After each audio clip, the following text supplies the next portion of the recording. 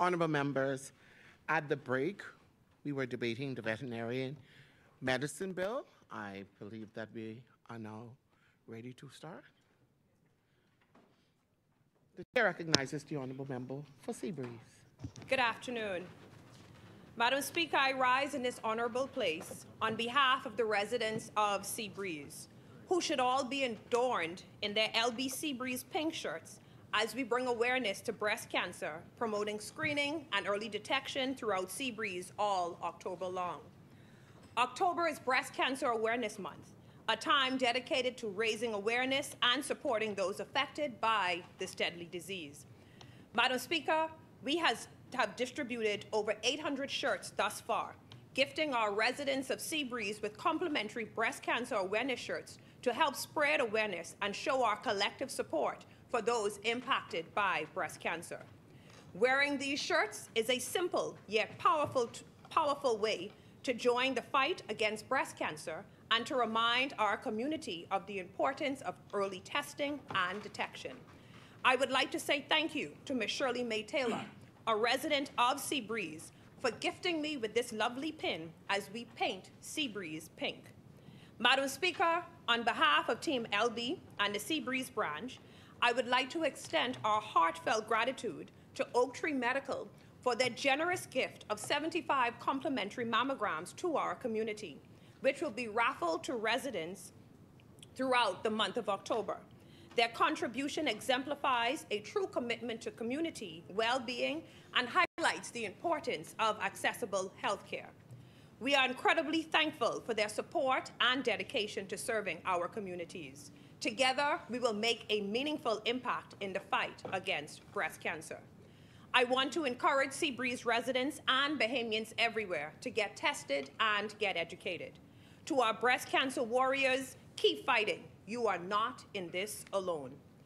Madam Speaker, Seabreeze hosted a branch meeting last evening, and I would like to thank my colleagues, Honourable Jamal Strawn, Minister Pia Glover-Roll, Minister Fred Mitchell, and Minister Clay Sweeting, representative from the men's branch and the women's branch, for their support. Madam Speaker, Minister Clay Sweeting brought some good news, actually an early Christmas gift, by informing the residents of Seabreeze that the repaving of Joe Farrington Road will go out to tender in 2 weeks. Seabreeze and neighboring communities, this is long overdue. Yes.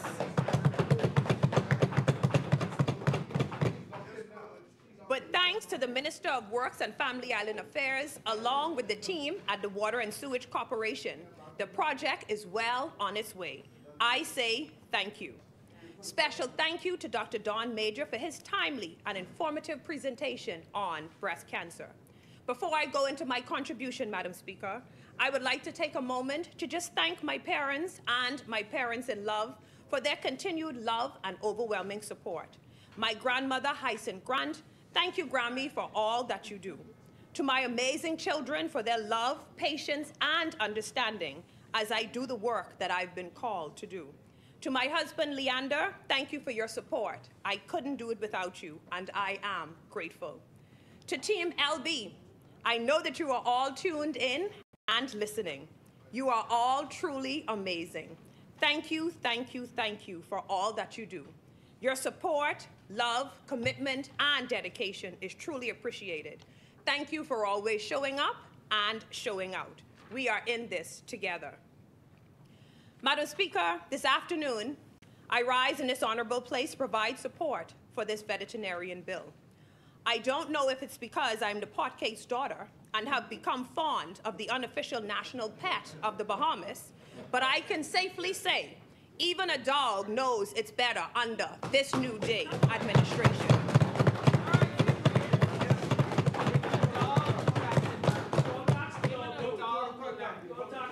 This bill may not be a priority for others, but for us, it represents one more group of Bahamians that feel seen, empowered, and heard. For too long, our veterinarians have invested so much in their industry. It is time to give them the support that will protect them and expand the opportunities available for their growth and success. This administration recognized that our veterinarians play a crucial role in the health and well-being of our pets and the broader community. By supporting this bill, we affirm our commitment to the veterinary profession and ensure they have the resources needed to continue their vital work. The Veterinary Medicine Bill 2024 represents a significant stride in the regulation of veterinary medicine, but also in the broader context of professional development in the Bahamas. As our nation thrives on diverse careers, this bill emphasizes several key points for Bahamians invested in this field. Number one, professional recognition and trust. The registration and licensing of veterinarians and veterinary paraprofessionals will enhance the credibility of animal health care providers. Number two, the advancement of veterinary careers. By establishing a formal framework for practice, the bill supports the ongoing education and professional growth of veterinarian professionals. It opens avenues for specialization and training, allowing Bahamians to excel in various veterinary fields, whether in private practice, academia, or research. Number three, public health and safety. The regulation and oversight of veterinary practices have profound implications for public health. Effective veterinary services help manage animal diseases that can impact human health, particularly diseases that can transfer from animals to humans. By regularizing the field, we secure the health and safety of Bahamians and their communities. Number four, economic growth. Strengthening the veterinarian profession can contribute to economic expansion. More accredited veterinarians and paraprofessionals lead to improved veterinary services, attracting investments and tourism in veterinary-related sectors such as animal care, agriculture, and ecotourism. Number five, the protection of animal welfare. A regulated practice ensures that animal welfare standards are upheld. This aligns with our society's ethical obligations to treat animals humanely and fosters a culture of compassion and responsibility towards all living beings.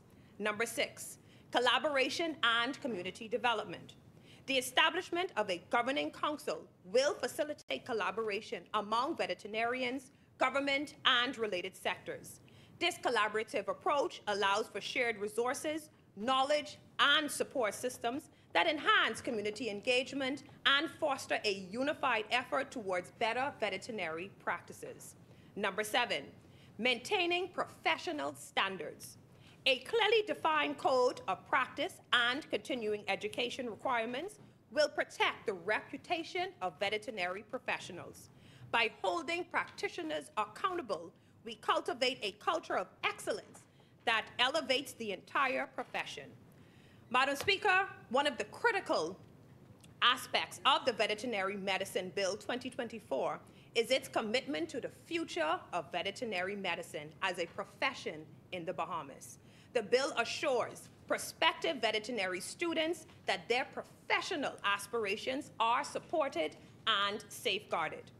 Madam Speaker, by instilling a strong sense of professional ethics and responsibilities, the bill will prepare new and current veterinarians to uphold high standards of animal care.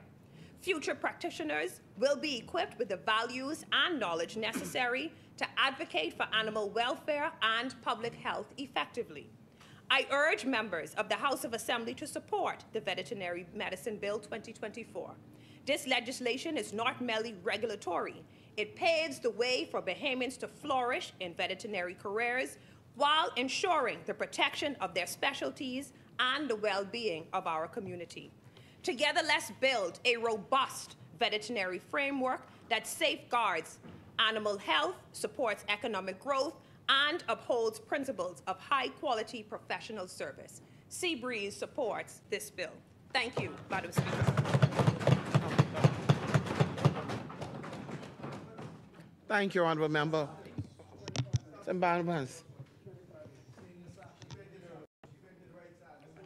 As many?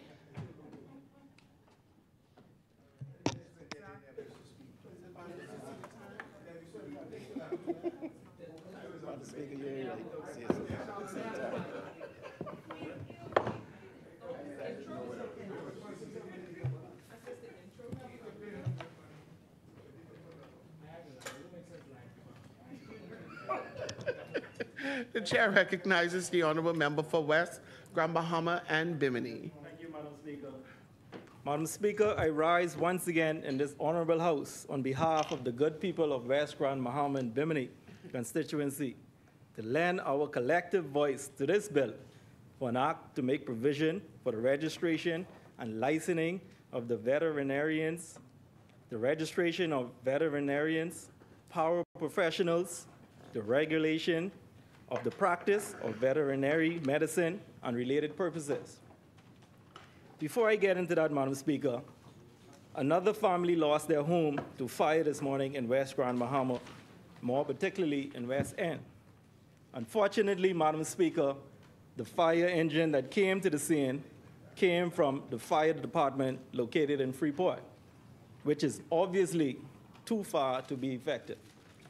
West Grand Bahama was without a fire engine stationed in the district for quite some time now, and so, Madam Speaker, I will continue to agitate on behalf of the residents of West Grand Bahama until one is delivered.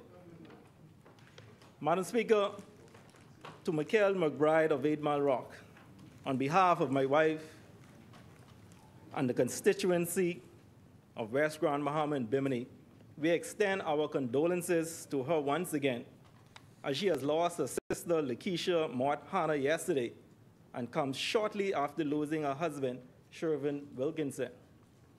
We also extend condolences to Dwight, Marlene, Quincy, and Coretta on the passing of their mother, Almeda Bessie Martin. We have you in our prayers. I am inclined to address a separate matter. There has been much talk on the public airwaves, on social media, either by themselves, being the side opposite, and or their agents, seeking to downplay or discredit the good that this Davis-led administration is doing. In fact, I would go so far as to say that they are not allowing themselves to be honest. As one noted King's Counsel of the region said many moons ago, when referring to someone, they are pathologically mendacious. Truth is a stranger to them, it seems. One cannot deny the good strides this government is doing to better the lives of Bahamians. Since coming to office, there was a need to address the mess. Yes, I said it. Mess that they, the former administration, left in place. Infrastructure needed to be addressed. The delivery of quality healthcare needed to be addressed. The country's financial standing needed to be addressed.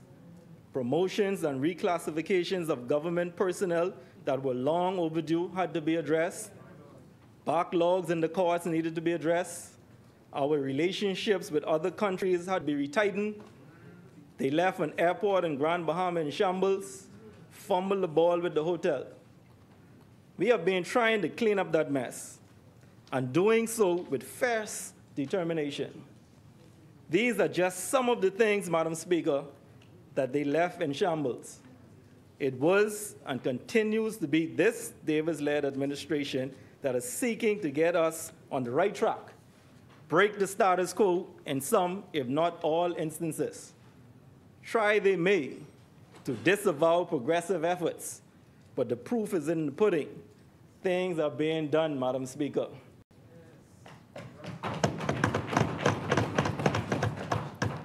Further to that, Madam Speaker, they even brought West Grand Bahama and Bimini into the equation. I don't know, Madam Speaker.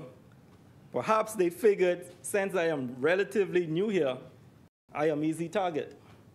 That would be a gross underestimation. I have seen where the trolls have sought to put out misinformation that nothing is being done in the constituency that I represent. I find that ironic because, truth be told, it was them that did nothing substantial for the constituency of West Grand Bahama and Bimini.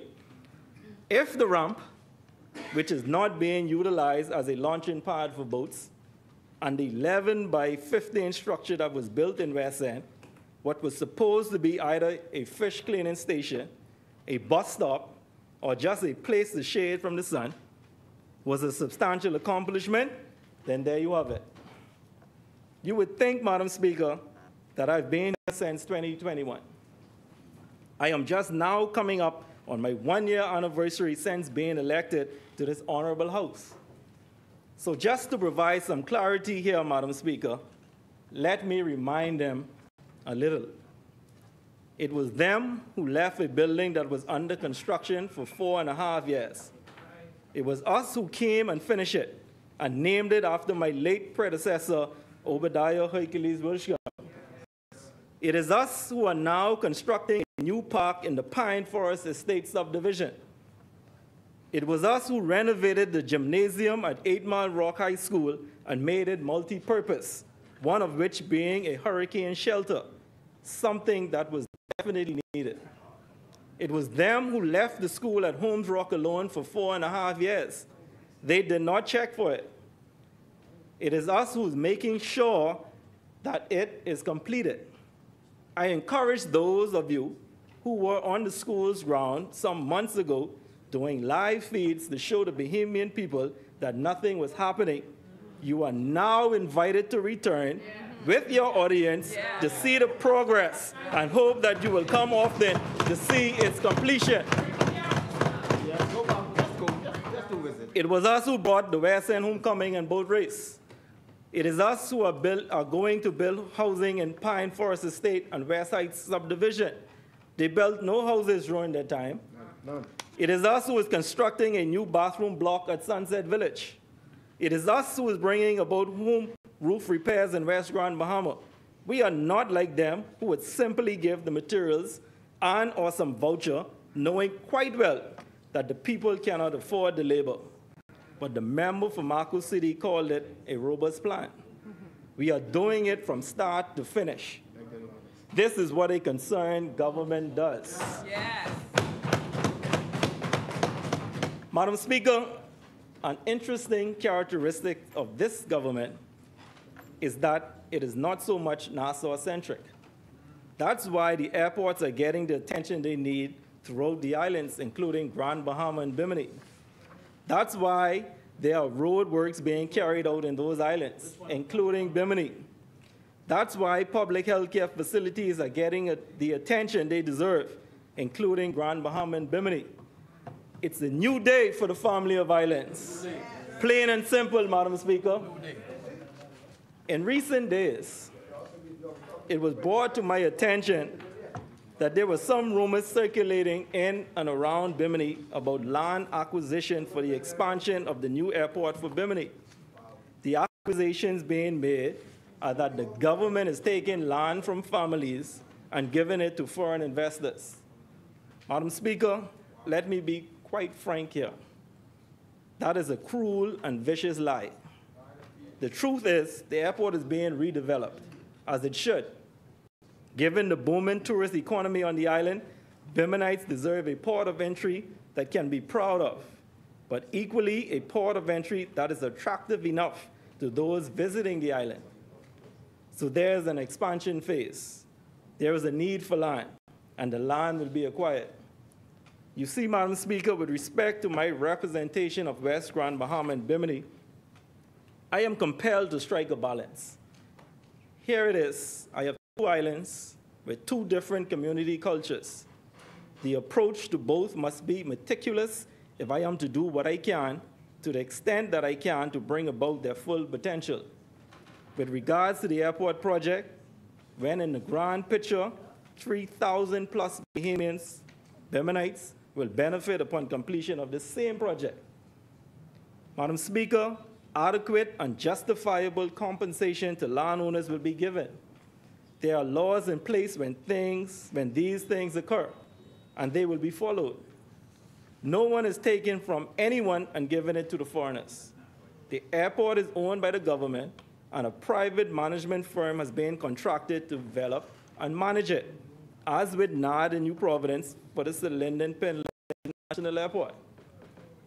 With all of this happening on the island, what I have always sought to do is keep the residents informed.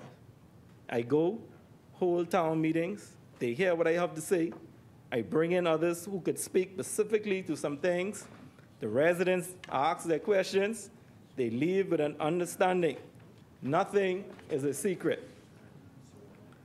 So for the life of me, Madam Speaker, I fail to understand why the side opposite would seek to involve West Grand Bahama and Bimini in their feeble attempt of promoting doom and gloom, trying to convince the Bahamian people that nothing is happening, that this government isn't doing anything.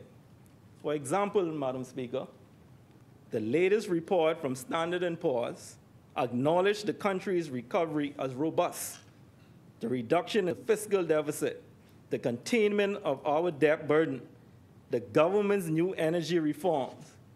S&P affirmed our country's credit ratings and to designate the outlook as stable. The member for Cat Island, Romkey, and San Salvador welcomed that report while recognizing there is much work yet to be done.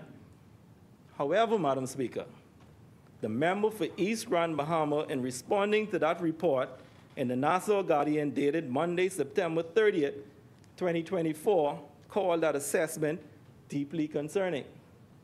He further stated, Madam Speaker, and I quote, "The government's lack of strategic initiatives to diversify the economy, particularly in Grand Bahama and the Family Islands, create jobs, and begin with new investments in the ground, has hampered continuing economic growth."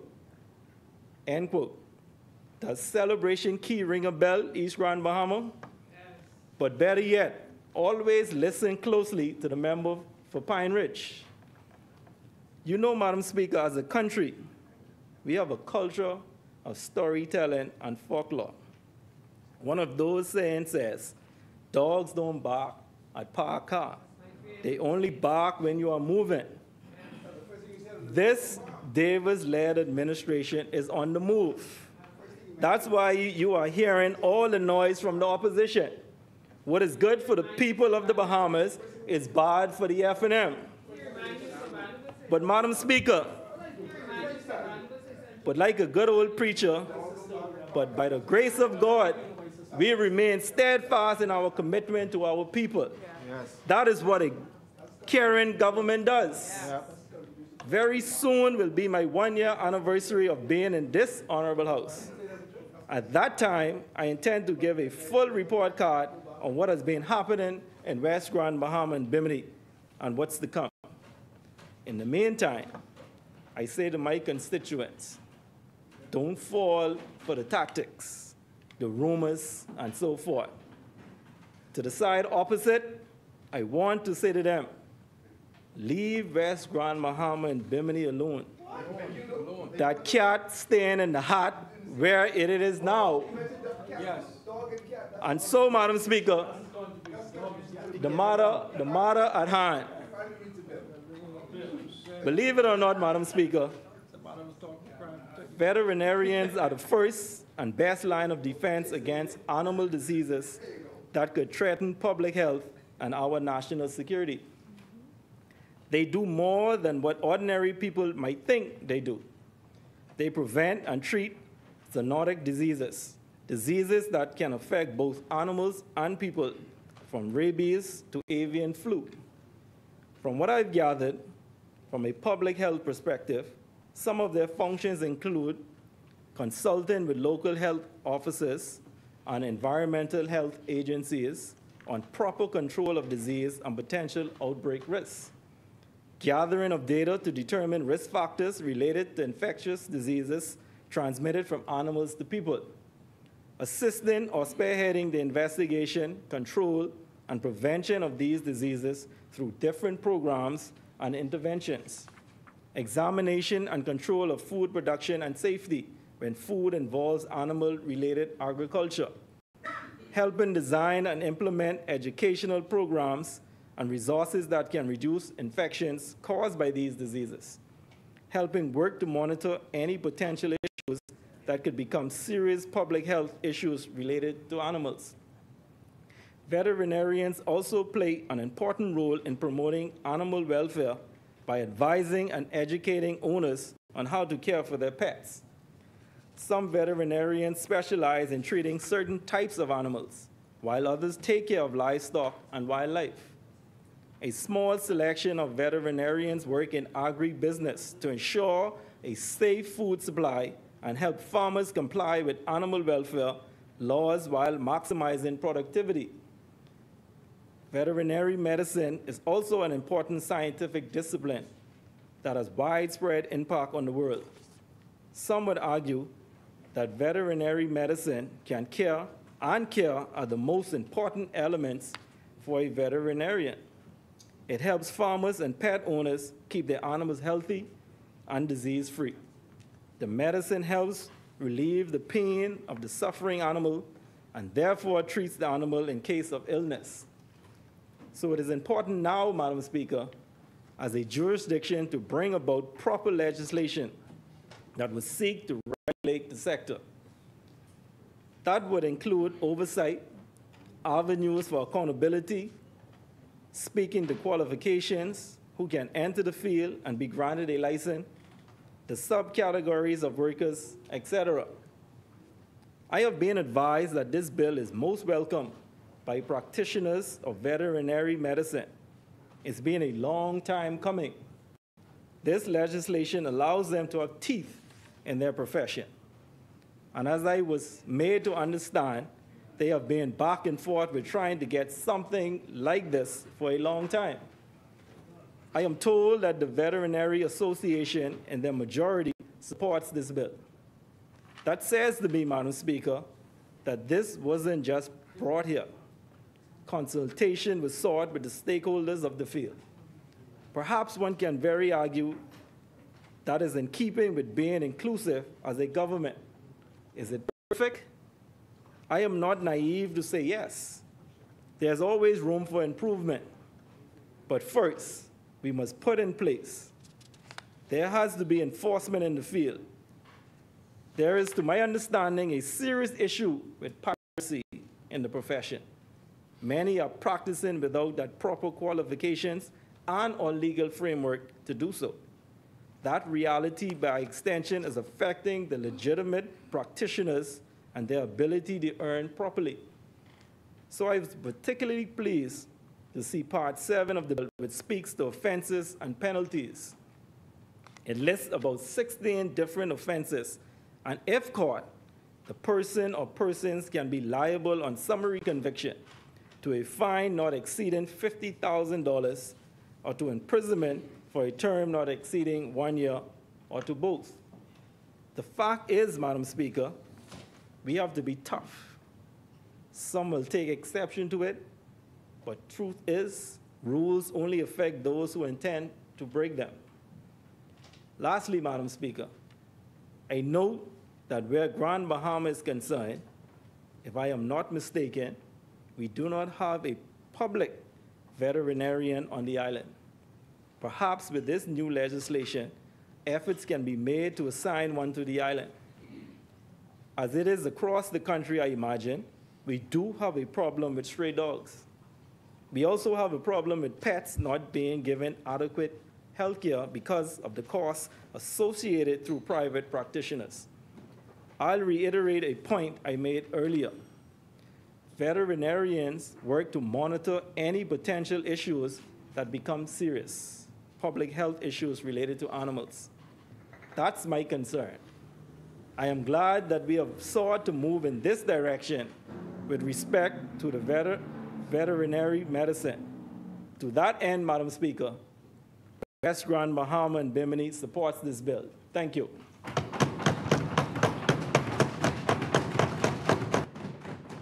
Thank you, Honourable Member. Asmini?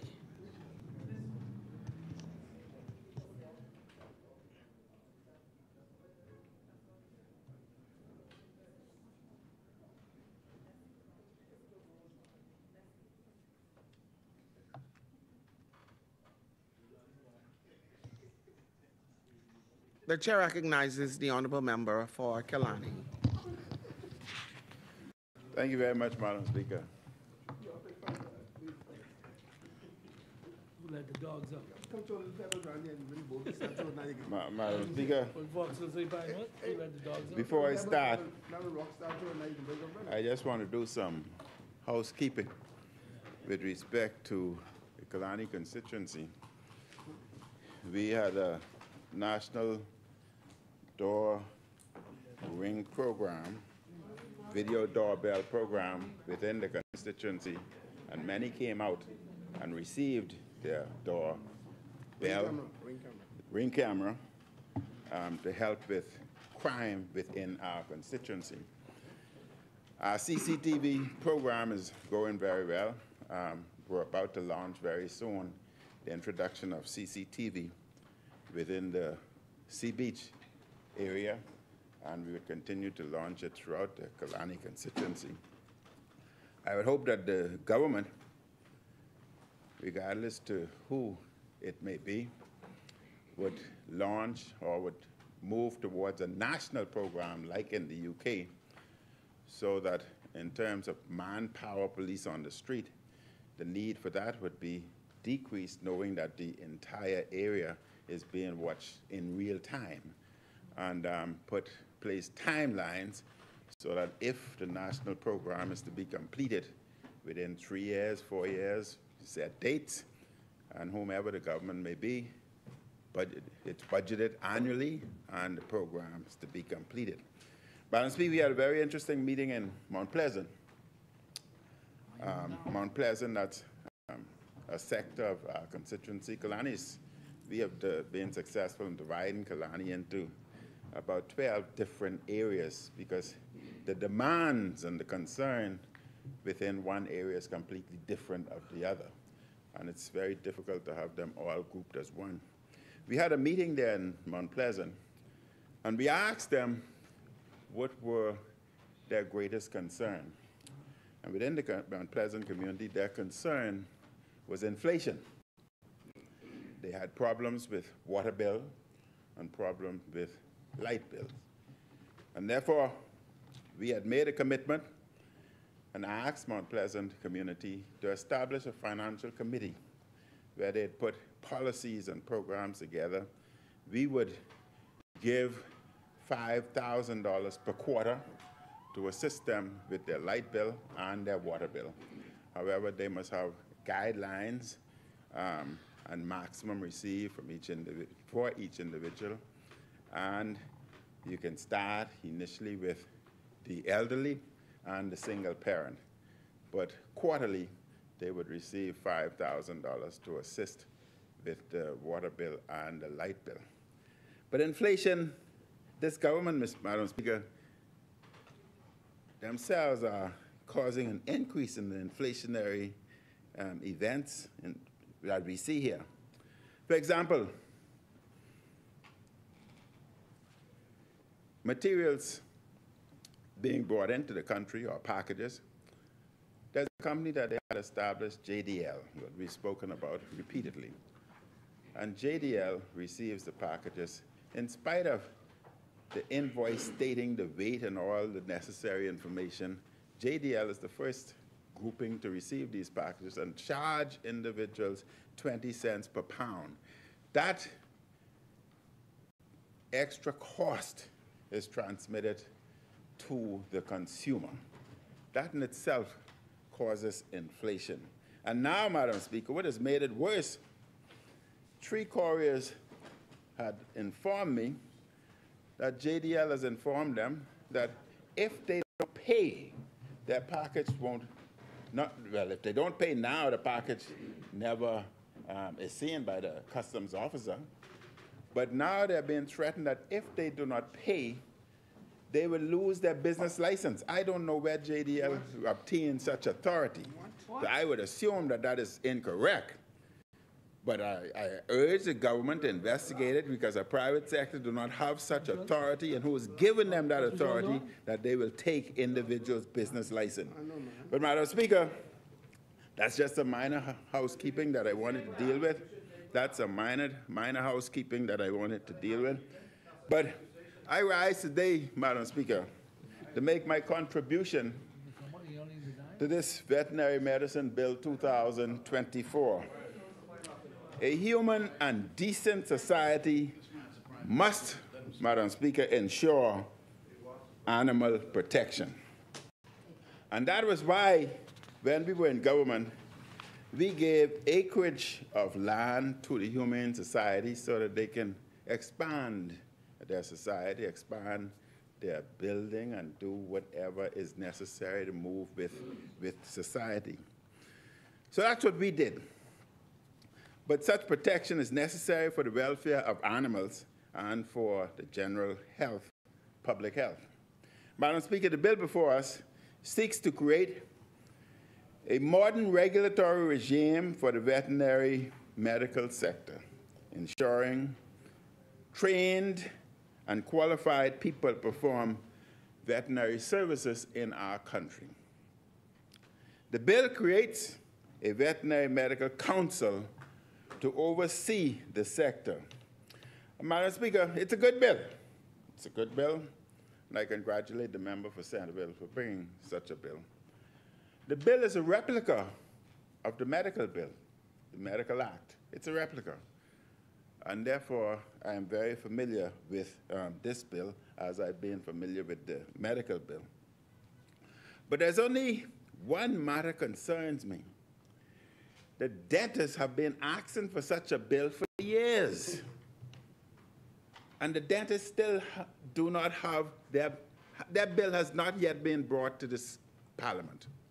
And I think that should be treated as a matter of urgency, because still there are rogues within the dental profession, just like they are in the veterinary or medical or other professions, and are doing things that they are not qualified to do. And there's no rules and regulations to deal with them. So, Madam Speaker, I would hope that the government would bring the dental bill to this Parliament very soon. But the bill creates a council to oversee the sector.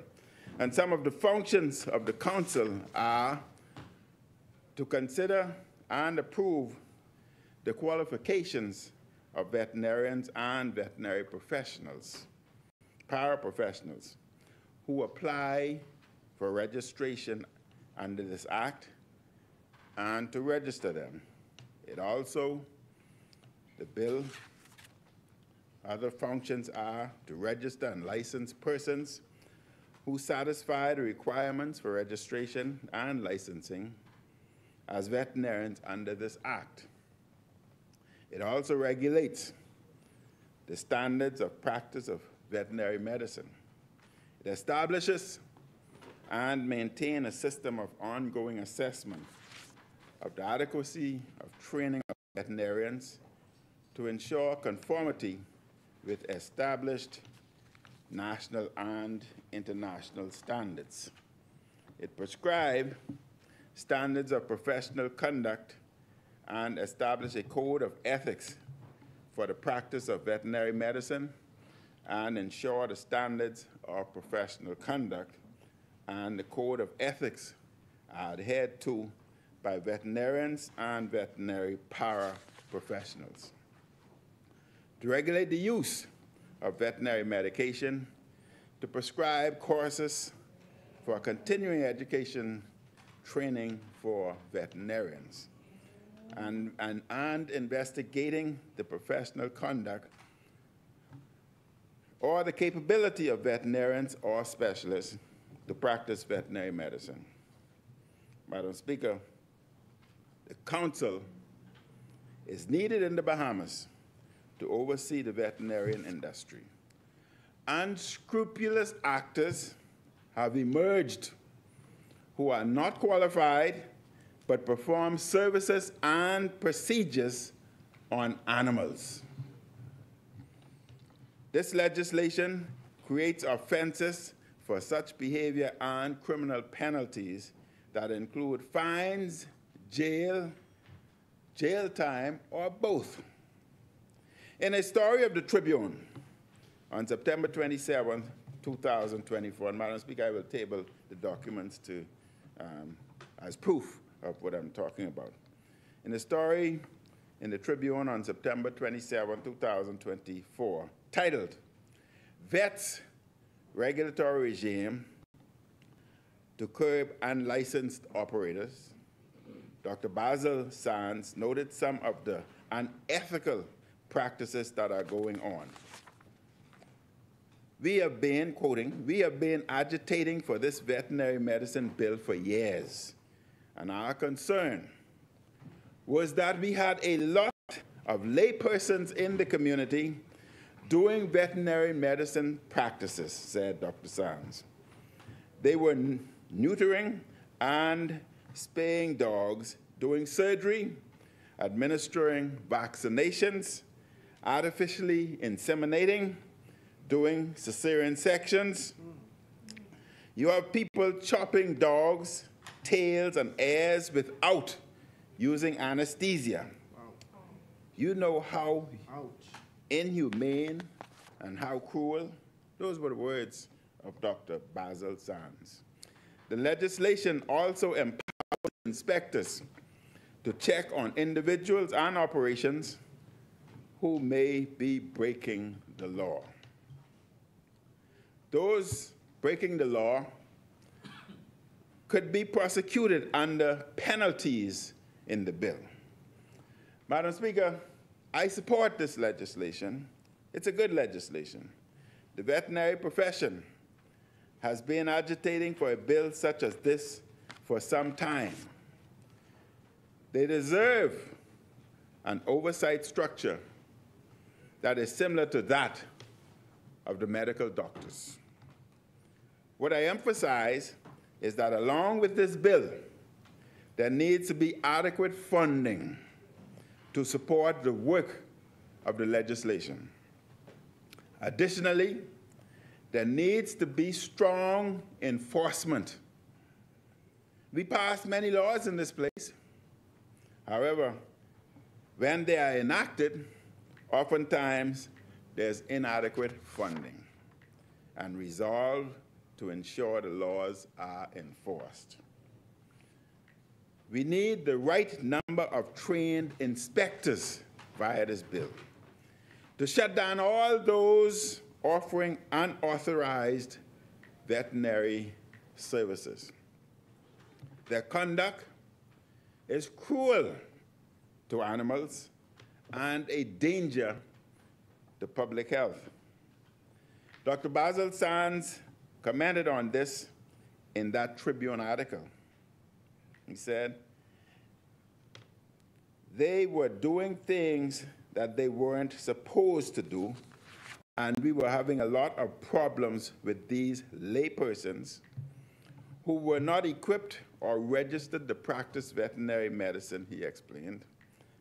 We tend to have a lot of problems as a result because they use expired vaccines, and the dogs are getting sick. We have an outbreak of parvo, meaning parvovirus, on the island right now. And we have people who immunize. We don't know how they get them because vaccines are only sold to registered veterinarians. It is a problem. Now, with this legislation in place, you have to be registered and licensed to practice veterinary medicine. You have to come from an accredited school and have professional training. Let us make sure robust enforcement of the law brings these practices to an end in our country. Enforcement is very, very important. It is necessary for me, Madam Speaker, to raise a few connected matters as we are discussing this bill.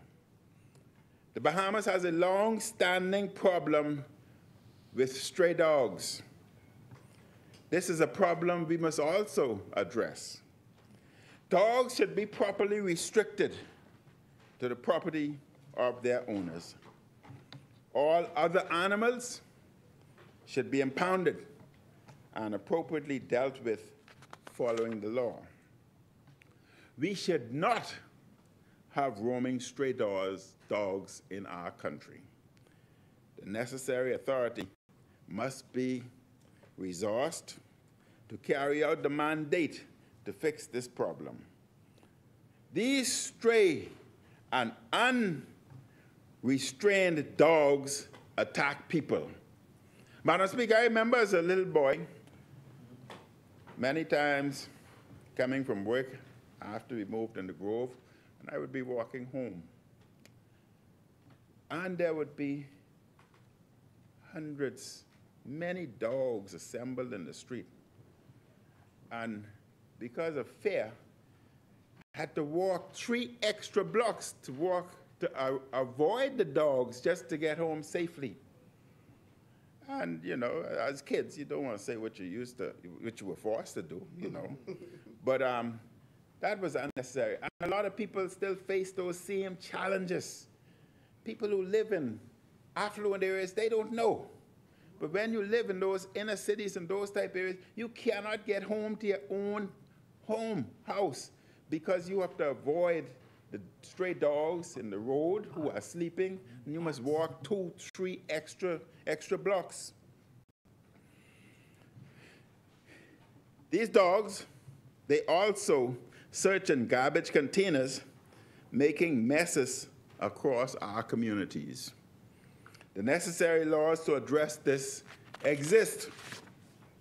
What is needed is enforcement and resources to assist that enforcement.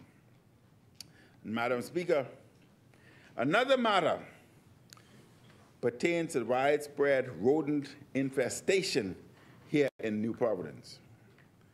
There are too many rats, and they are big, big rats.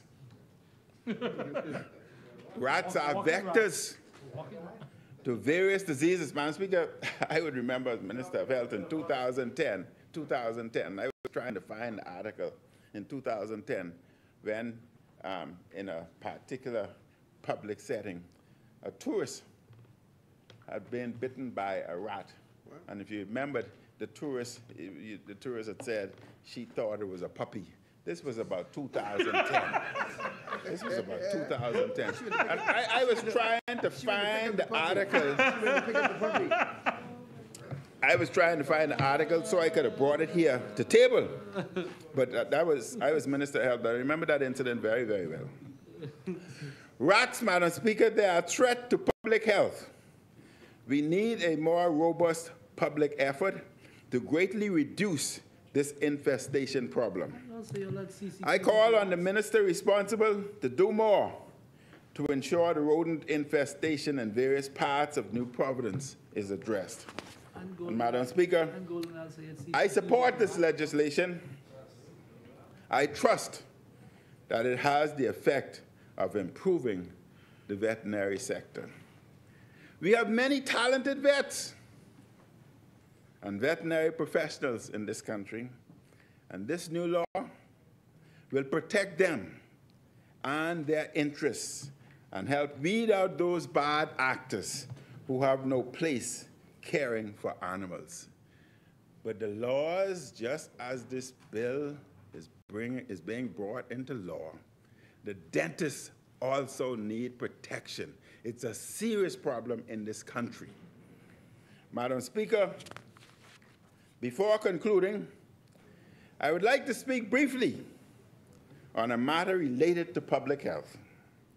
Just as the previous F&M government built the state-of-the-art critical care block at PMH, my administration proposed and found the funding to construct a 4- to 6-story, 96,000 square foot tower at the Princess Margaret Hospital. This multi-story medical, surgical, and maternal and child health facility was slated to cost approximately $55 million and hire scores of Bahamians. It was a design-build principle.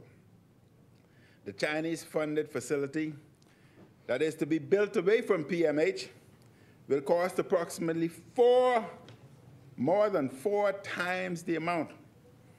Instead of redeveloping and transforming PMH, which was the plan by 3 prime ministers, including Hubert Ingraham, Perry Christie, and myself, this government is pursuing a course that makes little sense from a financial or healthcare perspective. I agree with my colleagues in the opposition and the many in medical field, including the president of the Medical Association, who note that there is insufficient medical staff to work at PMH, the RAN, and in the Family Islands. Madam Speaker, yes, the hospital has challenges, but those challenges didn't come overnight. Those challenges were there from I was a little boy. I would have given an example of where I almost died because of long delay at PMH. It still exists. It still exists. But you cannot try to destroy the confidence the people has in their institution, because it's usually the poor individuals who must use Princess Margaret Hospital. If their confidence is lost, then healthcare will be in serious problem. Death rates would increase. That was one commitment that Bernard Nottage, when he was Minister of Health, and myself had. We must protect Princess Margaret Hospital. You cannot allow the people, their only resource to healthcare, lose confidence in their own institution. But we fight on policies, but not destruction of the hospital. Adding a new standalone facility is going to make staffing problem worse and is going to further stretch limited financial resources. Madam Speaker, the perfect example is we built an excellent facility in Abaco, mini hospital in Abaco, mini hospital in Exuma. The challenges is staffing. The challenges is staffing. You're moving to construct another white elephant. You will have that challenge. 3 prime ministers recognize that and recognize that the facility must be where it's located now, and that's why monies were sourced to do that. I say to you, you're going down the wrong way, wrong channel. Use that money to correct the problems that we have. Staffing, supplies, equipment, or you will construct a white elephant that nobody can use. Listen, that's all I can say. The PLP is not building a new hospital. They are building a new building away from the central hospital. With thousands of Bahamians needing jobs and incomes, the PLP is proposing a project that may give more than 1,000 jobs to Chinese nationals at the expense of Bahamian workers and families. Why, Madam Speaker? I ask the question, why is the PLP putting Bahamians last? Yet again. I am very concerned about BPL, the sale of BPL. And who are involved? Their bond and their shares. Their bond and their shares. Individuals are investing $100 million. But, Madam Speaker, before I go there, let me straighten something out first. The government, with the sale, a company that just formed last year, the government would retain 40%. I want Bahamas to listen to me very carefully, so I'm going to get into some mathematics. The government would retain 40%.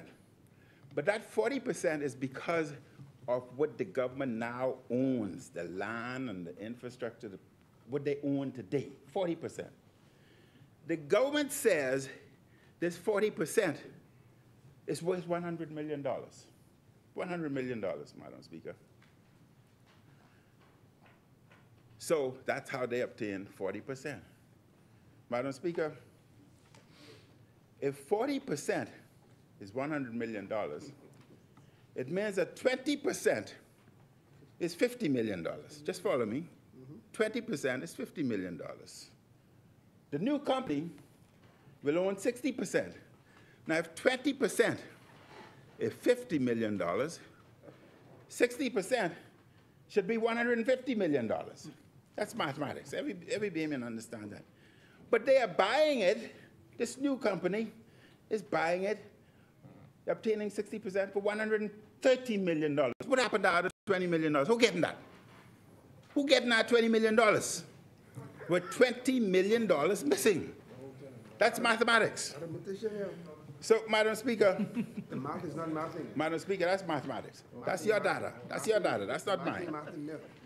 Madam Speaker, $100 million would be basically loaned by the Bahamian people, and they'd be at a return of 8%. But every share, you can only invest a minimum of $50,000. $50,000.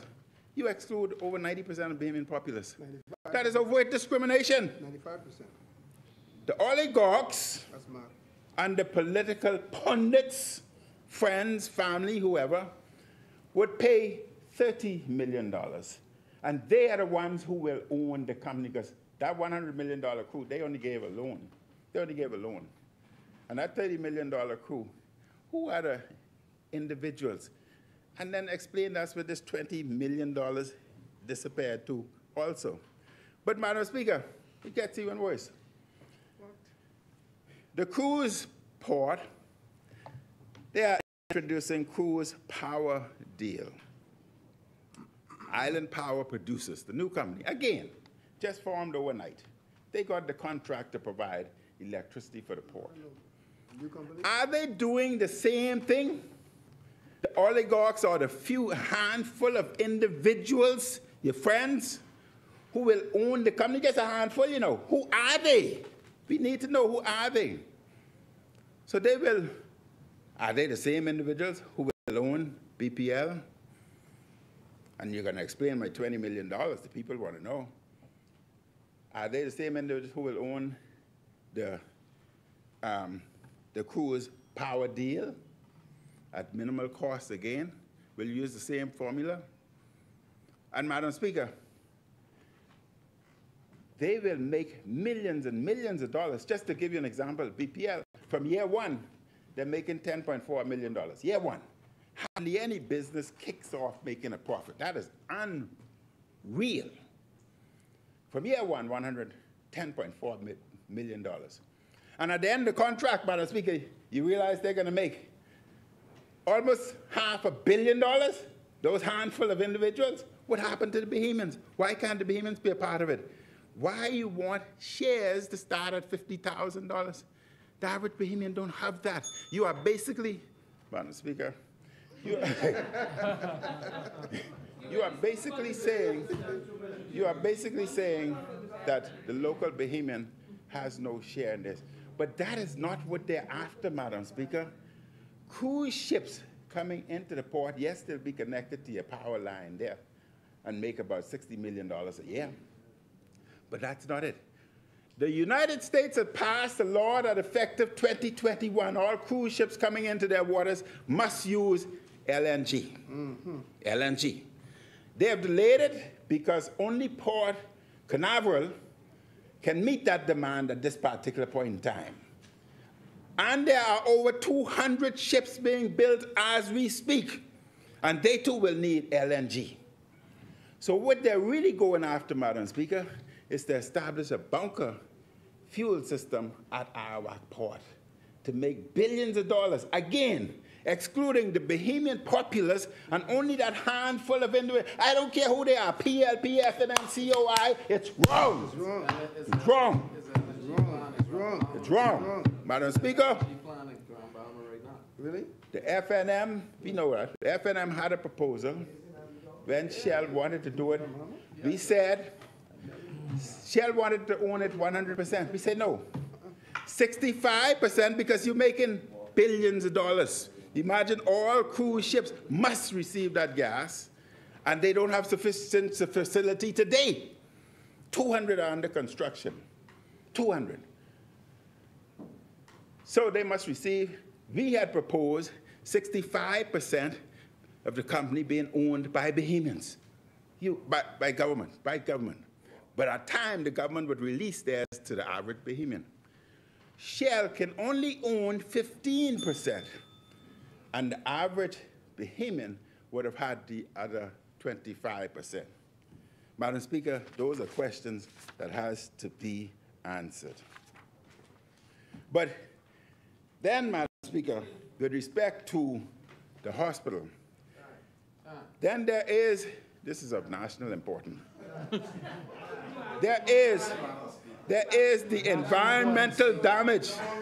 There is the environmental damage. Member, are you asking for more time? Yes, Madam Speaker. How much time do you need, Honorable? I need but 4 minutes. Well, I'll give you. Good man, good. Thank you very much, Madam Speaker. This is not blues, it's just facts.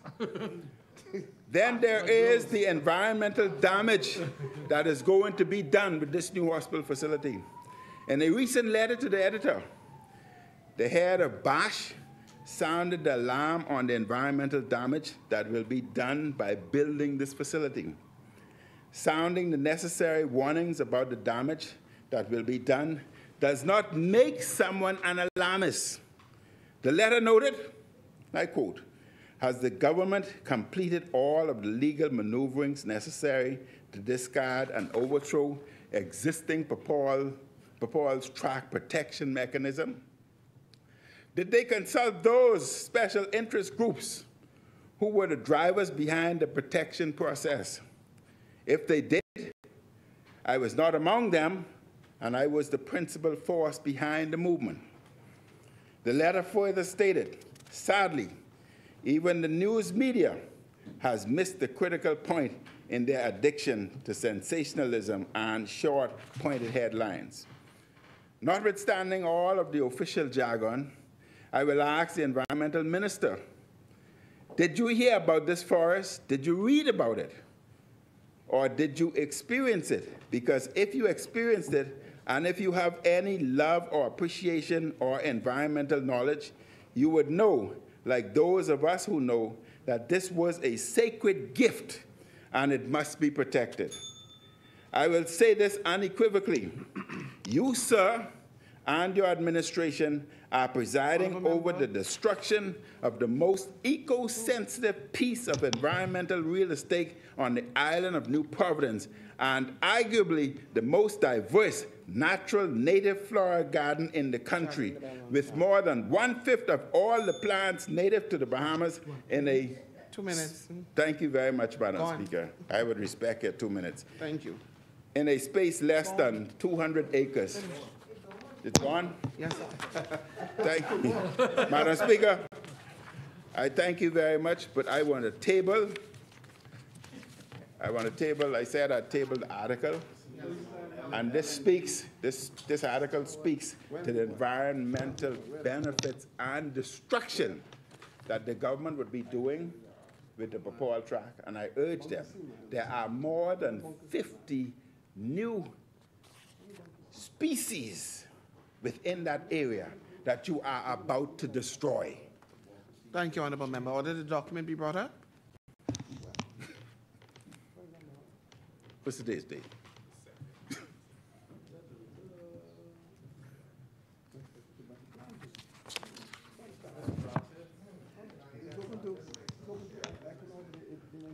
Order the document to lie on the table. As many,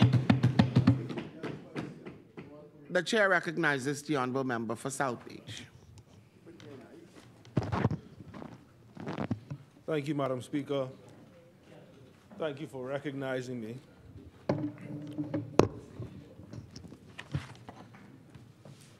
Madam Speaker, thank you for allowing me, and let me say from the onset that while to be concise today is my aim, clarity and contextual relevance really is my goal here today. So I want to take some time just to unpack my thoughts on why South Beach is here today to support this bill. And I will say that on a few occasions that I truly support the bill. But before I do that, Madam Speaker, let me say, not because I have to, but because I want to, and for the faith building of those residents that listen religiously, to say how grateful I am to my constituents, Madam Speaker, for permitting me this immeasurable honor, and also to say a special thank you to my wife and my family for praying with me through it all. Special shout out to the South Beach branch, the men's branch of South Beach, Team South Beach, and the employees of my constituency office that helped to keep me and keep it going. Madam Speaker, it has been my practice during my time here to stand on the occasions when it's necessary to speak, because we feel that the matters that are being debated are either too pivotal for our nation's future, or where legislation may seem so unorthodox to our common culture that the common man, Madam Speaker, Joe and Jane Public, may struggle to realize the necessity or its relevance, and how directly or indirectly what we say in this place and debating here in real time is affecting their lives. To that end, Madam Speaker, you will note, and the records of this place will show, that on the Spanish bill, South Beach spoke. On the Maritime bill, Madam Speaker, South Beach spoke. The midterm budgets, South Beach spoke. And Madam Speaker, but for my human frailties and limitations that overtook me on the day that the drug bill was debated, South Beach was prepared to speak. That is because, Madam Speaker, it is legislations like this and these types of debate of this type of texture that will shape my tone, or the tone of my tenure spent here in this place. But when I leave this place, it is my earnest hope, Madam Speaker, that people would say, the Bahamian public will say, that I thought that I did what was best for this country, and while doing it, Madam Speaker, I did it with all my might. Madam Speaker, this veterinarian medicine bill, 2024, all 42 pages of this document, was one that admittedly, Madam Speaker, really, like a regular Bahamian, I asked myself, why do I need to go to the Parliament of the Bahamas to debate about animals and their feelings? Further, Madam Speaker, if I were plainly honest, when it was first mentioned to me about the topic for today's debate, my initial thoughts were, what exactly is a veterinarian's medicine bill? And for what purpose would it actually serve? Madam Speaker, I realize that I am mortal and I'm fallible. This simply means, Madam Speaker, that unlike many of my colleagues, the brilliant ones in here, I have to read a bill repeatedly, over and over again, in its entirety, before I completely understand the magnitude of the bill and the things that it will affect for the betterment of our society and ultimately for the greater good of the Bahamian people. But now that I have done that, Madam Speaker, I wish to say to the Honorable Minister of Agriculture, the member for Centerville, sir, if you have converted no one else, you have converted me. I am now a believer that this bill is an absolute relevant piece of proposed legislation for the direction that I believe we are seeking for our society and our country to go. Madam Speaker, with that said, I invite everyone, all of my colleagues,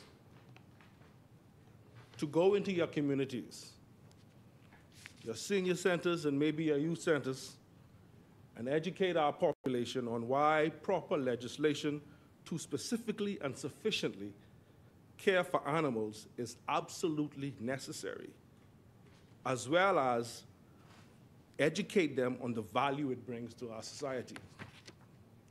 Mahatma Gandhi in 1900s suggested that the greatness of a nation and its morals can be judged by the way its animals are treated.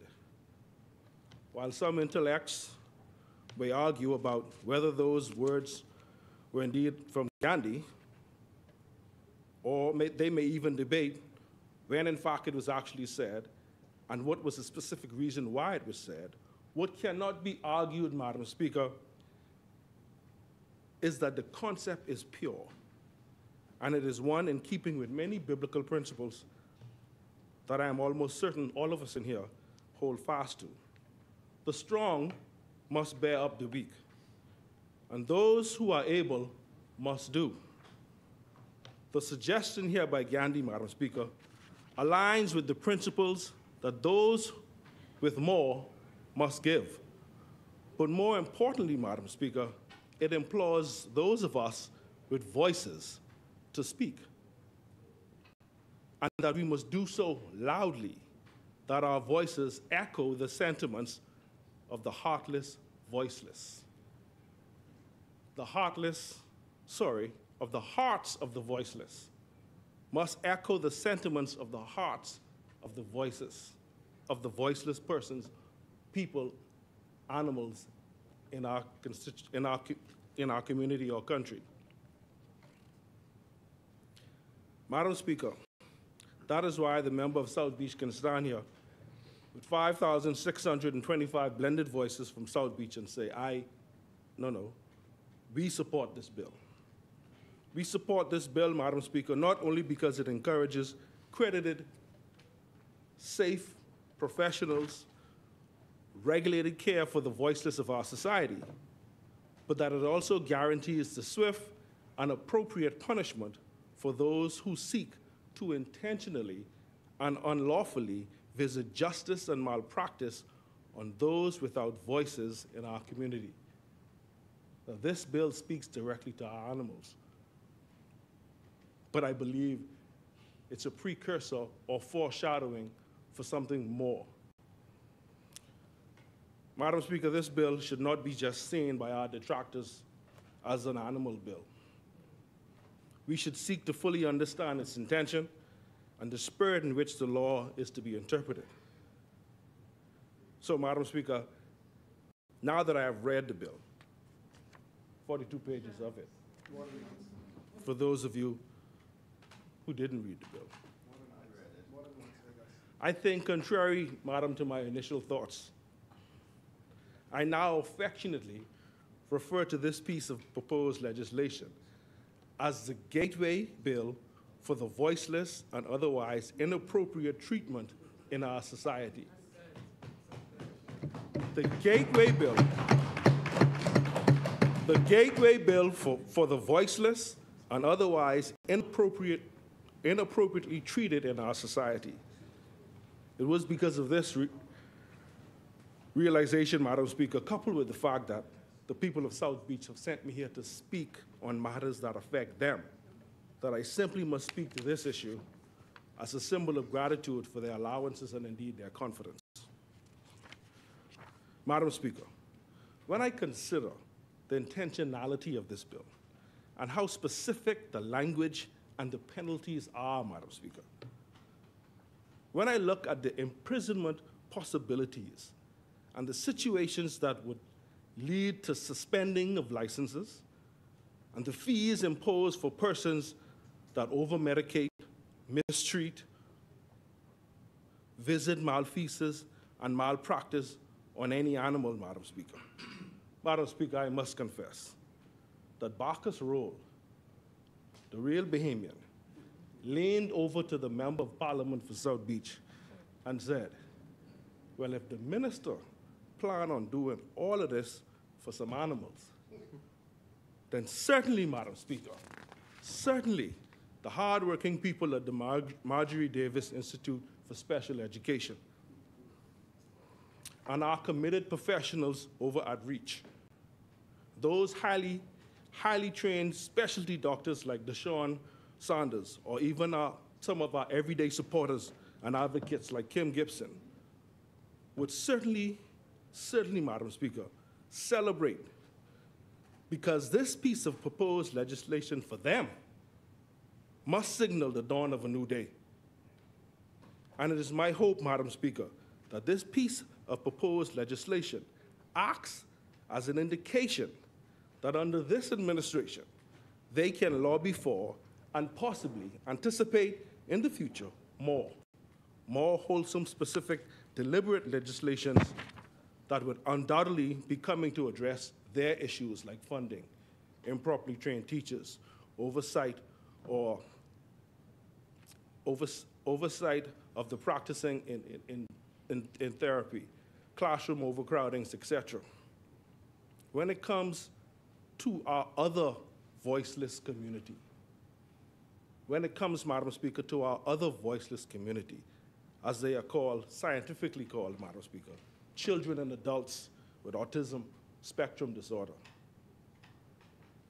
Madam Speaker, Marcus Roll, the real Bahamian, leaned over to the member of Parliament for South Beach as I prepared to do my best to debate this bill and said, I am proud.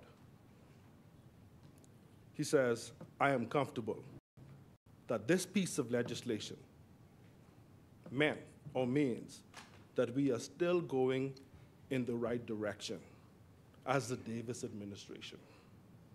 But more importantly, Madam Speaker, we are also going in the right way as a country. I am satisfied, Madam Speaker, that this gateway bill will lead to a national sensitization on how humans would behave in decent societies, and as a subsequent spin-off from this sensitizing.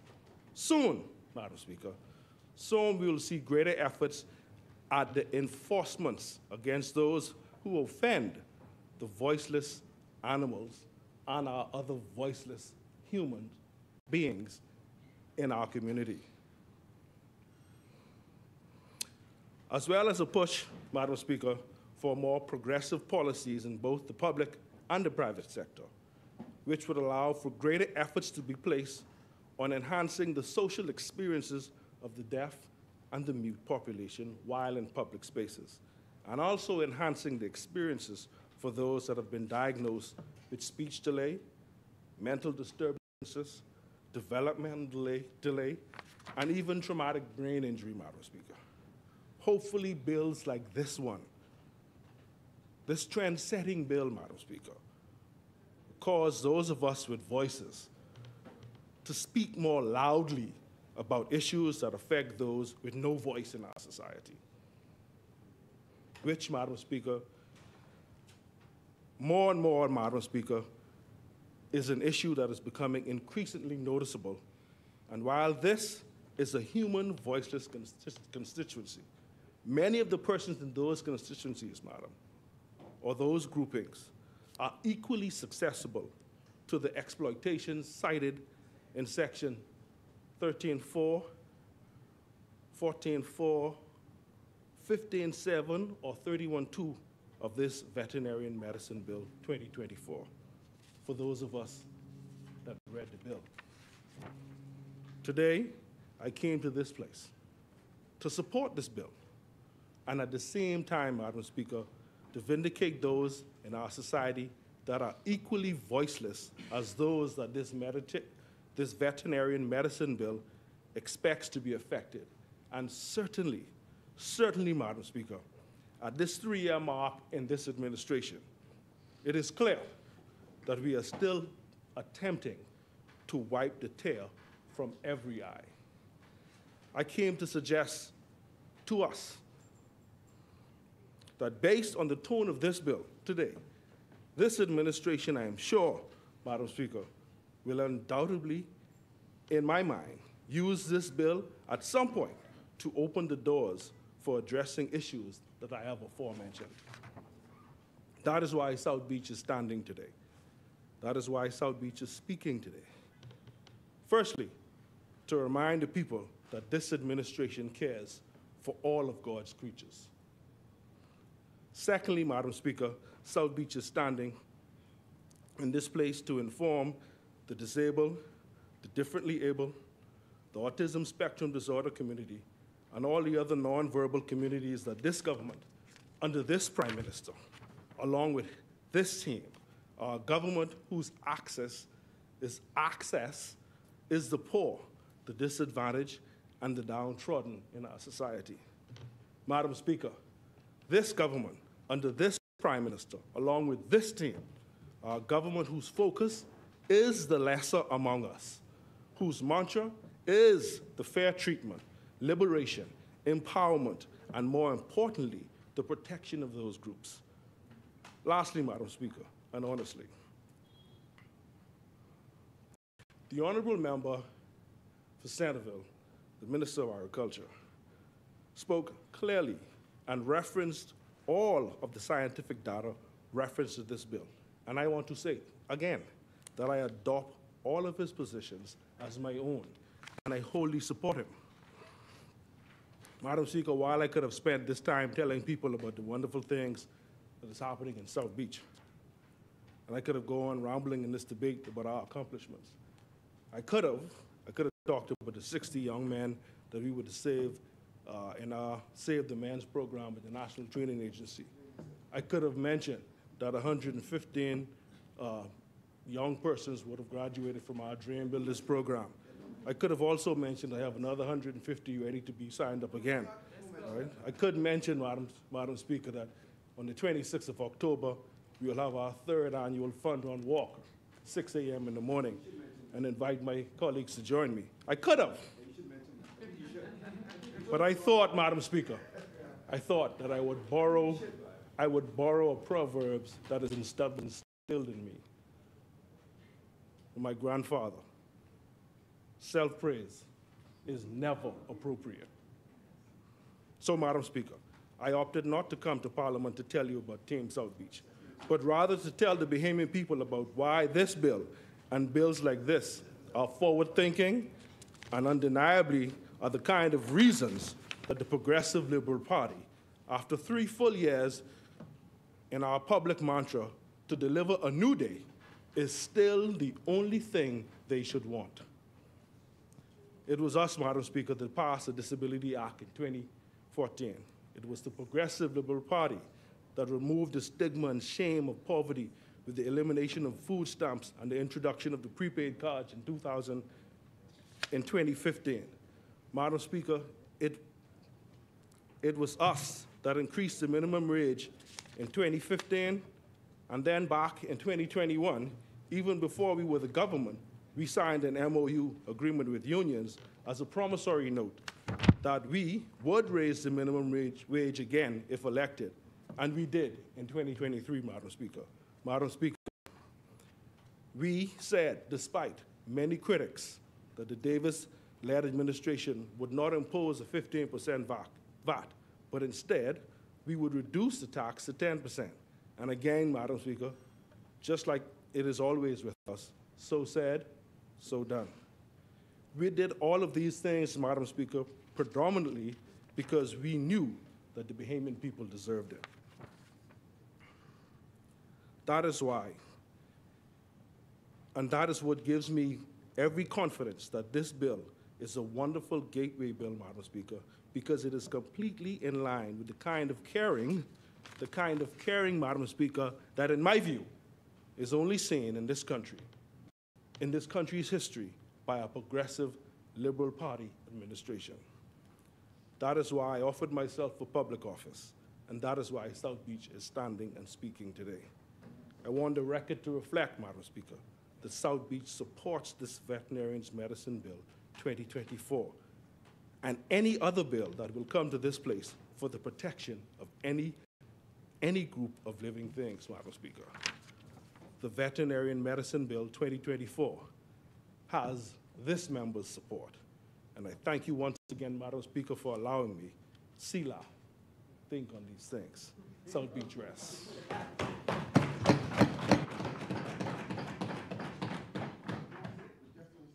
Thank you, Honourable Member. Asmini, the Chair recognizes the Honourable Member for Central and South Abaco. Yeah, you can bring it.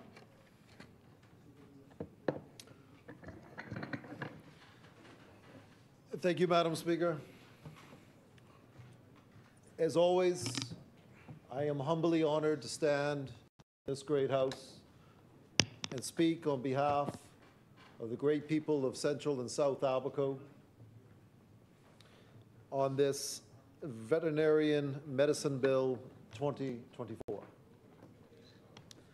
However, I believe it's appropriate that I say a few things that were on my mind before I get into the crux of this bill.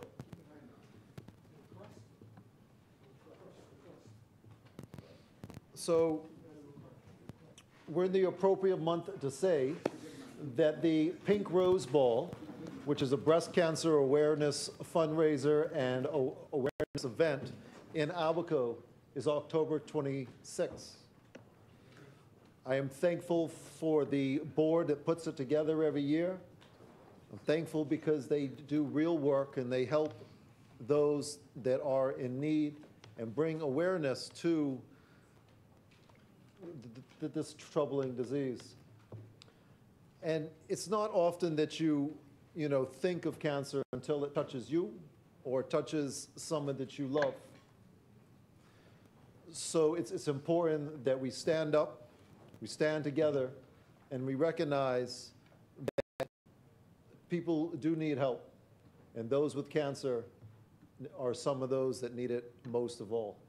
Even if it's not financial, maybe just the support and standing with them. Madam Speaker, when I was elected in Abaco, I was elected at a time where Abaco and Grand Bahama were literally wiped off the map, that they wouldn't even promote us. They told us that we must move, told us we were not going to be rebuilding in this decade. They told us a lot of things. There was a lot of hurdles. There was a lot of strife. There's a lot of hungry days and hungry nights. But as Abaco goes, we're resilient. So I knew all Abaco needed was someone to speak up for them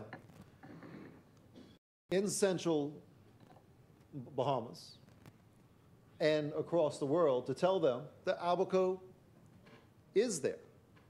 And we are building, and we are back to business. So over the past 3 years, we've done quite a lot. I've gone out and told the story of Abaco and gathered those who have always loved Abaco and said, come back to Abaco. Tell your friends, tell their friends, and have their friends tell their friends, and come enjoy what it is that the Abacos have to offer. I was delighted to see the statistics from last year when first port of entry stopover visitors flying in. We were second in the nation. Second in the nation for passengers off of private planes. I was more happy to see that this year we're trending 14% up from last year. Puts a bigger smile on my face when I know that Abaco still has to rebuild a lot more, like Treasure Key, which we just signed on, and that'll be another economic staple in the tourism economy in Abaco. I know we're still missing things like the Hotel Harbor Lodge and a few other places, and I know we have more to come, but I know that we stood together and pushed hard to make Abaco what it is today, and we are building back bigger and better than ever.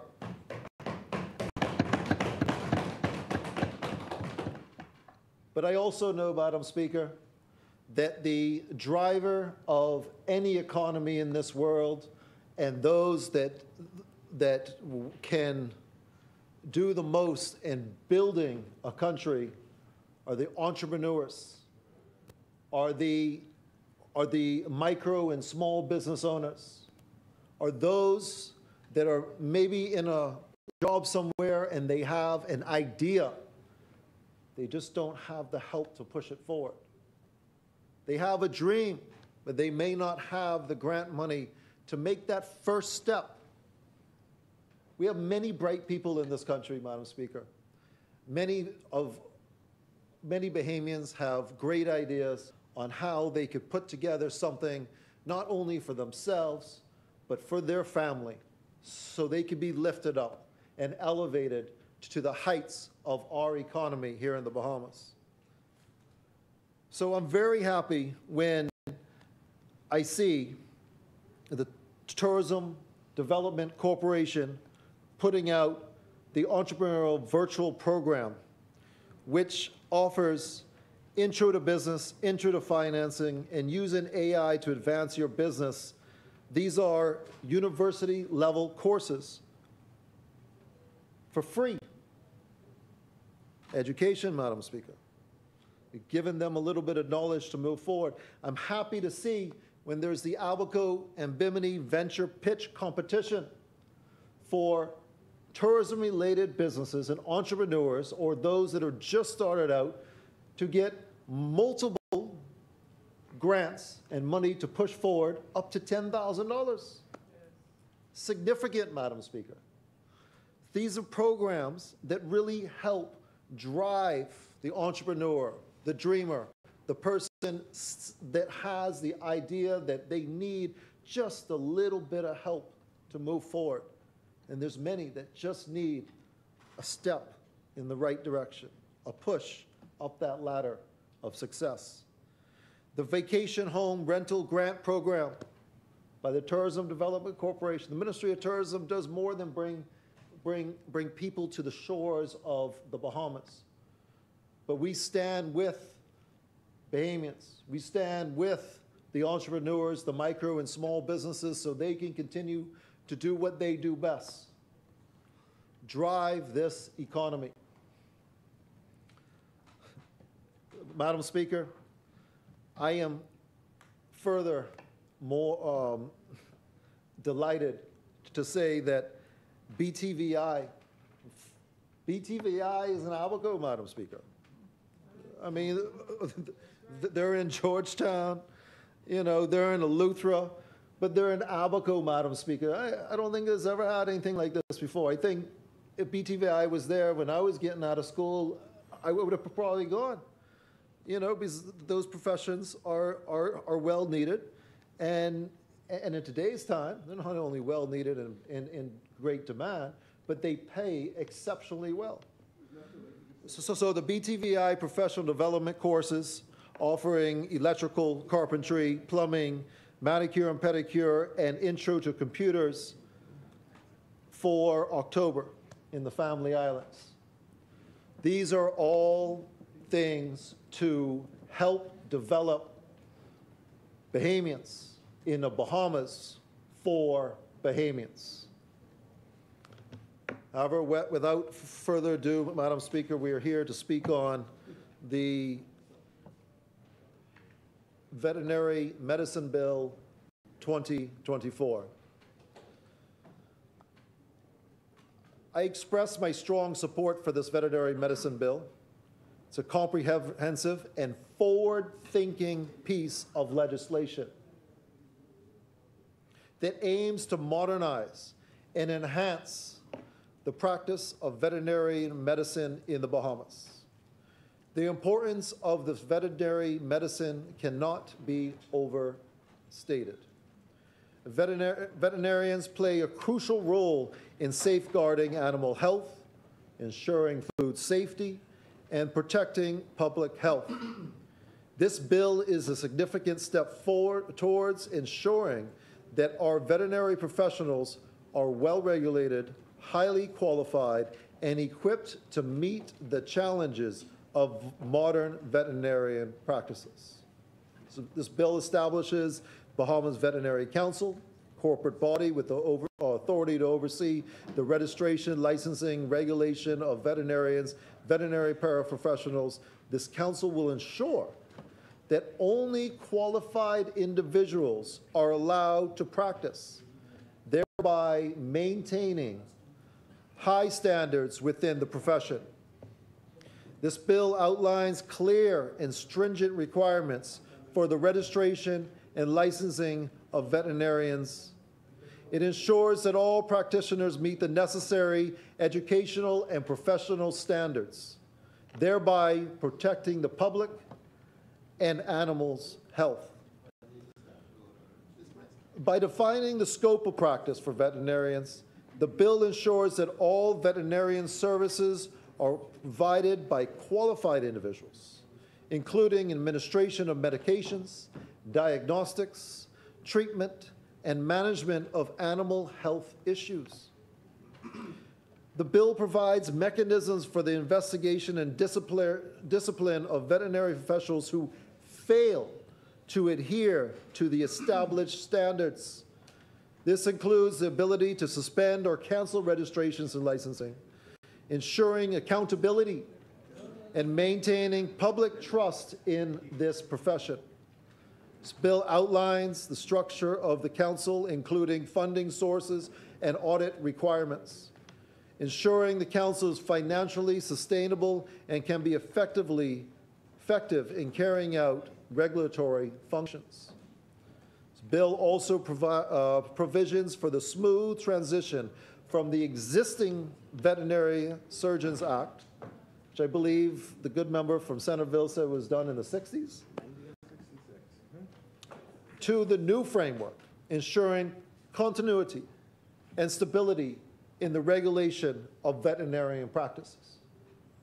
Madam Speaker, in simple terms, as we grow more food here in the Bahamas, we have more animal husbandry, we are going to need better veterinarian services. It is not right to push a animal husbandry farm and have maybe cows and more goats and boars or pigs or whatever without the practice of having proper veterinarians to ensure that those animals that we will consume are dealt with accordingly, mitigating any diseases, stopping it from transferring to other livestock, and making sure that those illnesses do not pass from animal to human. This is a major step forward in making the Bahamas more food sustainable. As we see the strikes across the eastern seaboard of the United States, it's in everyone's mind. How long before more strikes happen? How long before maybe that boat doesn't come this week or next week or the week after? In Nassau, we have many shipments.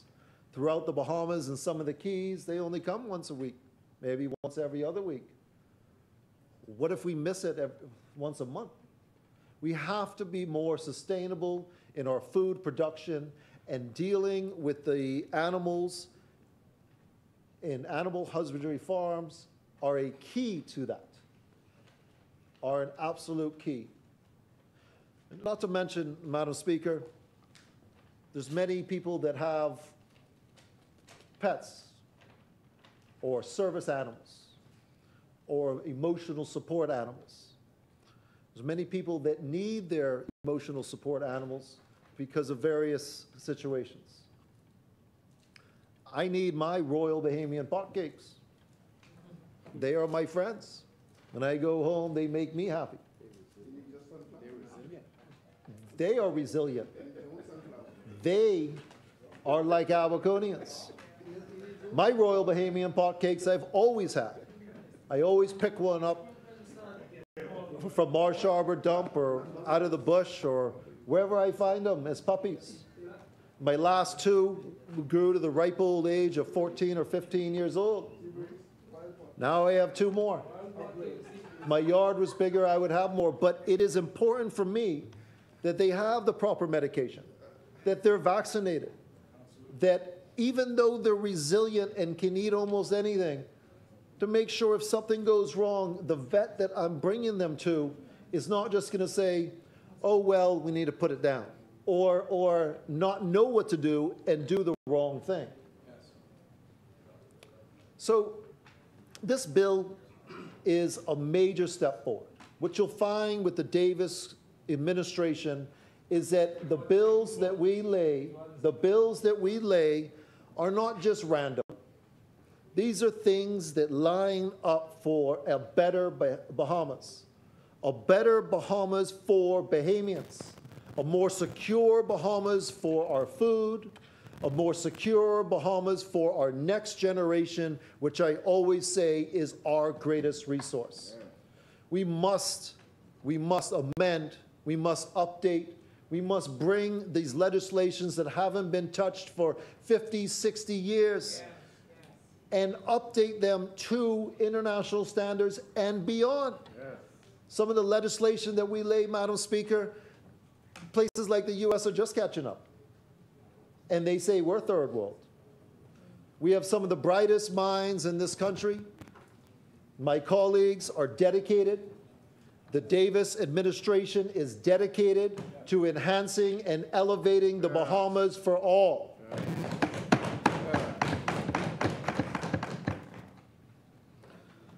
Madam Speaker, this bill is not just about regulation.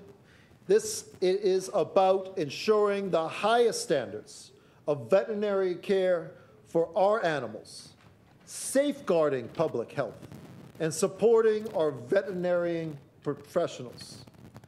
It is a forward-looking piece of legislation that addresses the current needs and the future challenges of veterinarian medicine in the Commonwealth of the Bahamas. I urge all members of this esteemed House to support this Veterinarian Medicine Bill 2024, and let us work together to ensure that our veterinarian professionals are well regulated, our animals are well cared for, and our public health is protected above all. Madam Speaker, Central and South Abaco supports this Veterinarian Medicine Bill 2024. God bless the people of Abaco. God bless the people of the Commonwealth of the Bahamas. And thank you very much. Thank you, Honourable Member Asmini.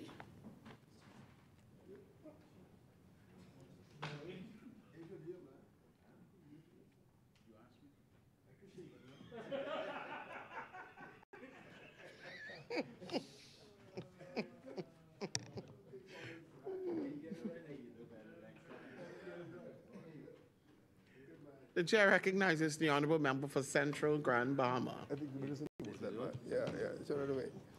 Ta-da. Thank you. Thank you very much, Madam Speaker. Yes, I asked, and I was granted the privilege of stepping up. Quietly, I asked, and publicly. Madam Speaker and fellow parliamentarians, good afternoon. I stand here on the grace of the Almighty God and the support of the great people of Central Grand Bahama. I too, like the minister this morning, want to recognize and appreciate National Youth Month. Being a former Minister of Youth, Sports and Culture, this is a very important month in our country. It recognizes our youth and also speak to what they have to offer as not only now leaders, but future leaders. So it's up to us to open the doors for them and to empower them and train them, show them the way, and allow them now to step up to the plate, have a seat at the table, and participate in affairs that affect them, as well as in the running of our country.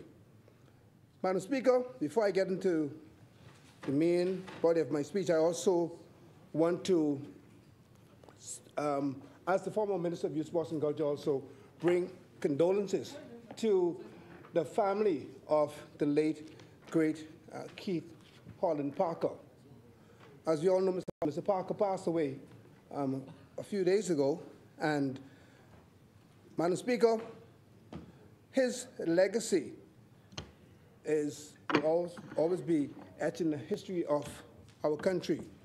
Mr. Parker not only embodied the position of a coach, but he was a source of inspiration.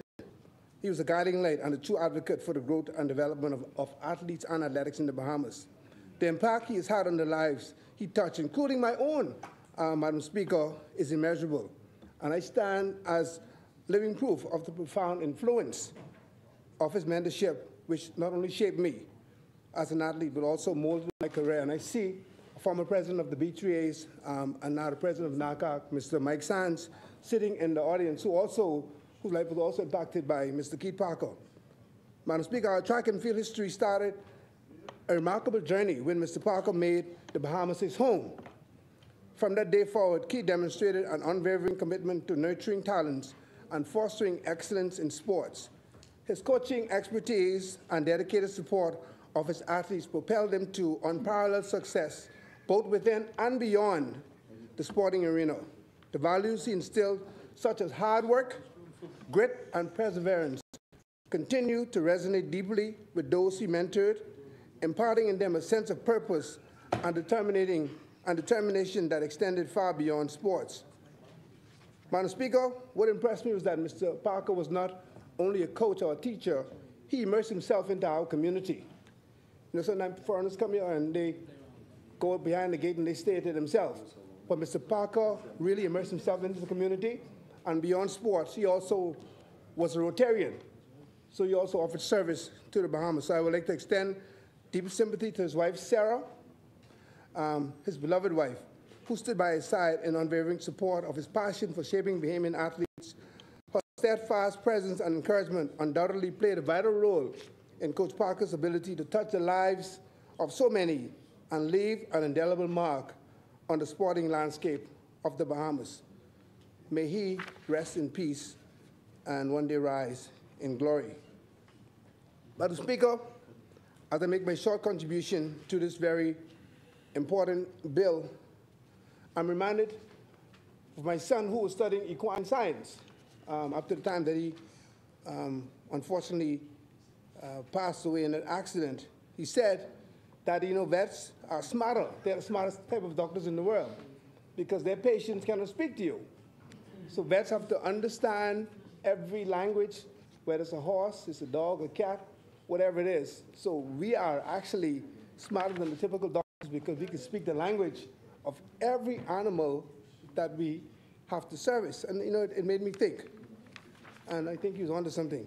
Madam Speaker, today I stand before you to address this important matter that affects not only our beloved pets, but also the broader ecosystem and public health in the Bahamas. That is the regulation of veterinary medicine. Madam Speaker, this bill seeks to place the control of our veterinary profession in the hands of those who are most qualified, the veterinary professionals themselves. And as was stated earlier, this will be achieved through the establishment of a veterinary council. And as it stands now, the veterinary board is presently chaired or currently chaired by the Director of Agriculture, which may not be the most effective approach.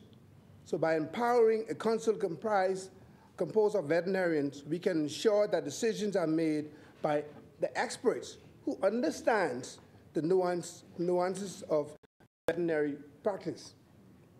This will foster a sense of ownership and accountability within the profession. Madam Speaker, secondly, we must address the critical issue of who is allowed to engage in the practice of veterinary medicine in the Bahamas. We have seen concerning instances, as was mentioned earlier by Kalani, where untrained individuals have performed veterinary tasks, as well as foreign veterinarian practicing without proper registration.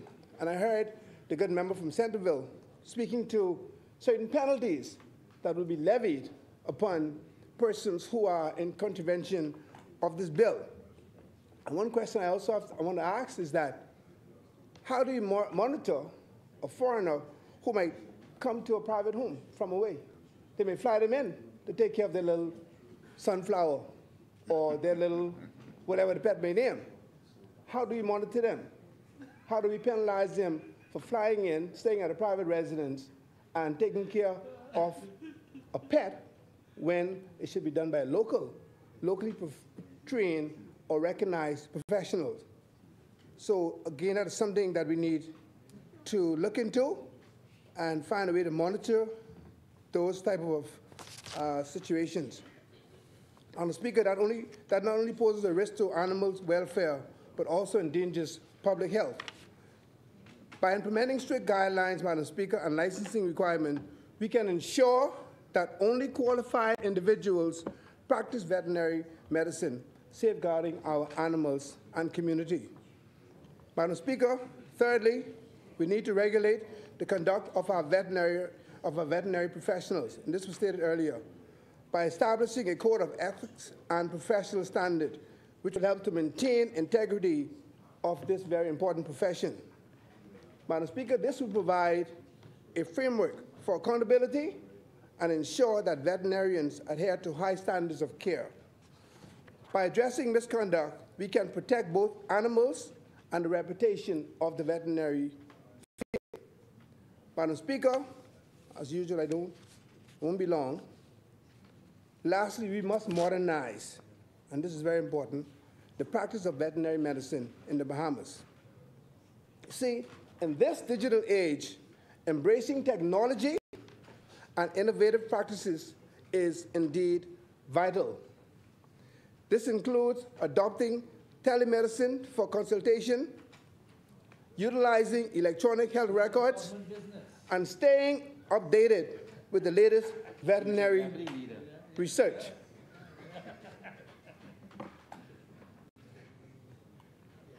Madam Speaker, modernization will improve efficiency, it will enhance care, and ultimately benefit both veterinarians and animals owners. And Madam Speaker, something again that I want to touch on very briefly, and it's something that we should consider. I don't know if it was considered, but it's something that we should consider in this practice. And I think it was briefly touched by the member for Marco City. Madam Speaker, as we travel around the world or in public space, you will see they have something called service dogs. I'm sure we're speaking to. There's something called service dogs. You see people, they walk around with dogs who are allowed to guide them, lead them wherever they're going, and they're called service dogs. I believe in the medical field, there's something in the medical field called facilities dog. I think some of us mentioned it earlier, but again, we need to drive this point home. And there are 5 things that facility dogs do, and this is now a common practice, I believe, in the state of Texas, and I think it was explored in Jamaica.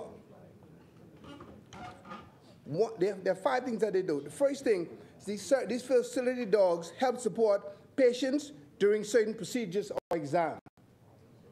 Second point is these dogs help a child to walk or move after a difficult surgery. And oftentimes when persons would undergo surgery, the doctors immediately take them up and have them to walk down to ensure that the blood is flowing and so forth. So a lot of times, these service dogs can help a child to walk or move after difficult surgery. Thirdly, they can assist with non-pharmacological pain management. Point number 4, these facilities dogs, if used in the medical field and tied into our bill, can provide emotional support after trauma. And I've seen it happen. It can happen in homes. And we heard the member from Marathon talk about how traumatic she was when she lost her sunflower. Again, these dogs in recovery, if used in the right medical facility, in the right location, can help to provide emotional support after trauma. And fifth but not last, they can ease the fears related to being in the hospital. If a child is attached to their little pet dog or whatever, they have to go to the hospital. Perhaps being allowed to take their little dog or their cat with them or whatever might help to ease their tension and allow them to appreciate the hospital experience a bit more. So in our bill, in revising our bill, perhaps we should think about how we can make this a part of our policy to allow these animals to be used as a part of the healing process. Madam Speaker, in conclusion, regulating veterinary medicine is not just about enforcing rules. It's about fostering a community of professionals dedicated to animal welfare and indeed public health. By empowering veterinarians, ensuring qualified practitioners, establishing ethical standards, and embracing modern practices, some of which I just mentioned, we can elevate the veterinary profession in the Bahamas. Madam Speaker, I don't want to end on a low note, but I cannot let West Grand Bahama get away with some statements that he made about work that we did not do. He glossed over the fact that we did repair over 1,800 homes in Grand Bahama. He said we did nothing. But his opening statement was very unfortunate. He said, last night, a family lost a home in West End. It burned down because there were no fire trucks. Is he real? He's blaming us for that? West End was represented by side opposite more than 95% of the time. That problem was a promise that he made during the by-election. He said, we got to get it done. But he turned around and pointing his fingers at us and saying that there's no fire trucks in West End and the house burned down last night. That should be his focus. We bought 9 ambulances the other day. Buy the fire trucks, fix it. They focus on beach nourishment. If it's standard shift or automatic, They focus fix on it. beach nourishment. They named it. You were there now, so fix it, yes. The building is named after the late great O.B. Wilson, that's fine, yes. You don't have a fire truck? They gotta finish that. You gotta finish that off. But don't come here knocking us and throwing smoke screen to just cover up what you're not doing. You need a fire truck in West Grand Bahama? Let that be your focus. And we're speaking about the veterinary medical bill. Beach nourishment. He talked about everything except the bill, except 2 points he raised. One, dog don't bark at our cars, that's one. And number 2, the cat in the hat. That's the only thing I remember mentioning on the bill. Dog don't bark at our cars and the cat in the hat. Let us try to solve problems. Do not come here pointing your fingers. West Grand Bahama needs a fire truck as well as other areas. You, the government, fix it and stop complaining. Central Grand Bahama, rest. Thank you, Honorable Member. The Chair recognizes the Honorable Member from Marco City. Thank you very much, Madam Speaker. My apologies. I had an appointment, Madam Speaker, so I missed in person the remarks by the member for West Grand Bahama, but I certainly tuned in and listened. I heard the comments he made, point of order, Madam Speaker, in that he made comments with respect to the small home repair program. I spoke about both small home repair and the challenges contractors are having in terms of being paid. I also referenced the urban renewal program, and to the credit of the member for Marathon, she indicated, though she hadn't yet worked out the timeline, that they will be paid. I believe West Grand Bahama ought to be very careful because there are a number of contractors who have worked hard in the West who have not yet been paid. It's just a fact. It's not just a political statement. It is a fact of life. Persons have obligations. When they call, Madam Speaker, they talk about children going back to school, medical challenges in the family, mortgage or rent, and a number of them have not yet been paid. In fact, some of them had not been paid prior to the last by-election that we hadn't been paid. They signed contracts, some of them in 2020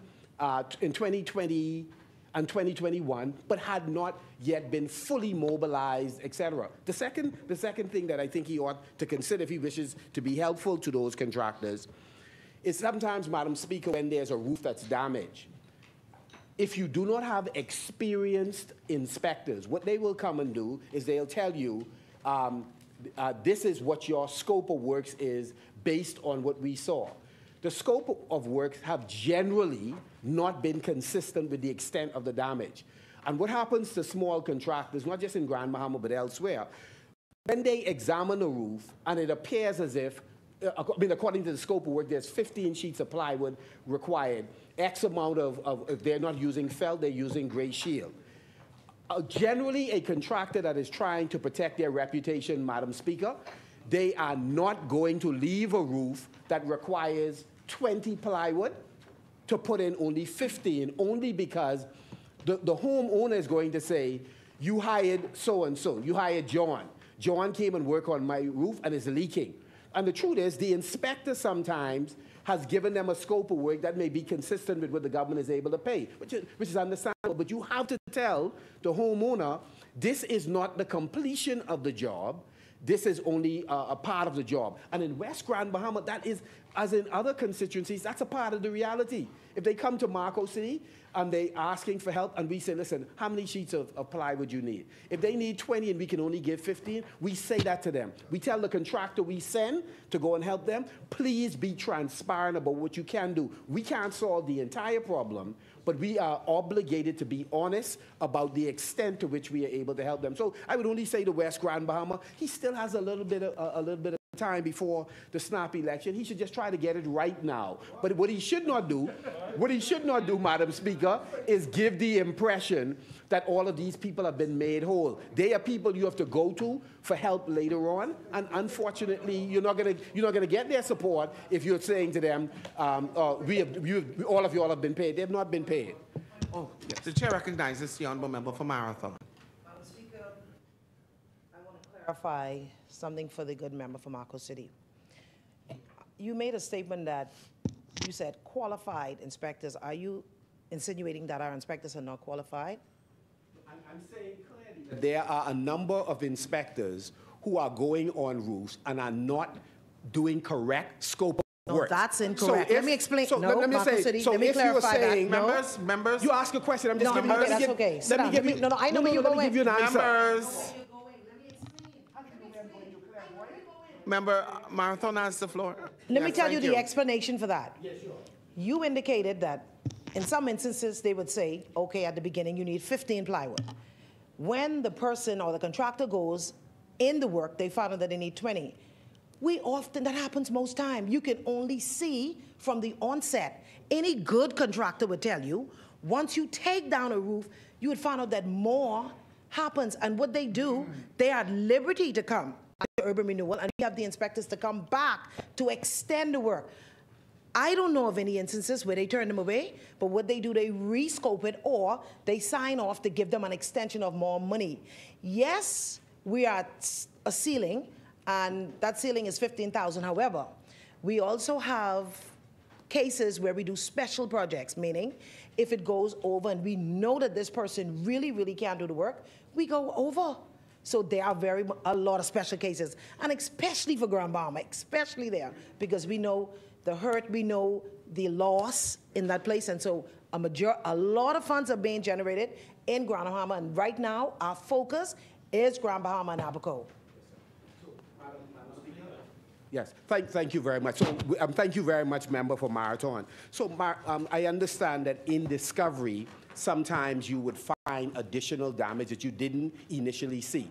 The point I'm making is that a number of contractors are signing off on the scope as it has been given. And even after detecting that there's additional damage, they have had no remedy. Whoever it is that they are working with, they have not had a remedy, so some of them have taken it on themselves to protect their reputation to actually complete the work.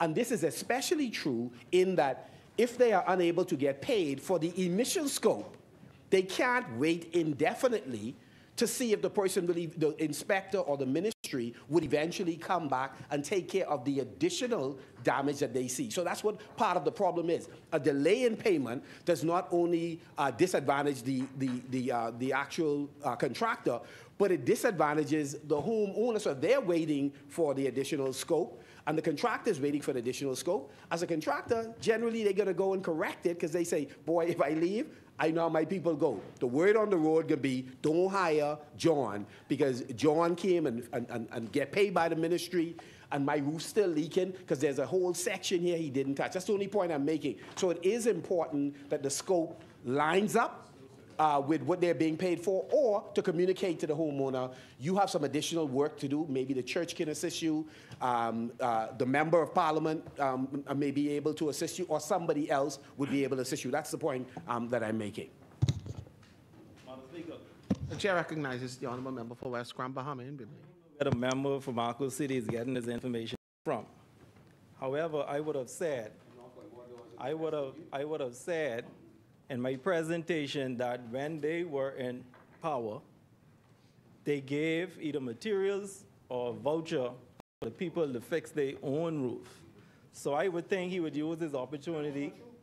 He would need to take this opportunity to be informed as to how this is done, and coming and try to cast dispersion on the great effort that this government is doing in West Grand Bahama and Bimini. The chair recognizes the honourable member for Central Bahama. Point of clarification. When we came into power in 2017, following the devastation of Hurricane Matthew, checks were issued to homeowners. That was the only time. Following that, all of the contracts that were given out, it was never only materials. Full contracts were given out for the repairs of the homes. The contractors, the homeowners qualified for either $5,000, $7,500, or $10,000 value of the contract. So we no longer gave out materials or funds. We gave out contracts to qualified contractors. Thank you, Honourable Member. As many? He should have been aware of that. He was a member of our team back then. So he should have been. Yeah, Chair recognizes the honourable member for West Madam Grand Speaker, we don't want to prolong this point, but obviously it's the reason why I'm here on this side now. And so trying to put me into that category is very misleading. I was not a part of anything that they were doing at that point in time. Thank you, honourable member. As many? The chair recognizes the honourable member for Bain and Grantstown.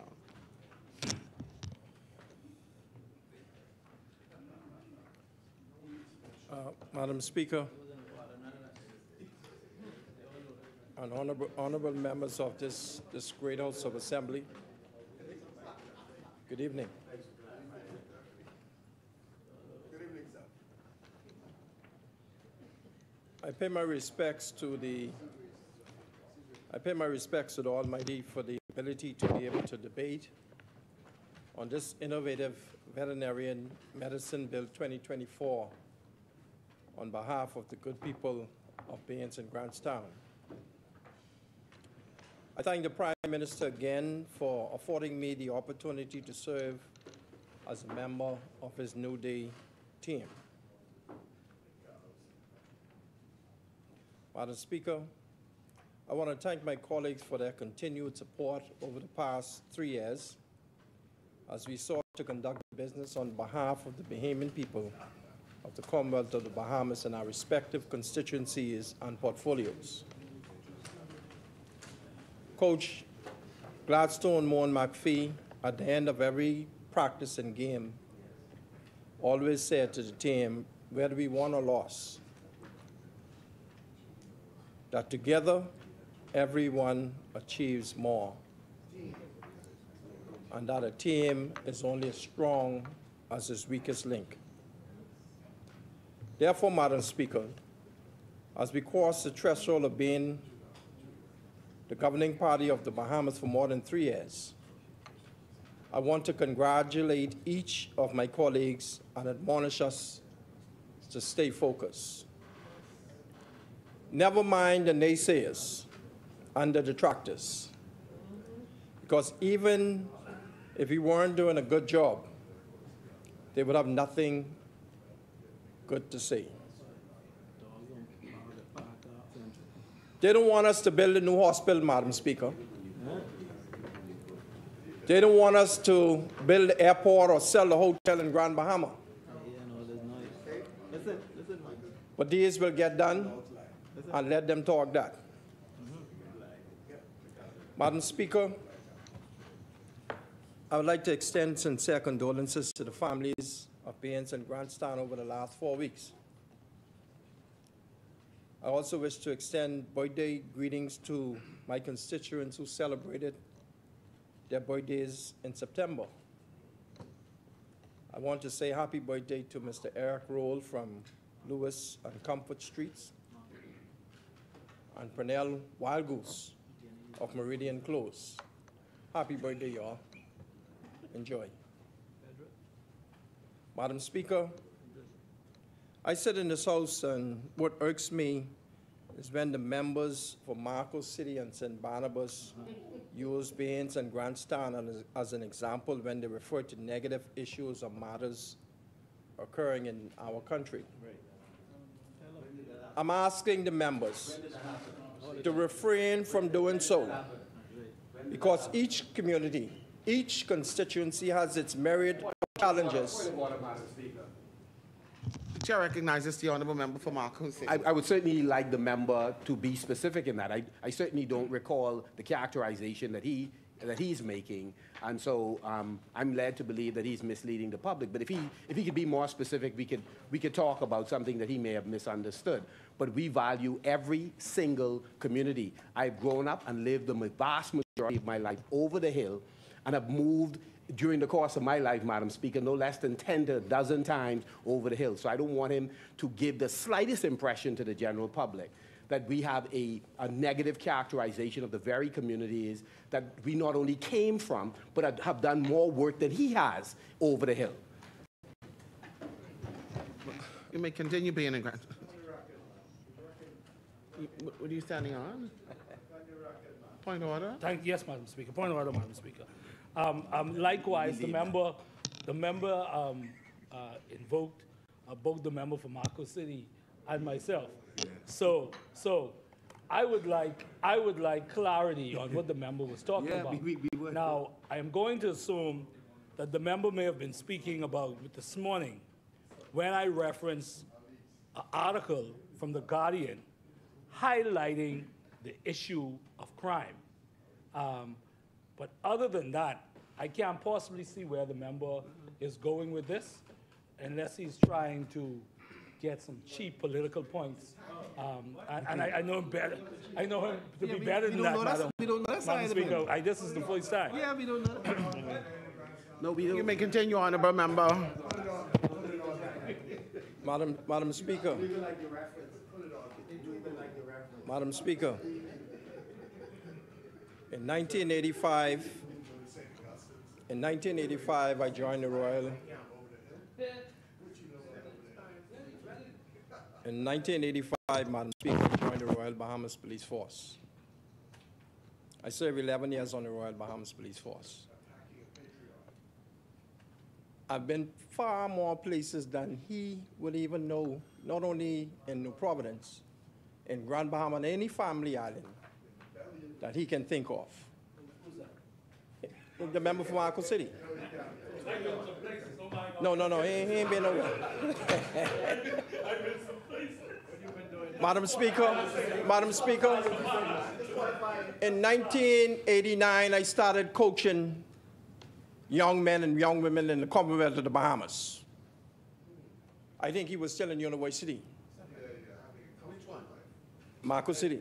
It could never match the comfort to which you are accustomed. Madam Speaker, the work that I have done in this Commonwealth of the Bahamas, he could never compare. I spent 4 years as a lecturer at the University of the Bahamas. He could never compare, Madam Speaker, never compare with the contributions that I've made nationally. And I won't even talk, Madam Speaker, about the work that I've done in the last 3 years as a member of Parliament, because it extends beyond 3 years ago.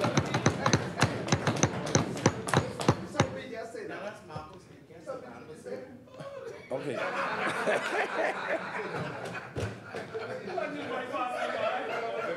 Madam Speaker, with that being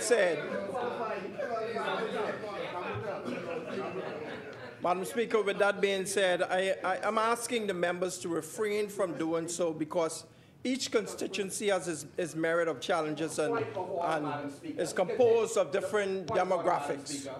The member for Baintown continues to tell this untruth in the House. Cite for us what negative remarks we have made specifically about Baintown. Because I'm saying to you, you are being disingenuous. You have to speak to the Okay, so again, Madam Speaker, it is inappropriate what he is doing, and he should cease and desist from doing it. Because it's not within our character to do that, Madam Speaker, and it is wrong for him to try and gain some brownie points, or to, Madam Speaker, save his nomination on the backs of members of the Free National Movement. We support young men and women fighting to continue to represent constituencies. We don't like when the establishment, for no justifiable reason, go after them. But we also will not be part of that internal war that is going on in the Progressive Liberal Party. We have not said any disparaging things about any constituency because I believe people know that in the Free National Movement, particularly, Madam Speaker, in St. Barnabas and Marco City, two non-FNM seats, PLPs and FNMs alike know that we will govern for all Bahamians. So we were not and will never be slow enough to mischaracterize any community over the hill or suburban in nature. So he should cease and desist from these untruths that he's running on with. Thank you, Honourable Member. Madam Speaker, first and foremost, Madam Speaker, first and foremost, my name is Wade Alexander Watson. You got me? I don't know what he's talking, but he comes in this house with a bunch of theatrics and sarcastic remarks. He is not a Progressive Liberal Party member. He's a FNM. Yeah. So he don't know nothing but PLP business, and he should stay out of PLP business. Nomination or not, my name will remain Wade Alexander Watson. Madam Speaker, I can reference the comments in which I am speaking about. When the Member of Parliament talked about the issues of crime and the murders in Baines and Grantstown, consistently in his last debate, he talked about it. The chair recognizes the Honourable Member of St. Barnabas. Let me be clear, Madam Speaker. Let me be clear. I am the twice elected Member of Parliament for St. Barnabas. And there's a reason that I stand here, re-elected in an over-the-hill area, not for any guessing or luck, but because of who I am, and who I am, and who I am, and who I am to the people in over the hill. Who I am.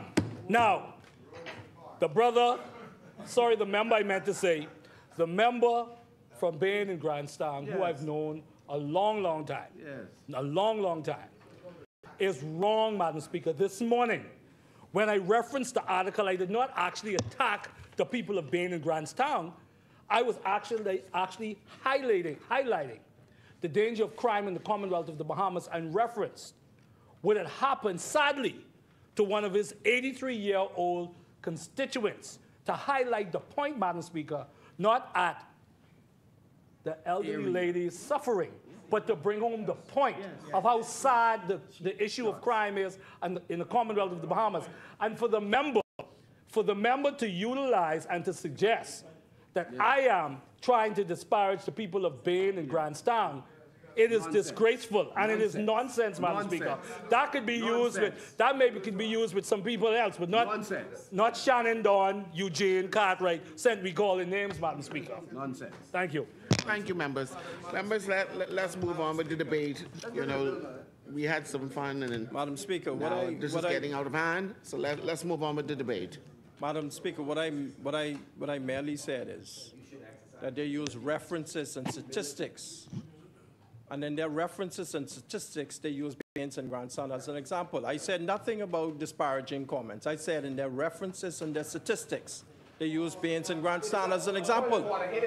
Madam Speaker, Chair recognizes the Honourable Member for Marcos. Outright untruth. Outright untruth. I wish for him to just we could go to the Hansard or he could go to the record. Point out where we have used the statistics characterizing Baintown. I say to the people of Baintown, your member of parliament is consistently engaging in untruths to gain your sympathy for where his work is lacking. Because, Madam Speaker, what he is saying is not true. It is not true. Thank you, Honourable Member. Grandson, you may continue. Madam Speaker, I just had an opportunity. My mother celebrated her 79th birthday in Freeport, Grand Bahama. And I had an opportunity to spend time with her. And I could tell you what the people of Marco City told me. So I don't want to judge him and the work that he's doing. So he thinks things aren't peachy queen in Marco City as he think it is. But I don't want to get into that, Madam Speaker, because really and truly I want to talk about this bill here. Yeah, I get into it. I want to talk about this bill here, Madam Speaker. And all I'm saying, Madam Speaker, is I'm just asking them if they want to use examples based on statistics. They have their own constituencies with their own challenges, Madam Speaker. You know, some of us have passed on some of the challenges, the incidents and criminal incidents that we have experienced. We have passed that, we're trying to get that behind us. And for these things to keep coming up and then Baines and Grandstand, Baines and Grandstand, Baines and Grandstand. Come on. Not much difference between Baines and Grandstand and Barnabas or Marco City, Madam Speaker.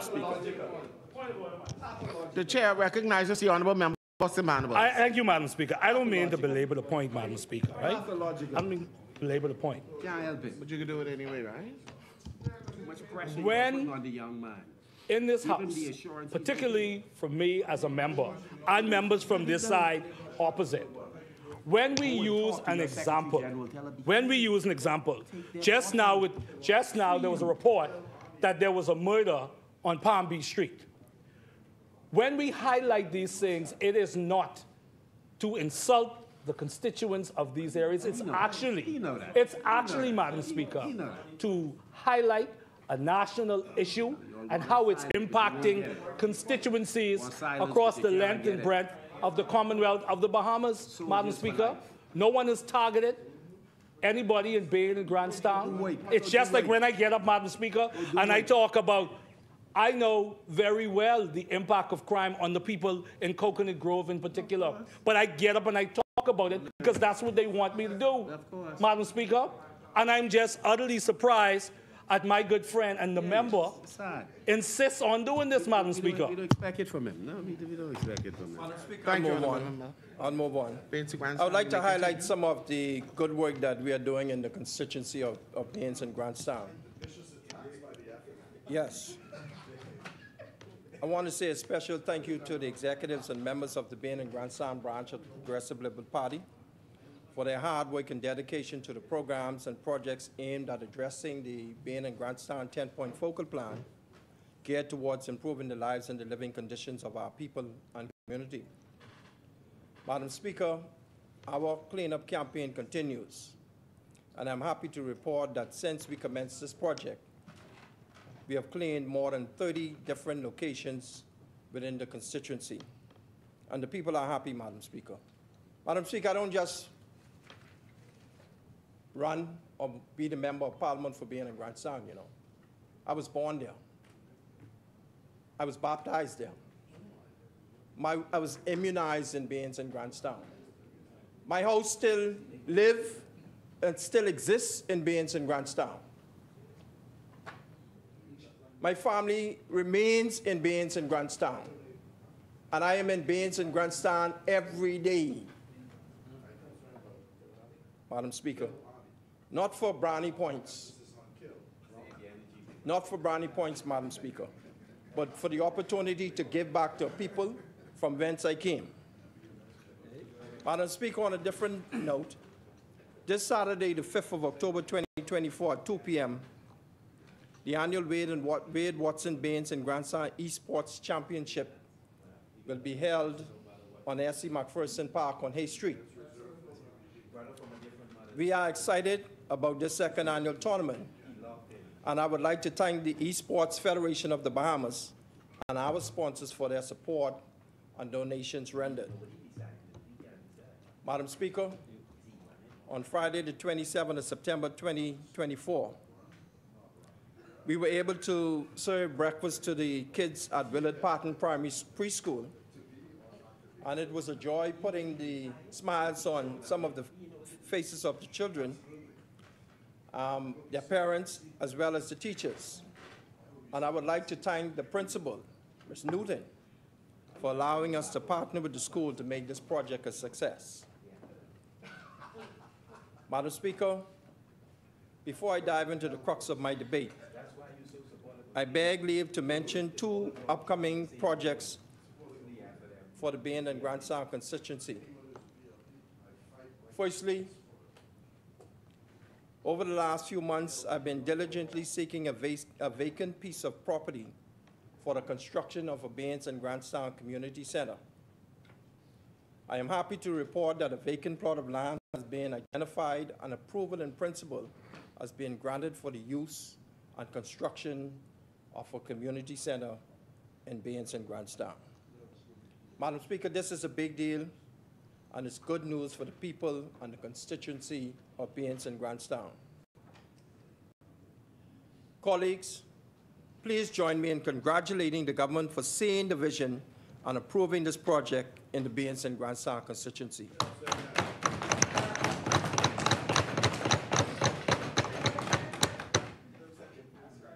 We're not waiting for the next term to consider the people in over the hill, Madam Speaker. We're not going to wait for them. We're going to do it now. Madam Speaker, on another note, on Saturday, the 12th, to Monday, the 14th of October 2024, we in Baines and Grantstown will be launching our own first biannual Baines and Grantstown Homecoming and Music Festival under the theme, Reunite, Let's Stay Together, We Are the Sum of Our Ancestry. The objective of this homecoming festivals are, Madam Speaker, to reunite our people of origin, to recognize and award those who have made a significant contribution to the growth and development of Baines and Grantstown, to provide entrepreneurial opportunities for our people, for the establishment of an educational and training scholarship fund for Baines and Grantstown, and to celebrate with a little fun and entertainment as each night we will be hosting a free Bahamian concert. I must say, Madam Speaker, that security will be in full effect with the assistance of the Royal Bahamas Police Force as our partners. So join us for this Homecoming and Music Festival. Celebrate with us our heritage and the empowerment of our people. Madam Speaker, I don't intend to be long on this bill, but as a former police officer, I understand the issues of crime more so than St. Barnabas. I understand the challenges we experience as it relates to crime in the Bahamas. But what dismays me, again, Madam Speaker, is when crime is used as a political football in this House. I didn't call any names. Some families, Madam Speaker, still grieving. Other families are trying to get over some of these incidences of crime. Why bring these old memories up? Why? For instance, use an example of a murder, of the murder count in Miami and Rochester, Bahamas in 2024. But Madam Speaker, when they were in office in 2017 and 2018, the murder count in Miami was 122 and 51 respectively, whereas the murder count in the Bahamas was 91 and 112 respectively for the same period. The same period. The point that I'm making, Madam Speaker, is the reference that he made with respect to 24, the same thing happened in 2017 and 2018. That's the point I'm making, Madam Speaker. Point of order, Madam Speaker. Chair recognizes the honourable member for St. Barnabas. It boggles the mind of the Bahamian people, right, that the government that put up the billboards, that had the murder count all over the billboards, right, the government that put up the billboards with the murder counts right at the foot of Paradise Island Bridge, right, keeps on talking about, right, using crime for politics. The member has stated, the member just stated that because of his experience as a police officer, that he knows more about crime than St. Barnabas. Yes. That may be so, The question is, how's that experience lending to the government's policies that right now, as far as the Bahamian people are concerned, it's failing? So maybe what would probably be better is for the member who has the experience as a former police officer stand up and talk about the policies that he feels that they should be implementing instead of trying to point the fingers. One thing we will not do, we will hold them in account, but we're not going to put up the billboards like they did. That's right. Politics. Thank you, Madam Speaker. That's right.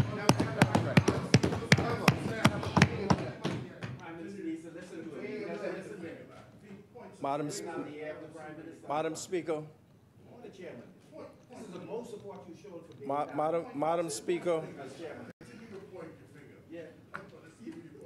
The questions are,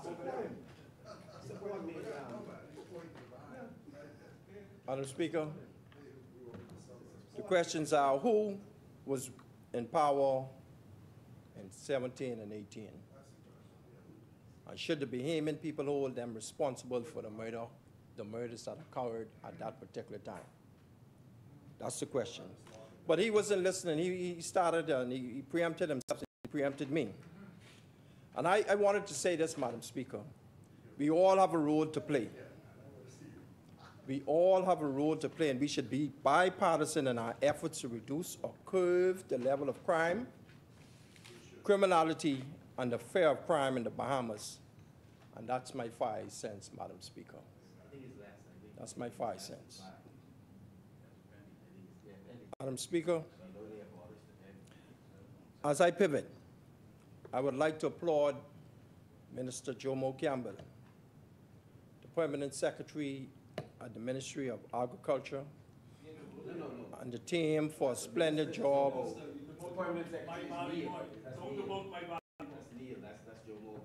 I said I would like to applaud Minister Jomo Campbell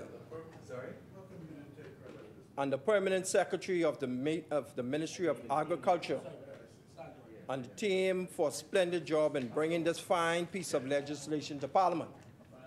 Because someone else sat in that chair, Madam Speaker, and they couldn't bring it. Someone else sat and they couldn't get it done, Madam Speaker. I'm talking about you. Madam Speaker, I am a dog lover. I can still remember my first pet. His name was Frisky.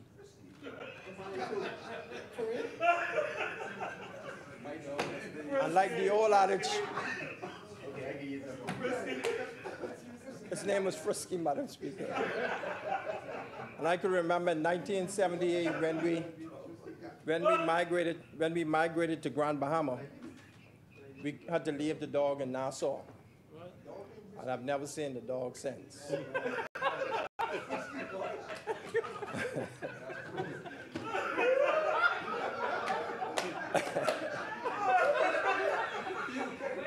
Madam Speaker. Madam Speaker.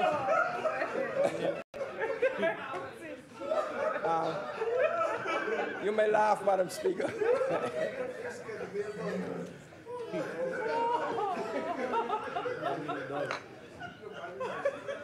But like the old adage says, Madam Speaker, a dog is a man's best friend. A dog is a man's best friend, and I appreciate it, Amen. And I appreciate it, Madam Speaker. Madam Speaker, the Veterinary Medicine Bill 2024 is vital for the advancement of animal health and welfare in the Commonwealth of the Bahamas.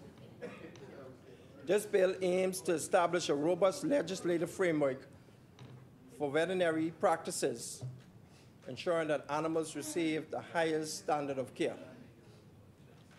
Madam Speaker, this bill seeks to address the need for, 1, regulation and licensing of veterinary professionals and paraprofessionals. 2, establishment of ethical guidelines for animal treatment. And 3, provision of necessary resources for veterinary education and more, and education and training and more.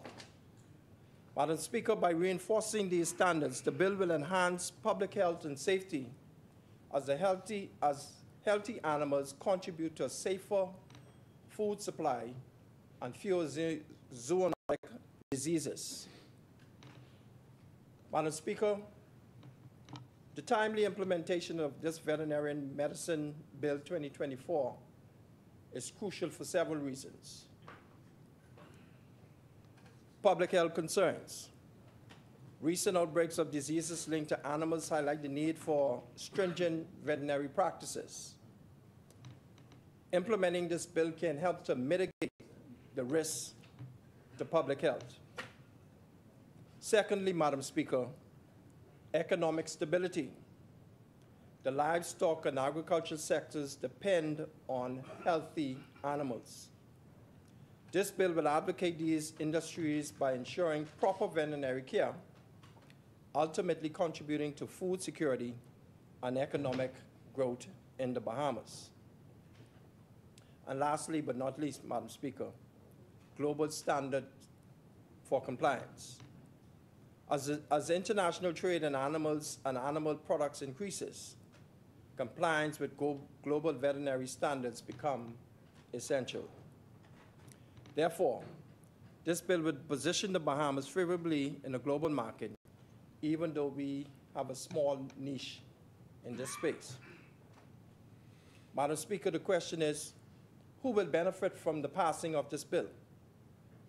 And we see that the passing of the Veterinary Medicine Bill 2024 will benefit a wide range of stakeholders. Animal owners, pet owners, and livestock farmers will have access to regulated veterinary services, ensuring that animals receive proper care as indicated by North Abaco. Veterinarians, the legislation will provide a clear framework for practices, enhancing professionalism and accountability within the veterinary field. And also consumers. With improved animal health standards, consumers can expect safer, higher quality animal products and contributing to public health and safety. Madam Speaker, whether we like it or not, whether we believe it or not, or whether we acknowledge it or not, the environment also benefits. Healthy animal population contributes to a balanced ecosystem, reducing the likelihood of overpopulation and associated issues. Madam Speaker, animal rights activists are likely to view the implementation of this veterinary medicine bill positively, as it emphasizes the ethical treatment of animals. And it also outlines punitive actions for malpractices and practitioners. Madam Speaker, there are key points of alignment with the implementation of this bill and include, but not limited to, the following. Enhanced welfare standards.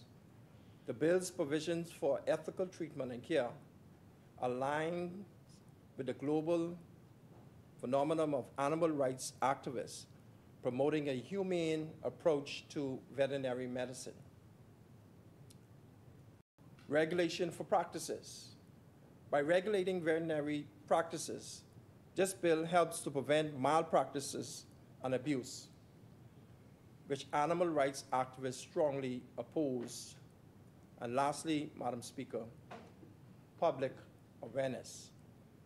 The legislation will lead to greater awareness of animal welfare issues, encouraging responsible pet ownership and ethical treatment of all animals.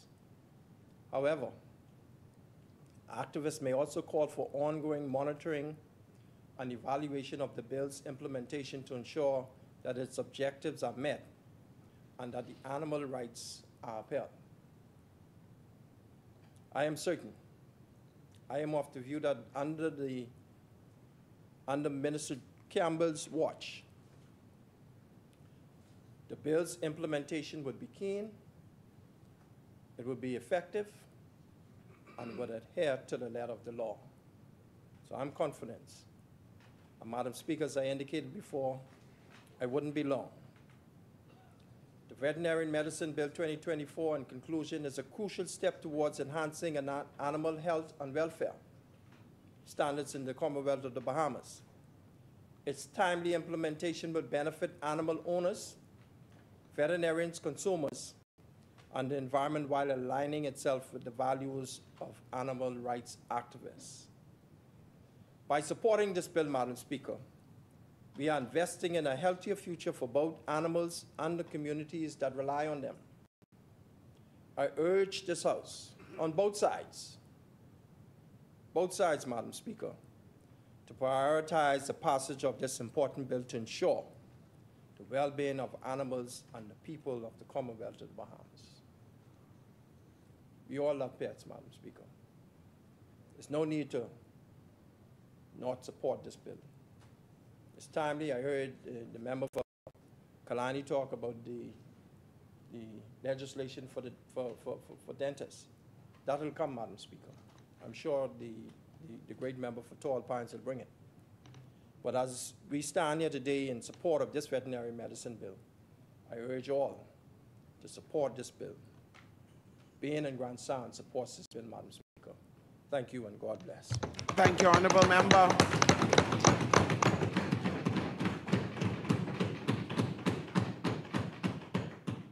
As many, the Chair recognizes the Honourable Member for St. Anne's. Thank you, Madam Speaker.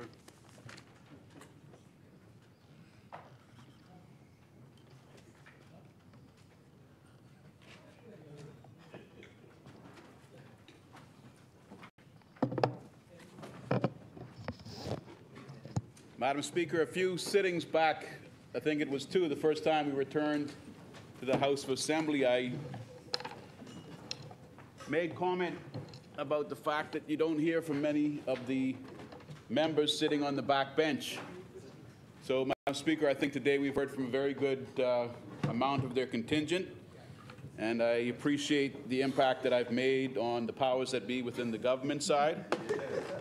The second Wednesday of every month is meant to be Opposition Day, question time. I propose that the first Wednesday of every month be made Backbenchers Day, Madam Speaker, so we can hear from some of these great public servants, some of these great orators, Madam Speaker. Seabreeze agrees, Madam Speaker. I think that's all we need.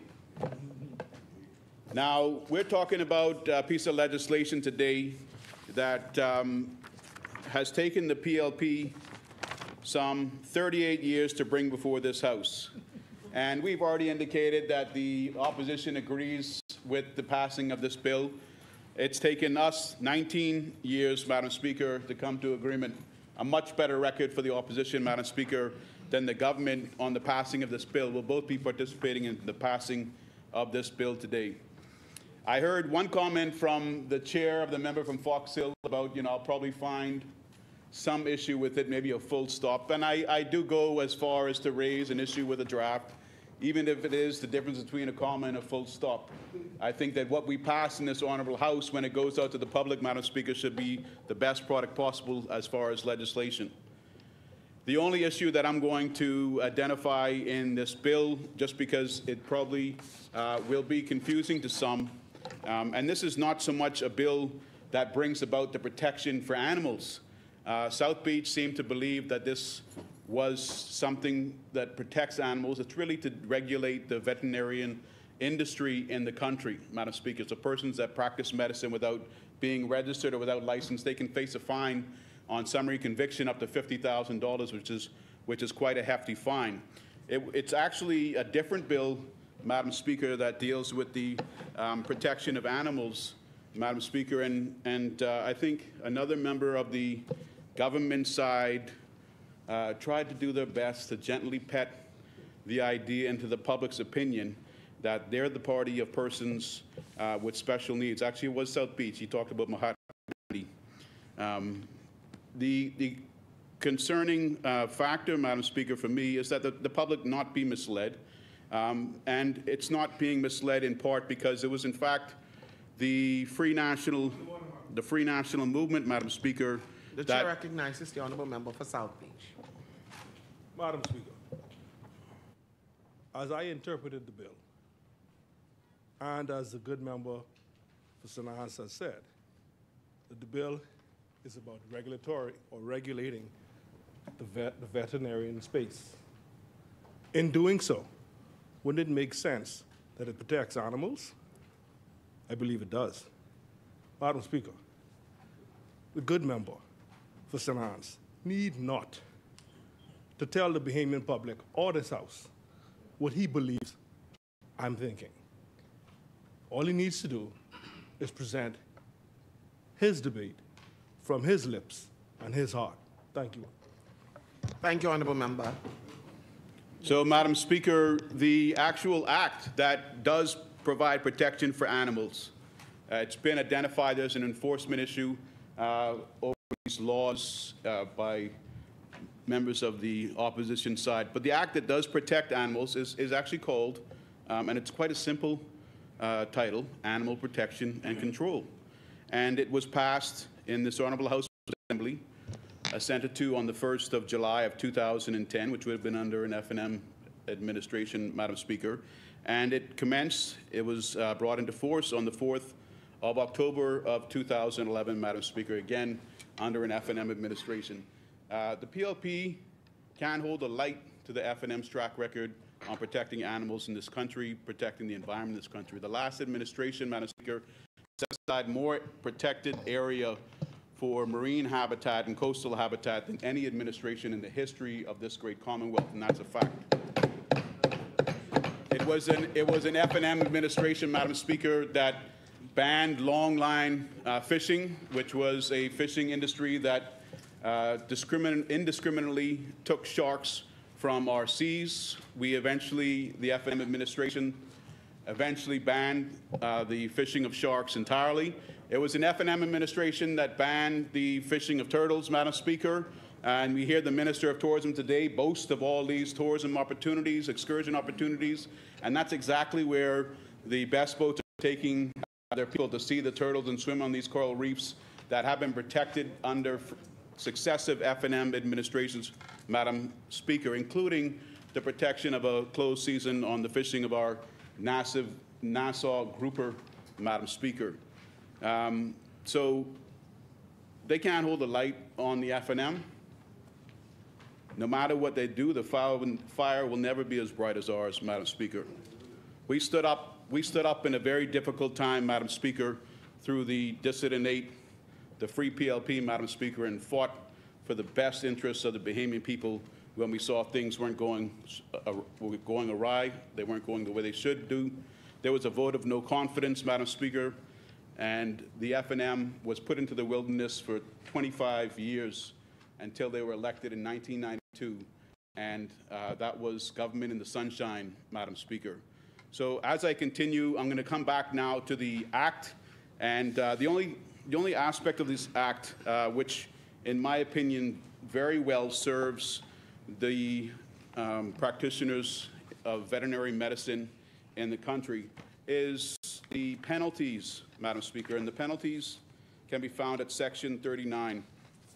And the first penalty says, any person who employs a veterinarian who is not registered and licensed under this Act for the purpose of practicing veterinary medicine, and it continues on to the end, commits an offense and is liable on summary conviction to a fine not exceeding $50,000 or to imprisonment for a term not exceeding 1 year or to both. And I just want the public to understand that my interpretation of this is when you hire someone to come to your property to perform a procedure on your animal, Madam Speaker, whether it's your pet or a member of your livestock, that you're not seen as employing that person, you're seen as hiring them. So this really should only be a penalty of someone that has a business and employs a veterinarian. That's Section 39A. So 39 are the offenses, and 39A deals with employing a veterinarian who is not registered and licensed under this Act for the purpose of practicing veterinary medicine. All of the other offenses, Madam Speaker, really speak to an individual who is putting themselves out there as a veterinarian, or is a veterinarian themselves and is hiring an individual who purports to be a veterinarian, whether they're registered, unregistered, or not even qualified as a veterinarian at all, Madam Speaker. And it also deals with the instances where persons are assisting as veterinary helpers. So that was an area of opportunity that was identified as being created by this act, which will paraprofessionals. So those are the persons, when you go into a veterinary clinic, they'll be there with the vet and will be assisting, probably taking care of the initial procedures, weighing the animal, checking for temperature, etc., looking for any identifiable. If you have a pet, a cat, dogs, they normally get bitten by other larger or not as well behaved critters. And even persons that engage a paraprofessional will potentially, if they're not properly registered as a paraprofessional, face an offense. So in my opinion, I didn't go through with a fine-tooth comb this act. I had confidence in the Veterinary Association, which has been given credit for drafting this act.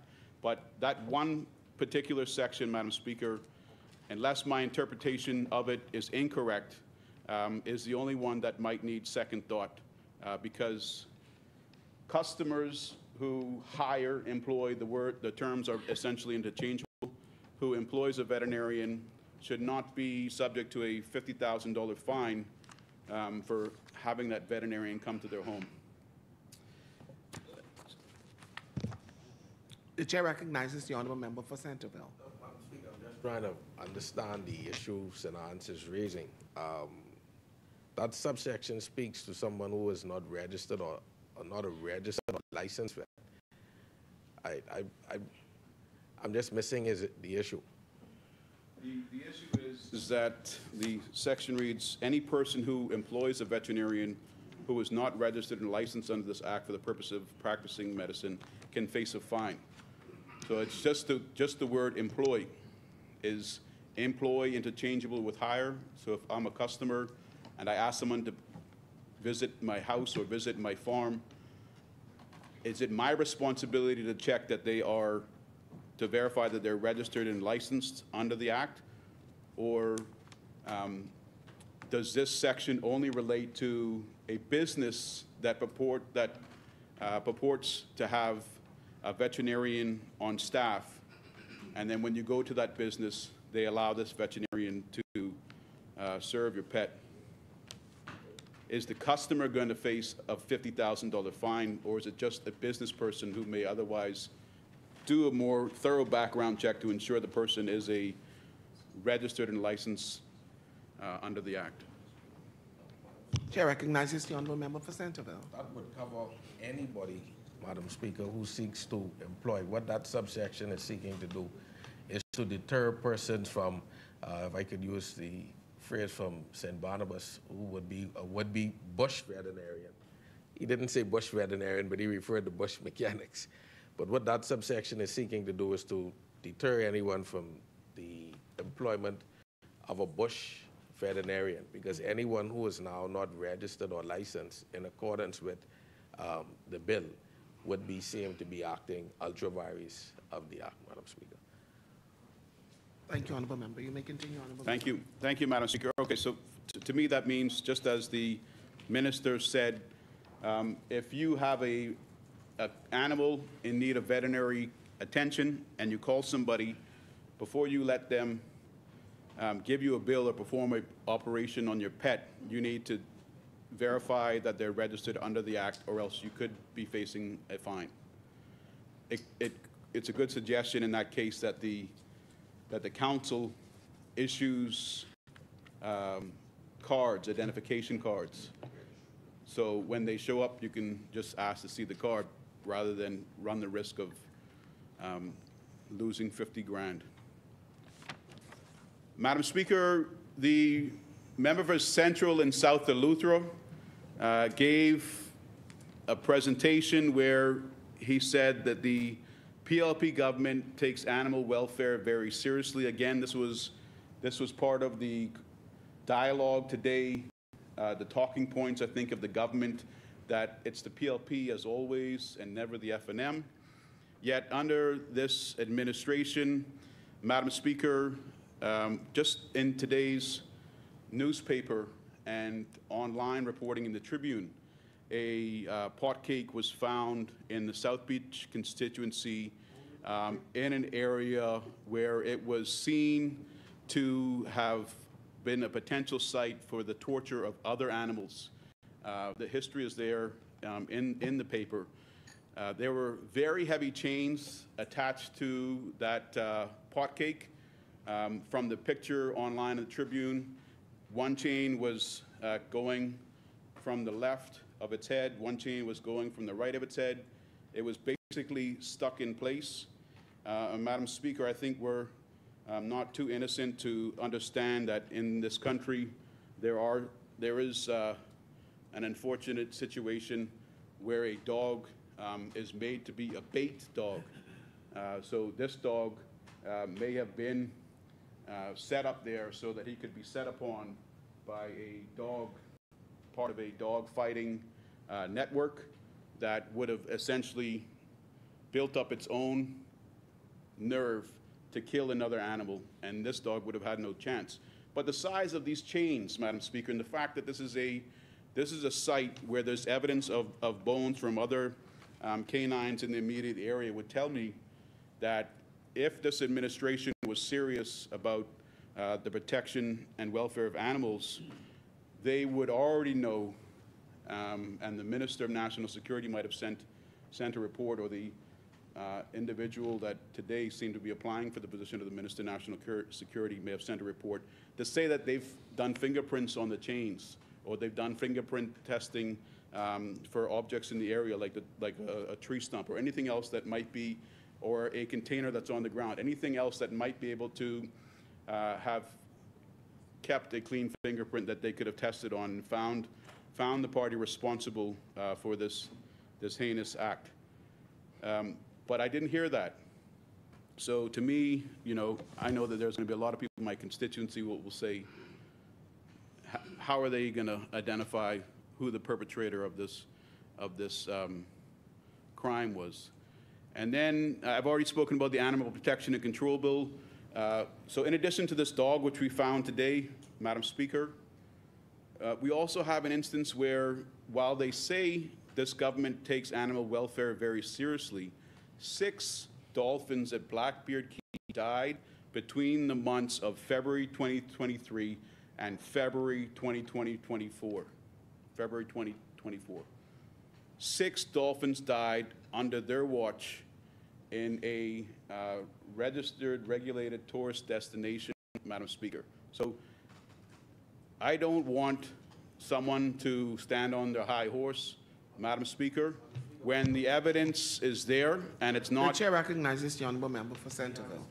Madam Speaker, at no point in time were any of the dolphins on Blackbeard Key, a matter which, Madam Speaker, is the subject of ongoing litigation, ever under the control of the Bahamas government. And especially in that time period, I think, the member for St. Anne's indicated February 2023 to February 2024. At no point in time, Madam Speaker, and was that ever the case as to those dolphins being under the remit of the government of the Bahamas. We recently intervened in that matter, Madam Speaker, and that was as a result of a court order. I don't wish to go any deeper into the matter because that matter is still ongoing, but it is incorrect and it is misleading for the member to indicate that 6 dolphins died under the custody of the Bahamas government in that time frame. Thank you, honourable member. Thank you, Madam Speaker. If you see a dog in someone's yard that is malnourished, the Animal Control Unit has authority, Madam Speaker, to my understanding, to enter that yard and to provide rescue assistance to that animal, remove it from the yard as well, no matter who owns it. So because the dolphins aren't under your care, but it's clear that they're suffering, Madam Speaker, you intervene. That's what, if we don't have the authority to do that, that's what should be done. And this administration, if they were as compassionate and caring as they purport themselves to be, should have brought legislation here so that the law could have been amended and we could have intervened before those 6 dolphins died, Madam Speaker. You know, I mean, all I'm doing is giving a different version from what has been said before. The public can interpret what is the truth. I mean, just today, a dog is chained up in South Beach, and just under this administration, 6 dolphins died at Blackbeard Key. Yet, they are the government that takes care of animal welfare, and they take care of it very seriously. The chair That's not true, Madam Speaker. Madam Speaker, it's never been my intention to participate in frivolous back and forth, Madam Speaker. At no point in time in my life throughout any profession I've been in, and nor do I intend to participate in this honorable House. At no point in time, in particular the time frame referenced by the member for St. Anne's, did the government ever have carriage or custody of any dolphins, and in particular any dolphins that died. The location that the member is speaking about, Madam Speaker, is a private, or was at that time, a private facility. And I have to be careful with the selection of my words because, as indicated, the matter is still a live matter before the court. When certain things were brought to the attention of the ministry whilst I sat in it, we moved. And we moved in a fashion that we were applauded for internationally. And we moved in a fashion that translated into the relocation of 5 Atlantic bottlenose dolphins that are presently in the safe keeping and custody of Atlantis. That is what we did in my time in the ministry, Madam Speaker. And I think the time frame of February 2023 to February 24 would cover some of the time that I sat in the chair. And I go so far as to even speak to my predecessor, the member for Southern Centrally Lutheran, Madam Speaker. But those dolphins were actually in existence on that key even prior to the member for Central and Saudi Lutheran taking the seat. But again, I do not intend to participate in frivolous back and forth. The facts of that situation speaks for themselves, and as a member of the bar, I think the member for St. Anne's ought to know how to tread when referencing a live matter before the court. Yes. Thank you, Honourable Member. Honourable Member, let's refrain from that topic with the dolphins, because now I have a clear understanding that that is a live matter before the court, and we don't want to overstep our boundaries in this honourable place. When I tread, Madam Speaker, in this honourable House, even though I am an attorney as well, I'm here as a member of Parliament, and I'll put on my big shoes when I tread.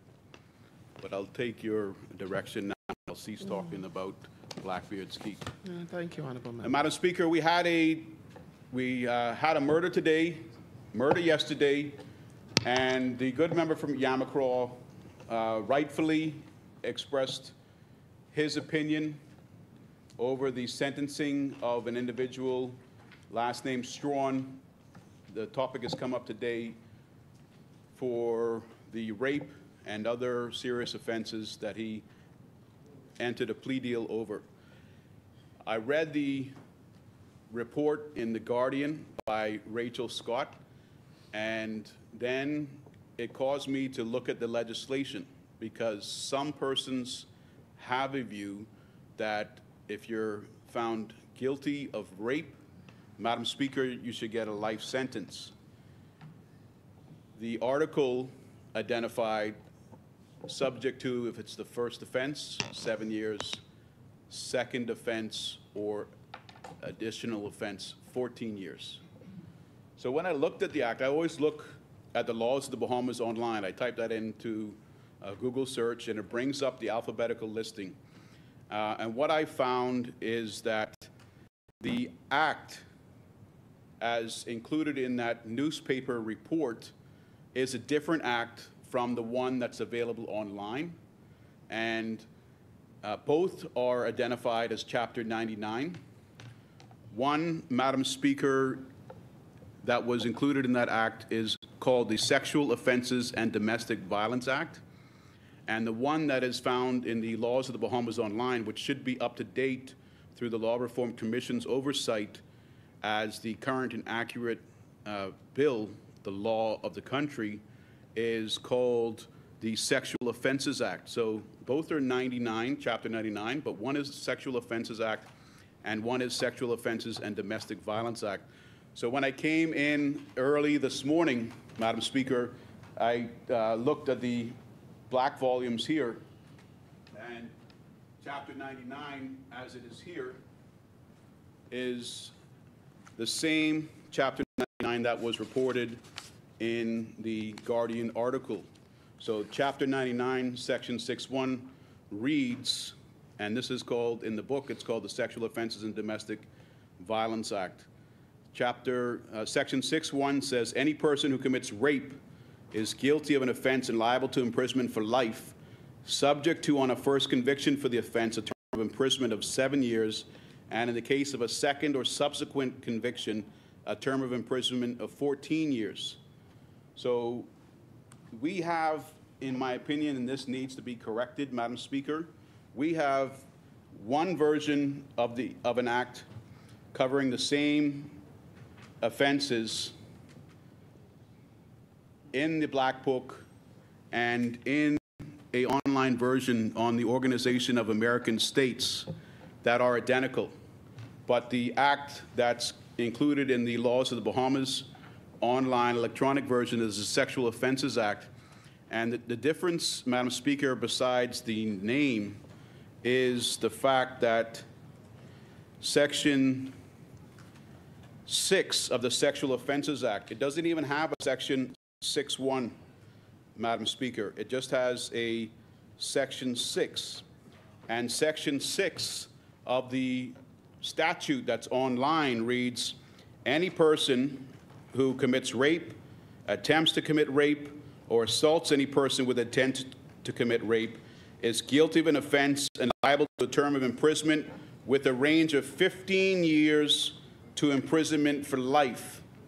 I think it's very important, Madam Speaker, that we hear from somebody on the government side why the bill that deals with this type of offense in the laws online is identified as the Sexual Offenses Act and has actually a different wording for Section 6 and a different sentence for Section 6 than what is found and printed in the Black Book, the statutes, as well as the Organization of American States website, which was the website link that the reporter got the content for that article from.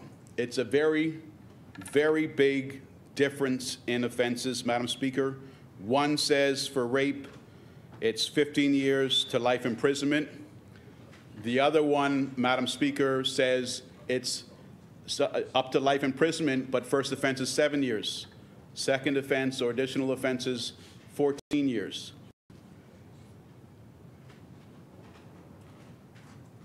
A member of the public might say, which one is it? Because should it have been that the person received a first sentence between 15 years to life imprisonment?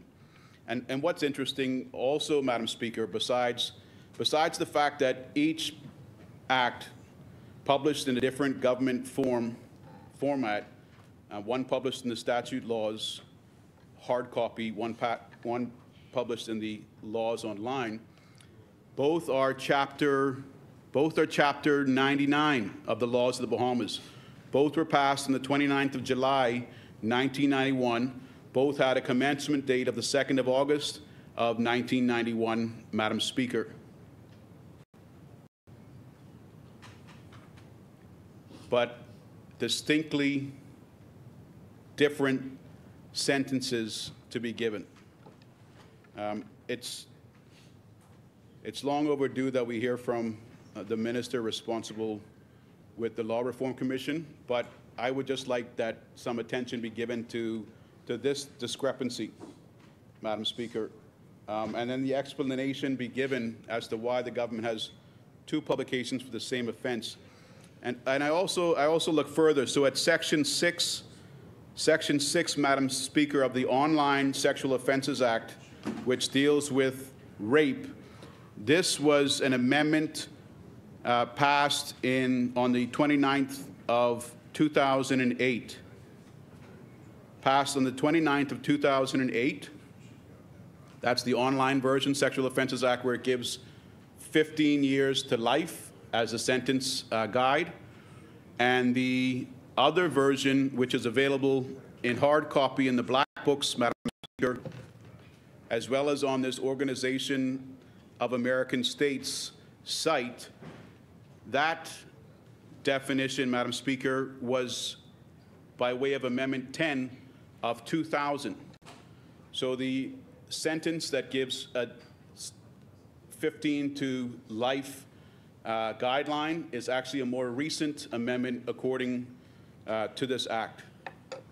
So it's interesting, Madam Speaker, because the sentence that was actually given to that gentleman, Strawn, which caused the public outcry and rightfully a similar expression by the member for Yamacraw, appears to have been in line with the version that had 7 years for first offense and not 15 to life, Madam Speaker.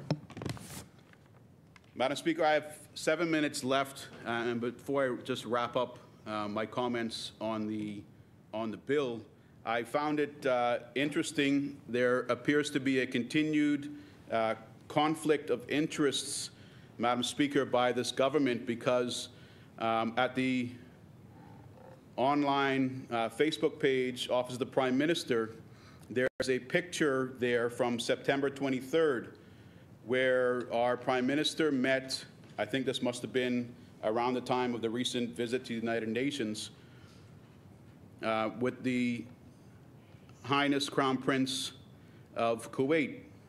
And almost 10 years to the day, Madam Speaker, in that picture with His Highness the Crown Prince of Kuwait, Madam Speaker, almost 10 years to the day, there was also in that picture the man who's now the Attorney General for this country, and the man who is the Member of Parliament for Freetown.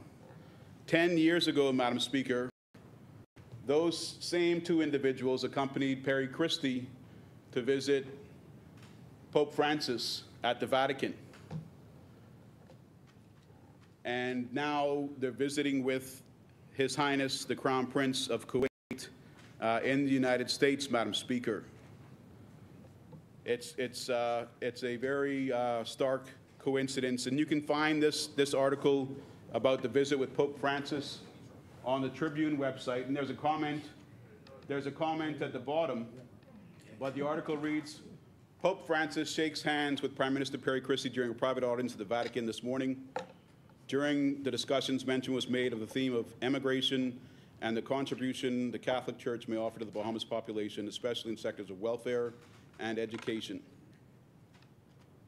And then it says Ryan Pinder is in the background. So somehow 10 years later, after meeting with the head of the Roman Catholic Church, one prime minister was there with Ryan Pinder and Fred Mitchell, and now 10 years later, almost an equivalent grand occasion, they're meeting with His Highness the Crown Prince of Kuwait. Now, I started this point by saying there is a continued conflict of interest because the Prime Minister is going around the world and he's asking industrialized nations to pay their fair share for global warming and the impact that it's having on climate change and the costs of our recoveries after the increased impact of these natural disasters.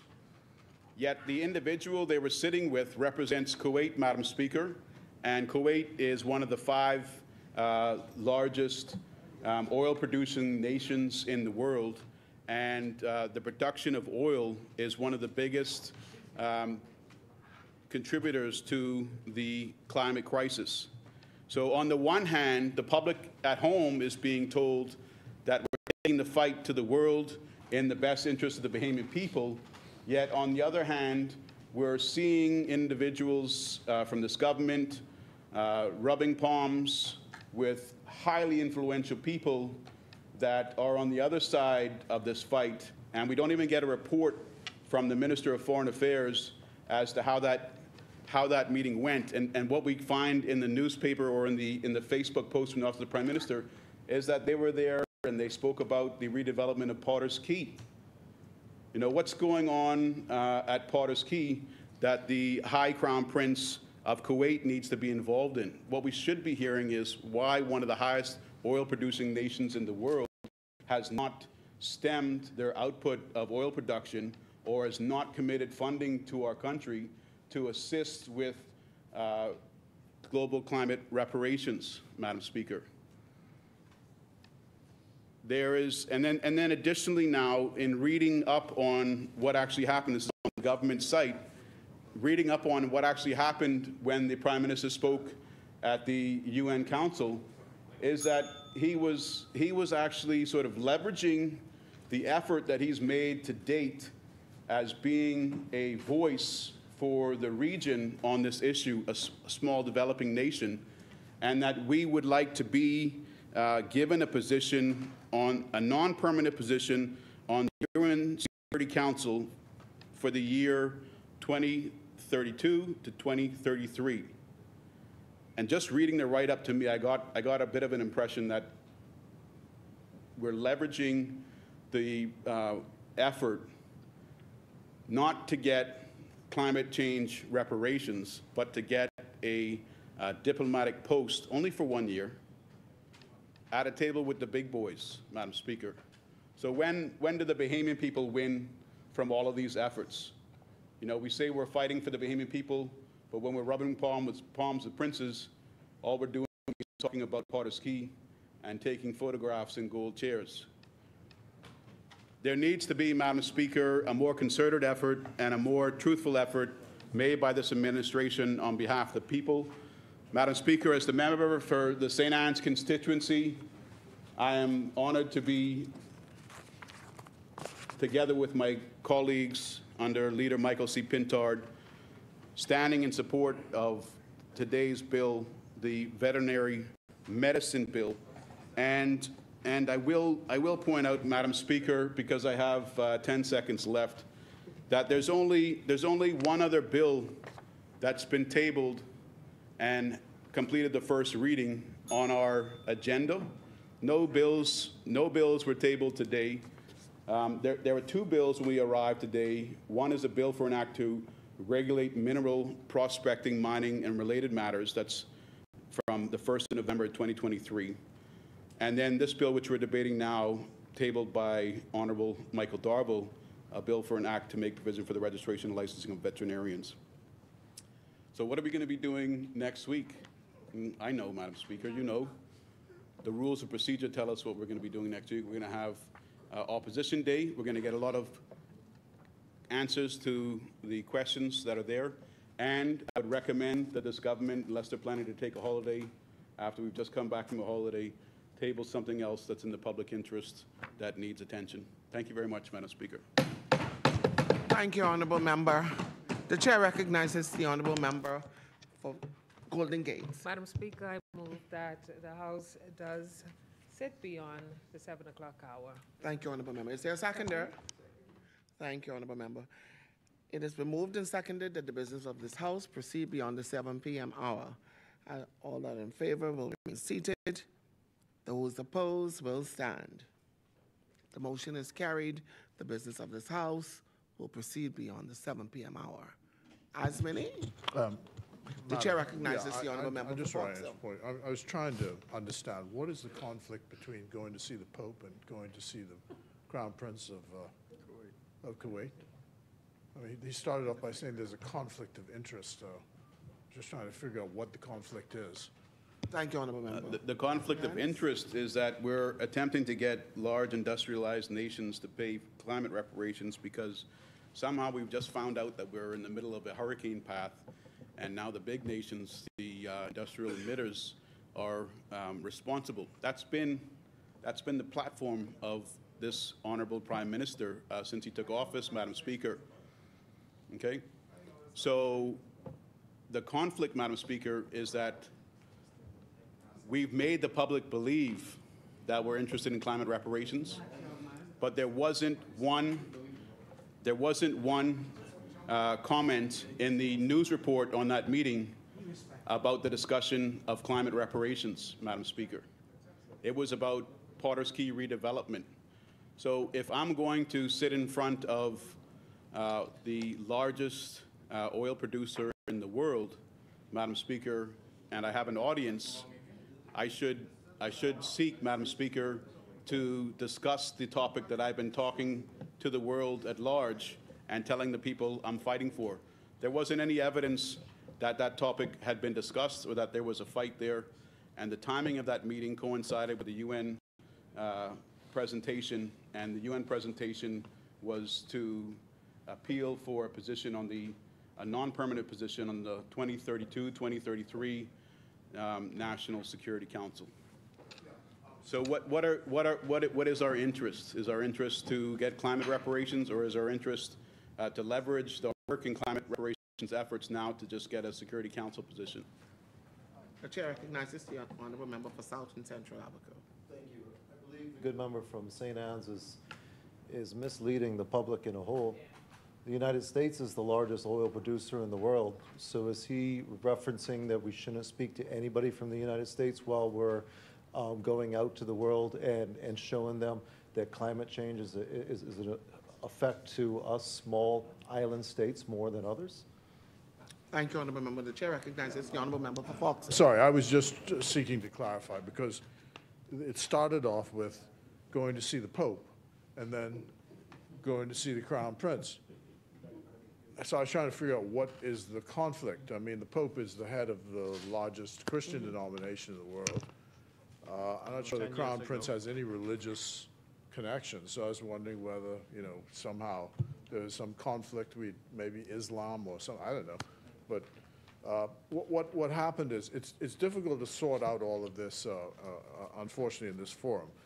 But the honourable member has presented a mishmash of piece from this, piece from that, piece from that, to make it seem like a jumble. And it isn't a jumble. It is a complex picture. My recollection is that there was a readout, a previous readout of the negotiations which took place with Kuwait prior to what happened in New York. And that explains the path that we're on. What has happened is Kuwait has amongst the largest sovereign investment funds in the world. And they provide concessionary lending for various projects. And it's been a long time coming to get to the point where the projects that we're interested in are being discussed with them, Potter's Key being one of the ones that we're talking about. So there's that. The Security Council matter, that is something which we will be, when we take the seat, if we win the seat, will be something on behalf of the region. At the moment, there's a clean slate. There's no other candidate from CARICOM that's challenging us on this, or I think from GRULAC, in fact. We'll see as it unfolds. But you often have to start these campaigns something like 10 years ahead of time. And the fact is that what you're trying to do is to get a profile for the Bahamas which allows it more influence around the world. That's the reason why we're trying to go to Security Council. In terms of climate change, you can walk and chew gum at the same time. The fact is that the prediction is, notwithstanding all that we do to switch to renewables, oil is still going to be a big factor, both commercially and financially, for the next 100 years or so. So you're not walking around with blinders on with regard to this. And even the oil producers are committed to this switch to renewables. So I don't think that there's any conflict there as well. The fact is the Bahamas is in a position where it requires capital for its development. The seawalls, for example, will cost hundreds of millions of dollars to fix in this country going forward. I've indicated that there is a slide which was produced by the Explorers Club, which shows that New Providence, if nothing happens, by 2070, 30% of this island will be underwater, and by 2100, if nothing happens, 70% of New Providence will be underwater. So we are looking for capital. We're trying to raise the profile of the country so people know where the Bahamas is, and they know the range of the problems that we face. And we only have a moral case to make because we're not a military power, we're not an economic power. So we're trying to use soft power to enable our country to get the support that it needs in order to defend itself. And that is why the Prime Minister keeps saying that the issue is existential for us. So as time goes on, there'll be more of a public discussion about this and a readout of these various meetings, but it isn't quite so simple. And I just wanted to say I didn't see any conflict between seeing the Pope and the Crown Prince of Kuwait. That's why I asked for the clarification. Thank you, Honourable Member. The Chair recognizes the Honourable Member for Nassau Village. Thank you, Madam Speaker. Besides the absence of the conflict, the information itself was completely erroneous. It was wrong. The reality is that Kuwait is one of the few countries that actually has committed monetarily to the Green Climate Fund to the tune of $1 million to $18 million. So the engagement with Kuwait actually makes sense. To have pledges, he said that they didn't contribute at all. He said to have, and that is the member for St. Anne's, to have a conversation with an oil-producing country should be, the central focus should be surrounding climate change. But when you do have the conversation and you have it with someone who's actually putting skin in the game, contributing to the Green Climate Fund mitigation, and for small island developing states, it makes sense. So again, I would ask for the member to be a bit more, well, just accurate in his assertions on national television. Thank you, Honourable Member. The Chair recognizes the Honourable Member for Fox Hill. The Pope is also head of state as well. So in addition to head of the church, he's also head of state. Right. Thank you, Honourable Member. Asmini? The chair recognizes the Honourable Member. It's made for quite the interesting dialogue this evening. I'm glad that the Minister of Foreign Affairs has given us some background, and I'm sure members of the public will benefit in a way from these details that we've heard from three members of Ministry of Foreign Affairs. Is South and Central Abaco with Ministry of Foreign Affairs too? No? No. He still stood up. He still stood up, Madam Speaker. He did his best. It is Backbenchers Day after all. So what's the difference between backbenchers? And what? And anything. No.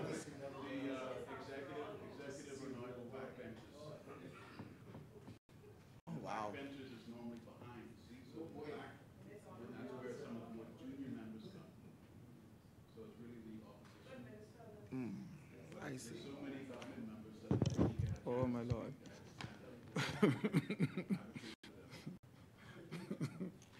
The Chair recognizes the Honourable Member for Yamacraw. So rich. Madam Speaker, thank you so much. Madam Speaker, I rise in this honorable House of Assembly this evening on behalf of the beautiful and resilient people of Yamacraw.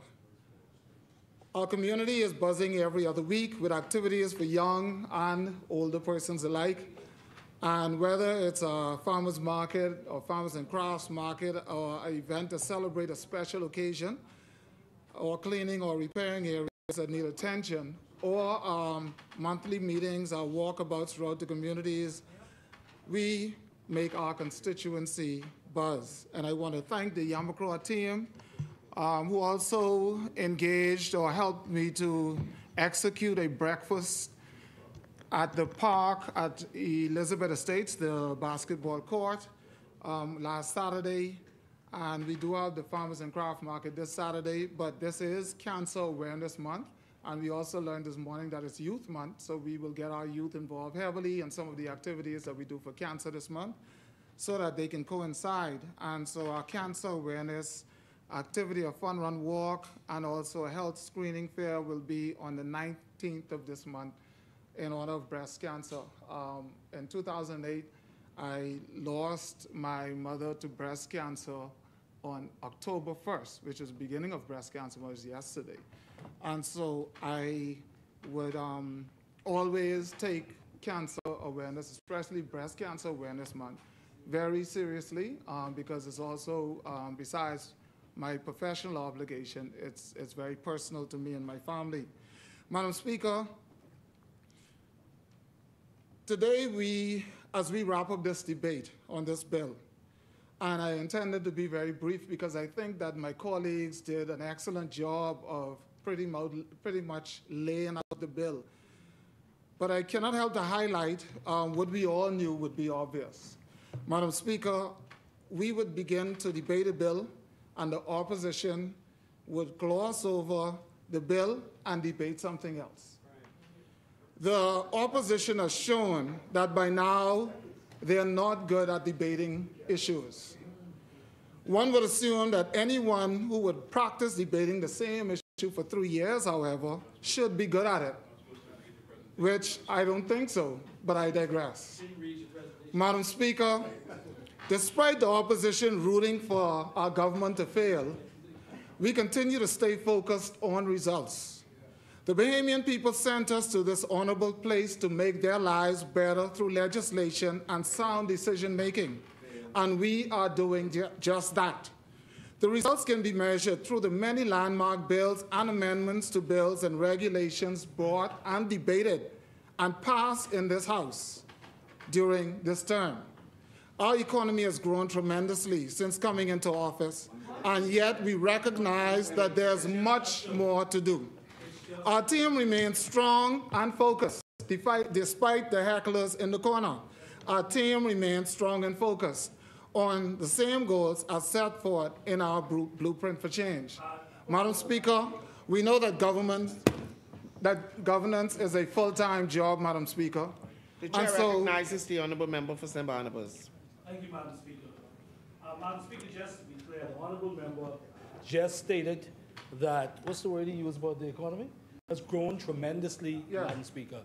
Let the record reflect that that is not so, that the government even reforecasted its growth numbers, and now it's 1.8%. Unless the member is saying that that's a type of growth, unless the member is willing to say that that's strong growth, that that number is strong growth, Madam Speaker, he needs to adjust that, Madam Speaker. Don't mislead the Bahamian people. Thank you, Honourable Member. Madam Speaker, it's not misleading the Bahamian people. We have inherited, it's very clear, of the economy we inherited. We were on a cliff, a fiscal cliff, with the former administration, and the member knows it well. And also... Misleading again, Madam Speaker. What they did inherit was an economy that grew by 14%. Economy that grew by 14%. He said, Madam Speaker, and they insist on saying that the economy was on a cliff.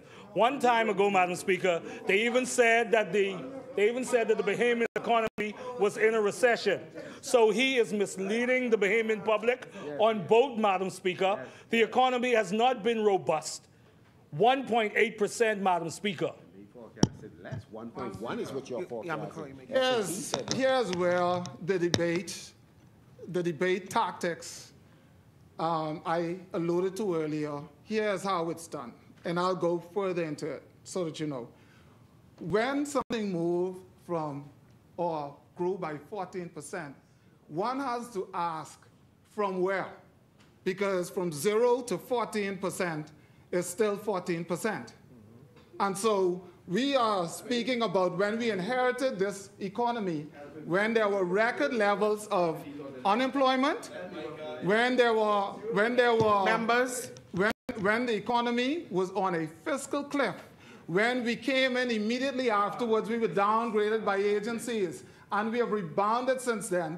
And all of the headlines that I'll express You jumped on when the downgrade came. It's amazing that the headline of the upgrading did not come across in the House today, but I'm coming back to that. Madam Speaker, our leader is hands-on. Our leader, who is the Minister of Finance, is hands-on. We know that governance is a full-time job that requires national and international focus, especially as our global partners, and therefore we see the results. As we are global partners, we see the results of our labor unfolding daily. Our leader is steady and continue to steer the ship in the right direction. Therefore, not only have our economy improved, but also the regional voice and global impact has grown, especially on the issues of climate change, Sinans, which have been hailed as impactful and impressive in speech delivery, in advocacy, and ultimately in presence. You see, Madam Speaker, the Bahamian people will not be distracted, and we will not be distracted by the opposition's antics during every debate.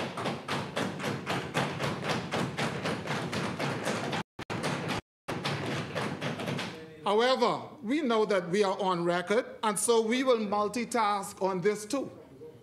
As we debate and pass these bills, we will still spank them back into the corner wherever and whenever they rear their distractive heads. The opposition have shown their desperation to return to power at any cost in this place, and many might ask, why do they want to come back? Madam Speaker, we know that to have success on any stage, you have to be present and in the room. Our foreign presence, including investment efforts, are yielding real results, especially in the number of family island projects and tourism numbers. We are constantly reminded by the Deputy Prime Minister that tourism is everybody's business. Yes, we have issues, but don't use every session to paint our communities as crime-ridden areas with no law and order. Stop using the word crisis to describe, I didn't call anybody's name. There's no point of order. Point of order, Madam When you recognize Madam Speaker, the honourable member for Yamacraw, continues to mislead this House. This is now the third time, Madam Speaker, and he's only been talking for a few minutes, so we can't wait to see the rest of his contribution. He's misleading the House. We have never suggested that any community is crime-ridden. We've consistently talked about the national issues of crime. And see, this is the issue, Madam Speaker. Instead of the member of Yamacraw talk up and give real suggestions to the issues, they continue to deflect. Yes. No wonder that the government can't address the issue, because he continues to deflect, Madam Speaker, and he should stop misleading this House, Madam Speaker. Yes, running from you. Madam Speaker, honourable member. I know this bill is about the veterinarian medicine bill, right? However, there is a saying, when you throw a rock in a pack of dogs. I digress. Madam Speaker, we are constantly reminded by the Deputy Prime Minister that tourism is everyone's business. And yes, we have issues, but do not use every session to paint our communities as crime-ridden areas with no law and order. Stop using, Madam Speaker, the member is abusing the point of order. I did not say or reference anything directly to the member, and he is abusing. So why is the honourable member? As long as the member continues to mislead the House, I will continue to stand up, Madam Speaker. And all I have to say to the member is, have you no shame? That's right. Have you no shame, Madam Speaker? This is the third misleading statement that he's made, Madam Speaker. And he should stop it, Madam Speaker. If he doesn't have anything to say about the bill or something concretely unclear, then he should not. You can't even remember the name of the bill. Madam Speaker, we are constantly reminded by the Deputy Prime Minister that tourism is everybody's business.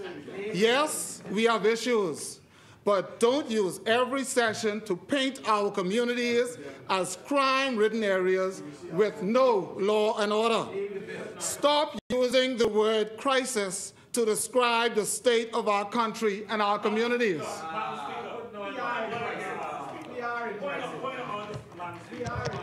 The chair recognizes the honourable member. Just for the record, Madam Speaker, just for point to clarification, I could care less, Madam Speaker, about the thing about throwing a rock in the crowd with dog. That little cute statement he made. Here's the truth. Even the member for Freetown, the Minister of National Security, said on a number of occasions that we have a crime crisis. So you seem to be the only member of your government who doesn't realize that we are in a crime crisis, Madam Speaker. Not touched by the infirmities of our people. Not touched by the infirmities of our people.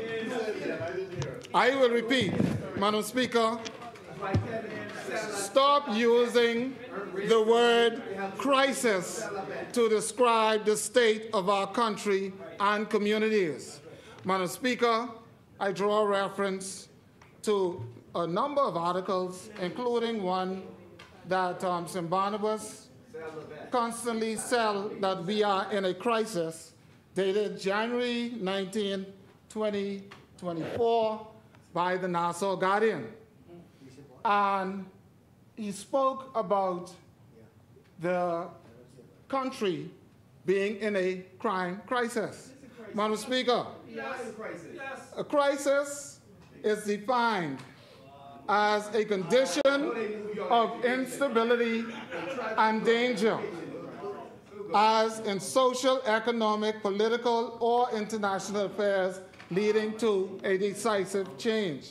Madam Speaker, is a stage of sequence of events to which the trend of all future events is especially for better or worse is determined.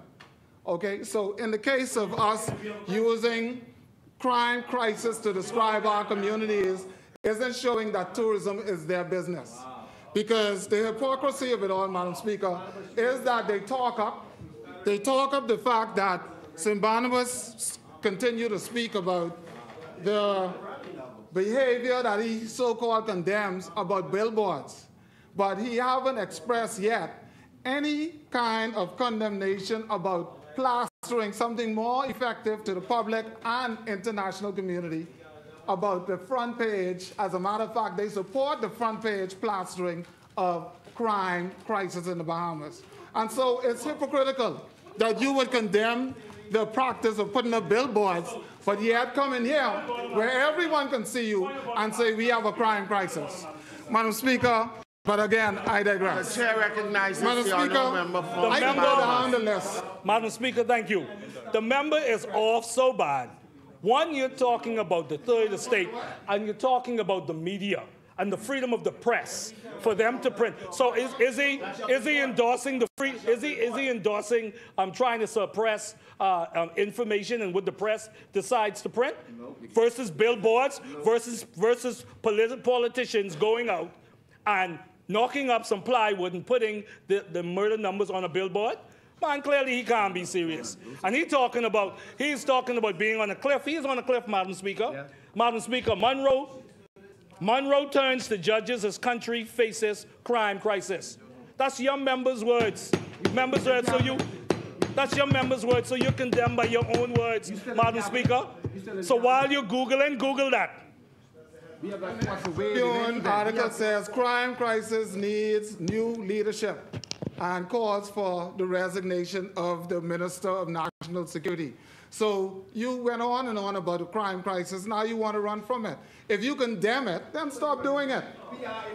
Madam Speaker, I can go down the list of ministers and parliamentarians of this administration that continue to hear the voice of the Bahamian people and bring bills that impact their lives and their profession. Madam Speaker, I am not surprised at the headline grabbers being hurt in their feelings this evening. The hour is spent, and they took us down this road. We were going to do the bill. We cannot leave on the record that they have brought up every particular topic. Then I don't have to say anything. You know what you're debating. Listen, Madam Speaker. Members. Madam Speaker, I can go down the list of ministers of the list of ministers and parliamentarians of our administration that continue to hear the voice of the Bahamian people and bring bills that impact their lives and profession. I am not surprised that the headline grabbers didn't see the good news of this country's economic performance rating. Take note that they are the bad news crew who look for any glimmer of bad news to highlight in efforts to create hysteria. I distinctly remember that when the economic rating I mentioned was negative, the opposition spent weeks talking up the headline on every topic in this place, no matter what bill or topic was on the agenda. They have been electioneering for the full 3 years, and here again, they are electioneering but gaining very little traction, if any. Madam Speaker, St. Barnabas states something that we do agree to, that this is the most beautiful country in the world. But yet in another sentence, he said, it's not been good times for the Bahamian people. So as a matter of fact, he has made numerous of these statements in the public and accuses the government of inaction on crime and yet says their plan isn't going to work. So if we have a plan, then either you accept that we have a plan and you say the plan isn't going to work, or you have to say that we don't have a plan. We can't have a plan and don't have a plan at the same time. But again, I digress. Madam Speaker, the Bahamian people are dealing with very tough times in his estimation. But at first, at first we accuse them of reading the headlines, when in fact, The chair recognizes. I stand corrected. Madam Speaker, thank you. They only read. I challenge the member to stand up where you're standing up right now and tell the people of Yamacraw that you agree that the amount of taxes that are on them, you agree with it. So you agree that the amount of taxes that the people that y'all are putting on the people of Yamacraw. Why don't you say that? Honourable member. Why don't you say that? Honourable member, that's not a point of order. Why don't you say that, Yamacraw. Madam Speaker? Madam Speaker. Thank you, Madam Speaker.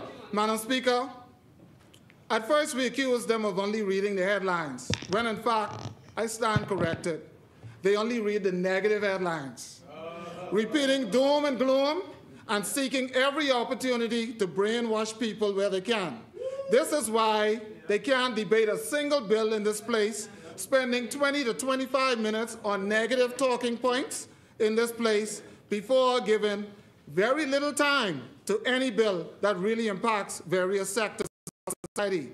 Here's the reality check. The Bahamas has a cross-section of people from various religions, denominations, professional sectors, the industries and trades that depends on us to find time and give respect to each of their sectors. For example, despite continually highlighting, investigating police and crime, there are many officers, the majority I know, who are family men and women that put their lives at risk every day and go out to fight crime. And they are making things better in this country in many aspects. We would like to highlight them too. And I commend those officers who put their name, who put their bodies on the line every day for this country. And we need to stop painting the picture that the officers are corrupt, that crime is out of control. Madam Speaker, I didn't. The chair recognizes the honourable member for St. Barnabas. Thank you very much. Thank you very much. Thank you very much, Madam Speaker. Madam Speaker, it is incredible. It is incredible to me, and I'm sure the Bahamian people, how disingenuous the member is. The member is talking about as if the government, that he and the government, that they really care, they're the only ones that care about the police, and that we. But here's the thing, Madam Speaker. If this government, hold on, Madam Speaker, if this government, and if you care about the police that you're talking about, why don't you ask your government why police are complaining about not being, entries into the uniform branches not being insured? If you care about the police, stand up on your feet and talk about why the reserve police have not been paid in 2 years, if you are so serious about the police. Madam Speaker, again, I commend our men and women uniform branch for their hard work and diligent work. in our Insure them then. communities. Make sure they Because insured. even though we complain, yes, it's bad, it's not perfect, but it Make could be sure worse. insure them. They are properly. working. Make sure They are they're insured. working. You say you care about them. Additionally, Madam Speaker, there are doctors and nurses and Bahamians who praise the improvements in our medical sector. There are sports enthusiasts and local and international athletes that they expect us to give them attention and due respect, especially on their bills when they come into this place. Madam Speaker, similarly, there are matters of education, farmers and fishermen, public service workers, business owners and entrepreneurs, including our family island residents, who want to hear us give them their due diligence on matters other than constantly finding the latest talking points to recycle over and over again as the opposition does. And which you're doing Madam right Speaker, now. You recycling yours. Where's the Family Island Development Fund? Where's the money? You care about Family Island? Yeah. No, you don't speak with them days. Madam Speaker, You don't speak with them days. Where's the fund? the Dome and Gloom even shout from the peanut gallery. Madam Speaker, there's a time and place designated for everything. And in Parliament, that is why we have an agenda. The only time they want us to adhere to the agenda is when it's question time. They know when that's scheduled. So I say, Madam Speaker, that they are disingenuous. Madam Speaker, another example displayed here today is the fact that no matter how inaccurate the opposition MPs are on BPL issues, or how bad their performance was on these issues of BPL when they were in government and they were in Parliament, they only talk about their version of hedging, and they continue to throw loose accusations about the deals in the atmosphere, hoping that it sticks. Madam Speaker, it seems to many that they are hoping that the issues can't or don't get solved. The chair recognizes the honourable member for Marco City. Thank you very much, Madam Speaker. Madam Speaker, I laid a document in the House that laid out the history of the hedging program that showed that it, during our time in office, had saved the Bahamian people $35 million, was projected to save an additional $25 million. At no point did the minister with responsibility for energy, the member for Fort Charlotte, nor did the Prime Minister, the Minister of Finance, took issue or refuted the figures that came about as a result of the hedge. So, Madam Speaker, I would just ask the member, since he knows far less about the issue than both of those persons I referenced, and since they did not take issue with the figures, that he should desist in talking about our version of the hedging. In fact, their version of the hedging does not exist because they failed to continue the program, Madam Speaker. Thank you, honourable member. Another example displayed here today is the fact that no matter how inaccurate the opposition MPs are about BPL issues, or how bad their performance was on issues of BPL, in Parliament they only talk about their version of hedging, and they continue to throw loose accusations about deals in the atmosphere. Madam Speaker, it would seem to many that they are The chair hoping... recognizes the honourable member for Marco City. The issue about hedging, I think the public who I'm speaking to have heard it. He's simply reading from the script written form. So let me go to the second part of what he said, Madam Speaker. The second part of what he said is that we throw, Madam Speaker, that we throw loose accusations about deals. Madam Speaker, the reality is we said very specifically that the government has not revealed the details of the generation contracts that it has entered into with a private citizen without the benefit of a competitive bidding. There's nothing loose about that. That's very specific. The government is single sourcing an arrangement with someone known to them, associated with their organization, and they have failed to tell the public what is contained in the arrangement around the generation side. We have talked at length in detail about our concerns about the transmission and distribution. We broke the story and raised the issue about why cruise ships would then be locked into a private consortium rather than the government benefiting from the LNG and power that those cruise ships would in fact get. They later then came back, Madam Speaker, and put through, in very short order, a request for proposal in response to the criticisms we raised. We were very specific, Madam Speaker, in each instance about our critique of the government's approach to BPL. And so the member can read a recitation written for him, or the drivel he managed to come up with, but we were very specific, Madam Speaker. The chair recognizes the honourable member for Bain and Grandstown. Madam Speaker, Madam Speaker, I didn't want to interject, but the member for St. Barnabas indicated that the reservists have not been paid. I don't want to mislead the Bahamian people. My understanding is that the reservists are paid and the payments are up to date. That's incorrect. And there's also, he also made mention of the recruits not being insured. I have to investigate that a little further, but I know I have to investigate that a little further, Madam Speaker, but I don't want it to be left on the table that the reservists have not been paid. That's not true. The chair recognizes the honourable Madam member Speaker, for St. Barnabas. I've spoken to many reserve police officers, and I talked about it in this House. One in particular, who is now being promoted to chief superintendent, who said he has not been paid. He has not been paid since becoming superintendent. Yes. Right? A number of them have called to express that they have not been paid, Madam Speaker. On the issue of insurances, Madam Speaker, on the issue of insurances, I've gotten calls from many of the staff associations in the uniform branches who have expressed their concern about this insurance coverage. I asked the member for Freetown. He did not respond, Madam Speaker. In particular, they've talked about the recruits who cannot register, Madam Speaker. And the government is yet to reply. The chair recognizes the honourable member for Bain and Grandstown. Madam Speaker, I don't want to belabor the point because it's getting kind of late. It is. Yeah, you know, since I've been chief, I try to get to bed as early as possible. But I understand, Madam Speaker, that the recruits, the reservists have been paid. Mm-hmm. I also understand, Madam Speaker, in the past, members of the Royal Bahamas Police Force, they were covered, and their families were covered. Now the new police officers are covered. They are covered upon entry into the police force, but their families are not covered. That is the existing policy as we speak, Madam Speaker. Thank you, honourable member. Madam Speaker, I think it's important to be clear with what I'm saying, Madam Speaker, because I owe it to the police officers and the staff associations that have spoken to me.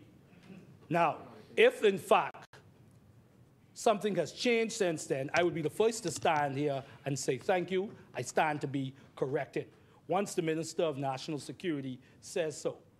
Madam Speaker, it is said that the new persons who are recruits, who are part of the uniform branches, are not being registered. They are not insured, Madam Speaker.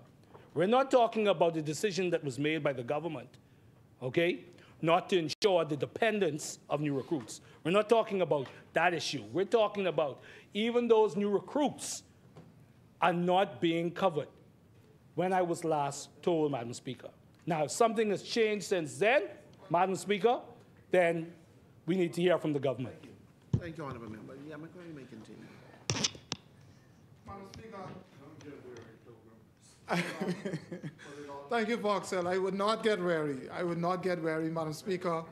You know, it is, and for information, Madam Speaker, just on the record, since he did say it on his speech, I wrote my own speech. And I would have them know that I intended to just go down the clauses of the bill. However, they brought an abuse. They abused their points of order. They abused their speaking time. And they would have put a lot of things on the record that need to be spoken to. Madam Speaker, I accept that they're impressed by the writing, but I am reading my words. Thank you very much.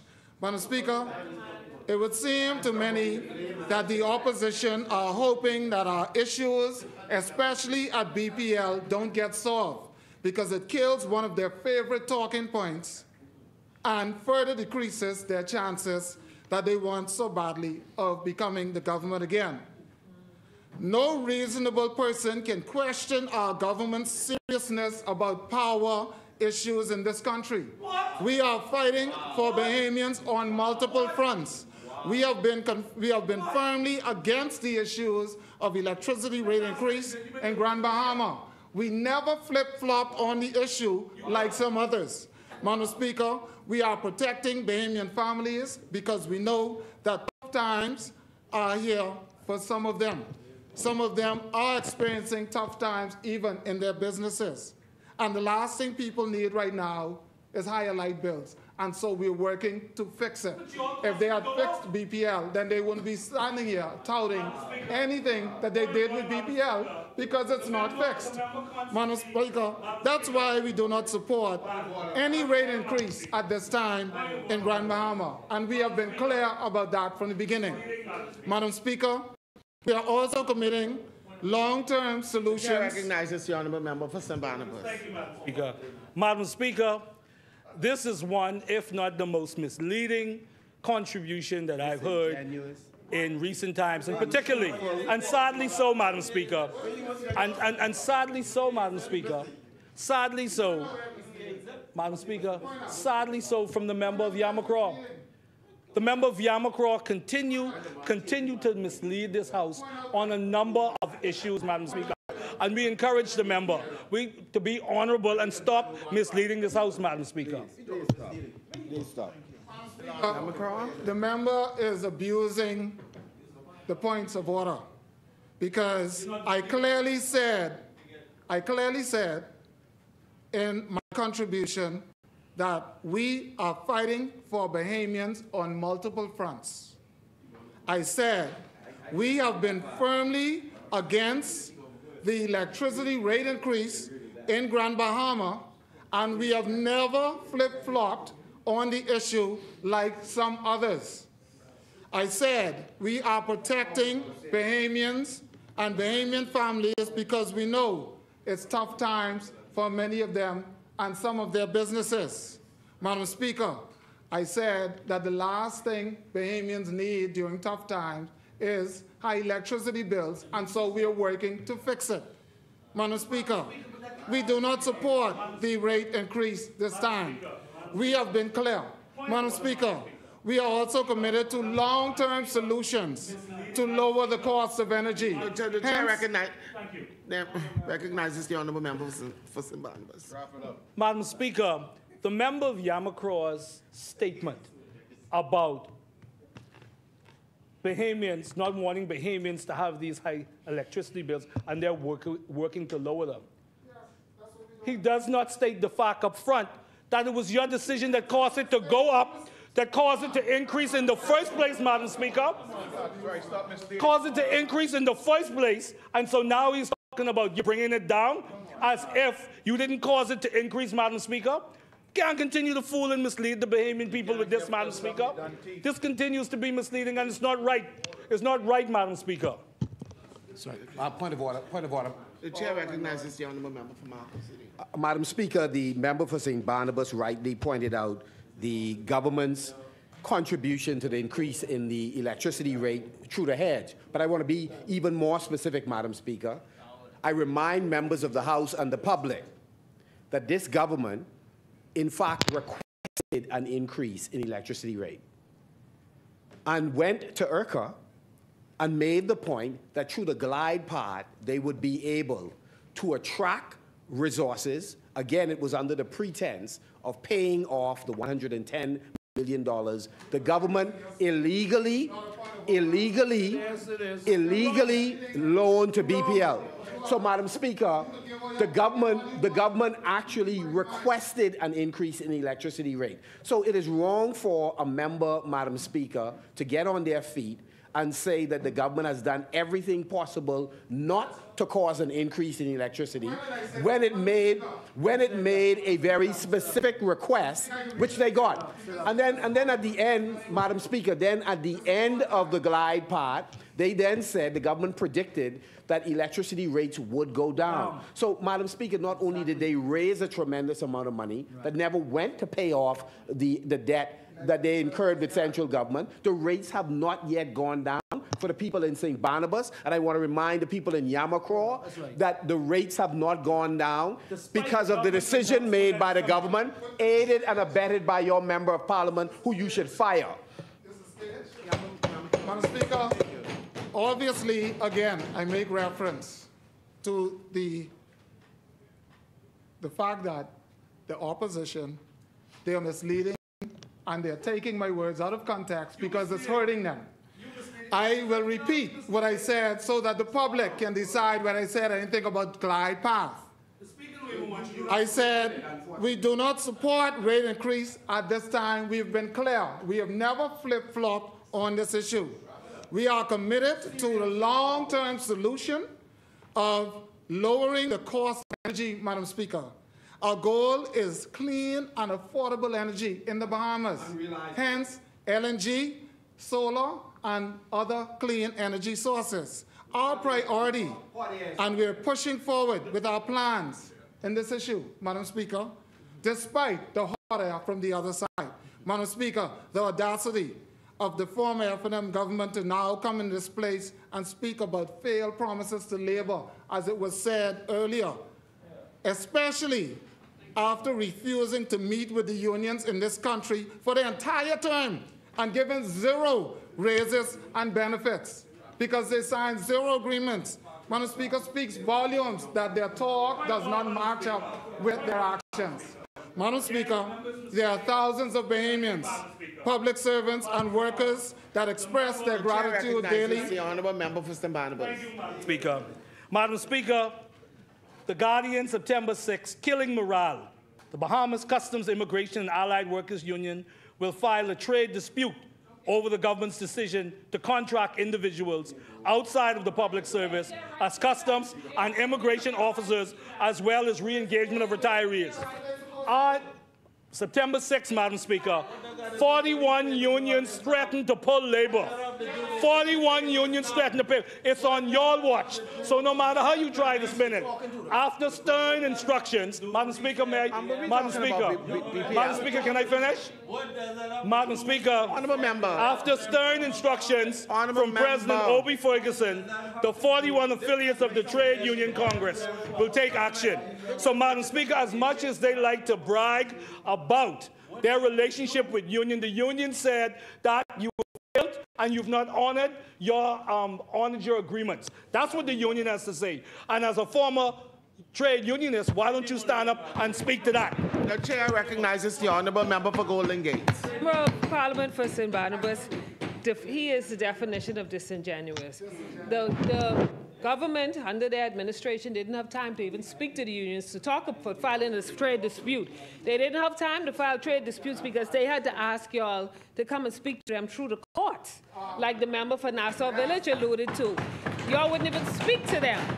So the fact that they are filing trade disputes, which was in their right, and trade disputes are resolved, they have a constitutional right to do that, and they are operating within their right, but every union, every agreement, there will always be challenges. But the difference with our administration and yours is, with the challenges, we face them. But y'all ran away from the challenges, so much so that they had to file within the Supreme Court to ask y'all to speak to them. No, that all is quite well, because we are resolving trade disputes every day in the Department of Labor. And they were within their right. We are not causing them to not operate within their rights. There are trade disputes filed all the time. Trade disputes were filed under your administration and they went nowhere. Our trade disputes that are being filed are being resolved. Thank you, honourable member. The chair recognizes the honourable member for Yamacraw. Madam Speaker, Madam Speaker, 2 seconds. What is there it are you're standing on? thousands What is this? I've been acknowledged by the Speaker. I have been acknowledged by the Speaker. Madam Speaker, Madam Speaker, Madam Speaker, Have a seat or yield to Madam Speaker, I want to thank the Deputy Leader of the. Oh, sorry, my bad, Madam Speaker. Thank the member There's no time for that Thank the nonsense. member for Yeah, going. McCraw- Madam Speaker, Madam Speaker, Madam Thank Speaker. you. Madam The Speaker, staff executive. there are thousands of Bahamian public servants and workers. Madam Speaker, privilege, please. Listen. This debate is about the veterinary medicine. How did it take this twist? The chair recognizes the honorable member for Pinewood. I am only getting up because ZNS was raised. Yes. I met with Jerry Benjamin and members of a union about 3 weeks ago. Issues that they brought between us, some of them are unresolved. In terms of what they received, was 4 increments. They are by law entitled to others, of which we are working on. I gave them the reasonings behind it, and the opposition is free to contact the president of the union to confirm the contents of this.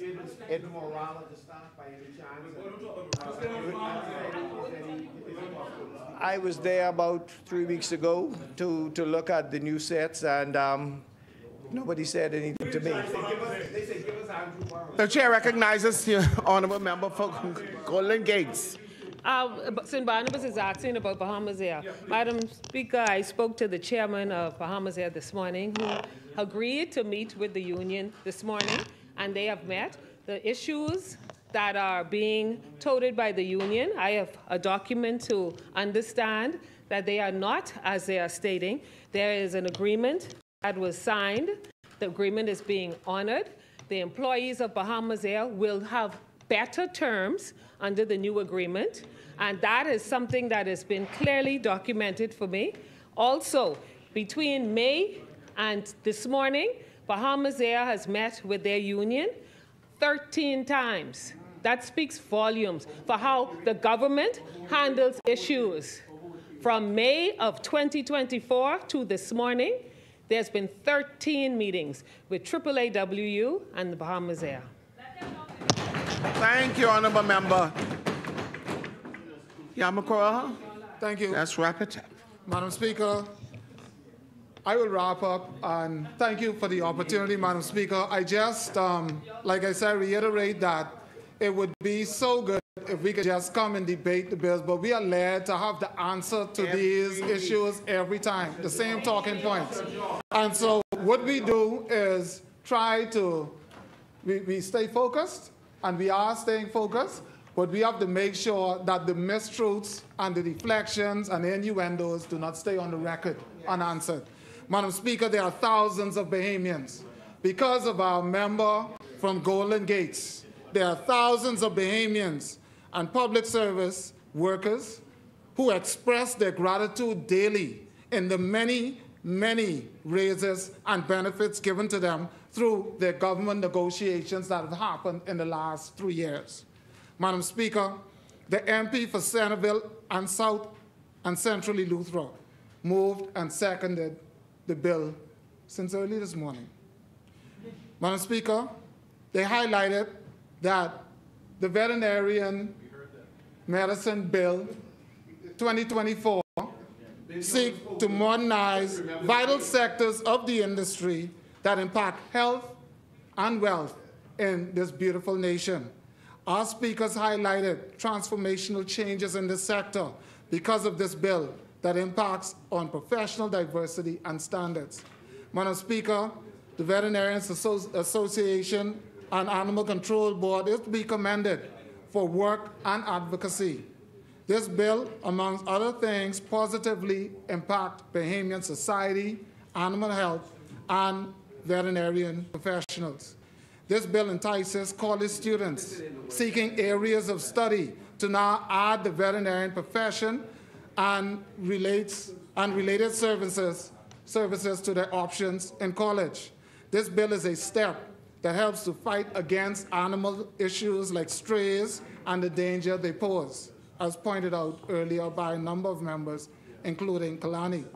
Madam Speaker, the key factors of this bill have been well highlighted by my colleagues earlier today who spoke prior. As a matter of wrapping up and passing this bill here, there's little more to say, and I would only review a few of the important points of this bill in 2 minutes. Madam Speaker, this bill was heavily supported by a council of professionals. Some of the highlights includes Clause 6, page 30 and page 38 of the bill, which sets out the functions, duties, and powers of the council, and which include a supervision of training business practices and employment of veterinarians in the private and public sector, including the formulation of publishing of a code of ethics and regulations of the professional conduct of persons registered under the bill, and collaboration with international and local bodies to improve the functions, duties, and powers of the council, and generally to promote and advance the veterinarian profession in the Bahamas. Madam Speaker, another point outlined in Clause 13 of the bill sets out the appointment of inspectors who are empowered under the clause to inspect and search any premises where it's suspected that activities that are covered by this Act may be engaged in outside of the Act. These inspectors are required to report inspections to the council and create a report and forward these reports to the council. In Clause 14 of the bill, it sets out the requirements for a person to practice as veterinarians and to be registered under the law. Clause 16 of this bill sets out the requirements for registration as a specialist veterinarian. And Clause 17 sets out the requirements for the temporary registration of foreign veterinarians. Madam Speaker, there are many clauses, such as 19 of the bill, that set out the requirement for anyone who practices as a veterinary paraprofessional. They have to be registered in notes, and it also notes that the services of a paraprofessional that they carry out, in Clause 20 of the bill, they have to be qualified as persons who are registered as paraprofessionals. Clause 21 of the bill provides for the creation and maintenance of registers for persons who are registered under this bill that will become Act generally or under a specialty. Madam Speaker, Clause 24 of the bill provides for the general right of registered persons to practice and recover reasonable charges. This area provides for entrepreneurial services also, because they can charge for services to the public and allow for limited instances for paraprofessionals to render first aid in case of emergency until they hand an animal over to the veterinarians in private practice. Madam Speaker,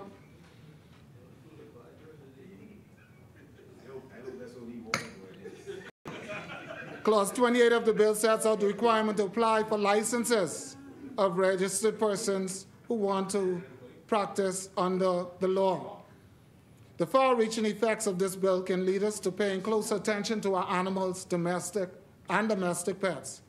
We have highlighted the immediate effects of this bill and the possibilities.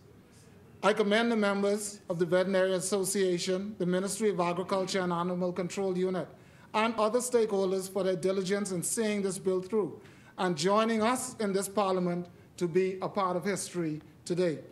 Madam Speaker, in conclusion, let me say that I am a proud member of this New Day government who continues to serve the Bahamian people with results, real results. And even though we profess or we do not profess to be perfect, all of our work in these past 3 years are on record. And we know that this country will continue to prevail beyond the doom and gloom, because we will stay focused and working, because we are seeing tremendous results in many areas. Madam Speaker, with that, I say, may God continue to bless this great Commonwealth of the Bahamas. May God continue to bless the great people of the Yamacraw constituency who I know are still watching. And I thank you for your time and attention on this bill. Thank you.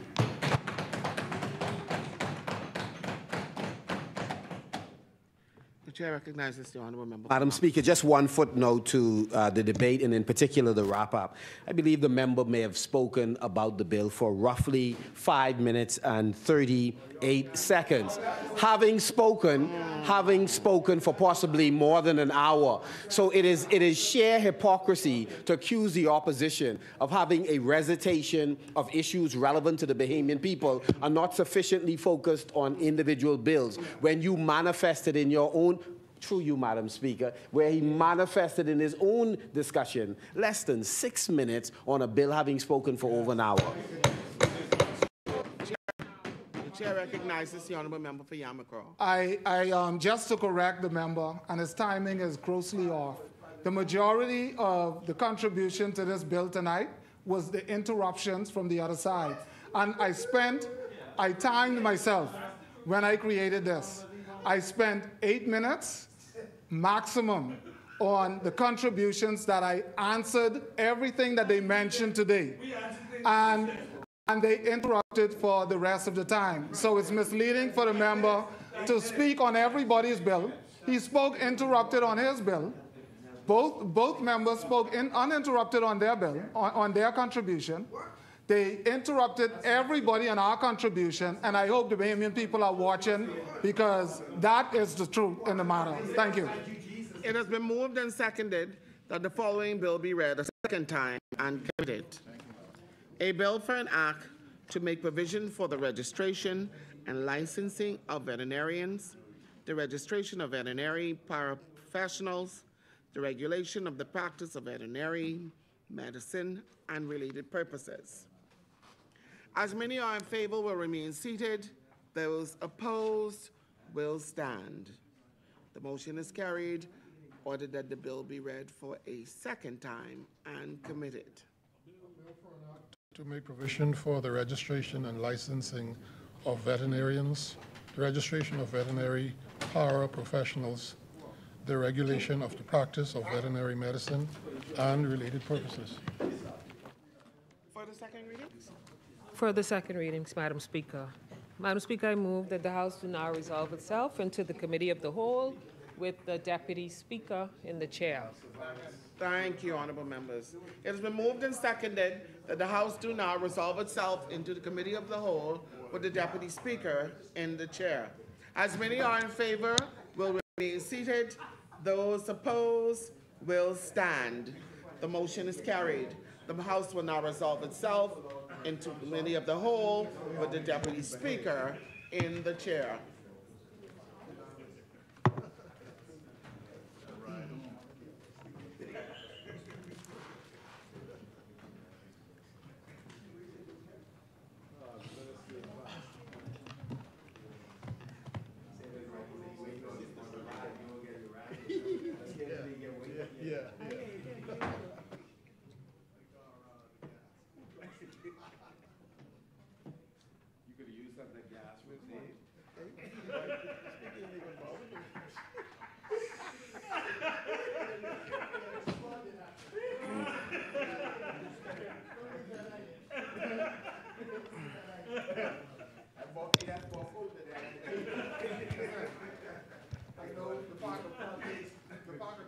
Speaking in a moment.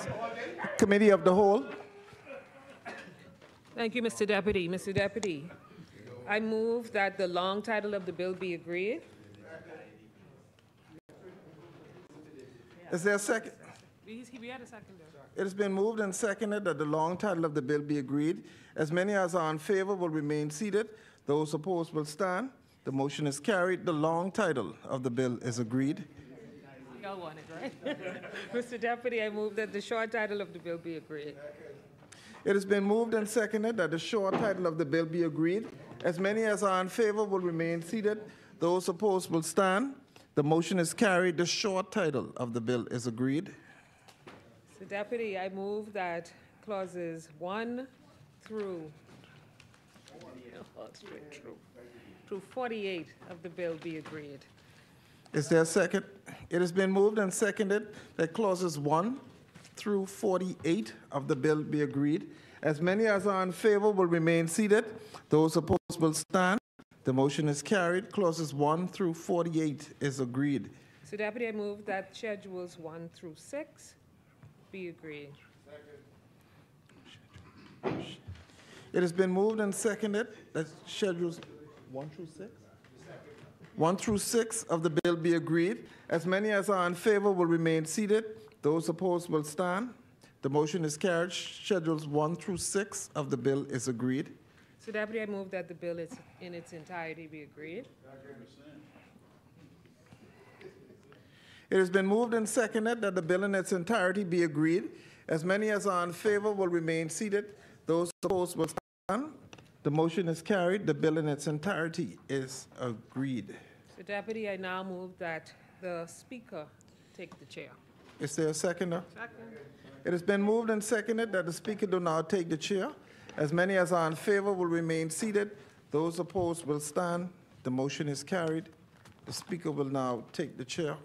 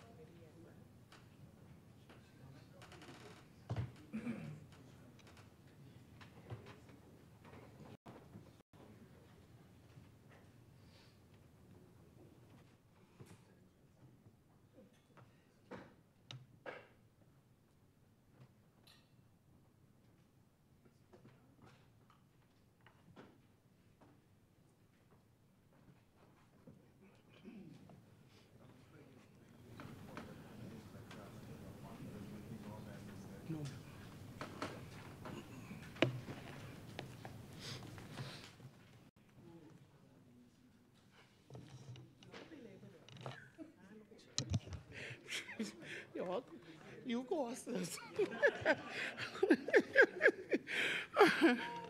Honorable members, the Deputy Speaker and Chairman of the Committee of the Whole has reported that the committee has examined the bill, having made no amendments thereto. Third reading. Madam Speaker, I move for the third reading and passing of the following bill. The Veterinary Medicine Bill 2024, a bill for an act to make provision for the registration, licensing of veterinarians, the registration of veterinary paraprofessionals, the regulation of the practice of veterinary medicine, and related purposes. Is there a seconder? Second. Thank you, Honorable Member. It has been moved and seconded that the following bill be read for a third time and passed. A bill for an act to make provision for the registration and licensing of veterinarians, the registration of veterinary paraprofessionals, the regulation of the practice of veterinary medicine, and related purposes. As many are in favor, will remain seated. Those opposed will stand. The motion is carried. Ordered that the bill be read for a third time and passed. A bill for an act to make provision for the registration and licensing of veterinarians, the registration of veterinary paraprofessionals, the regulation of the practice of veterinary medicine, and related purposes.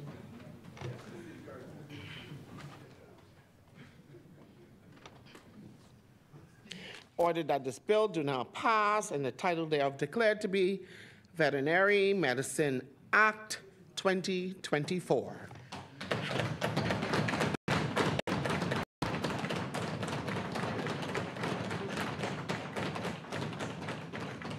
Further third reading and passing?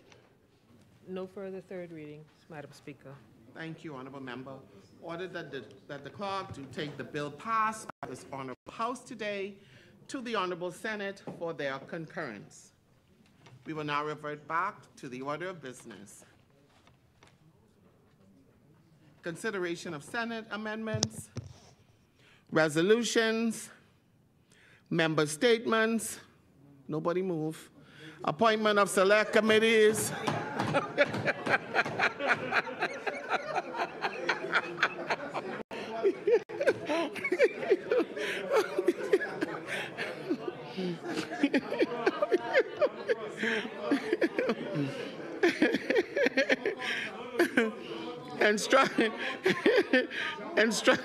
Instructions to select committee. Discharge of select committees. Notices for future meetings.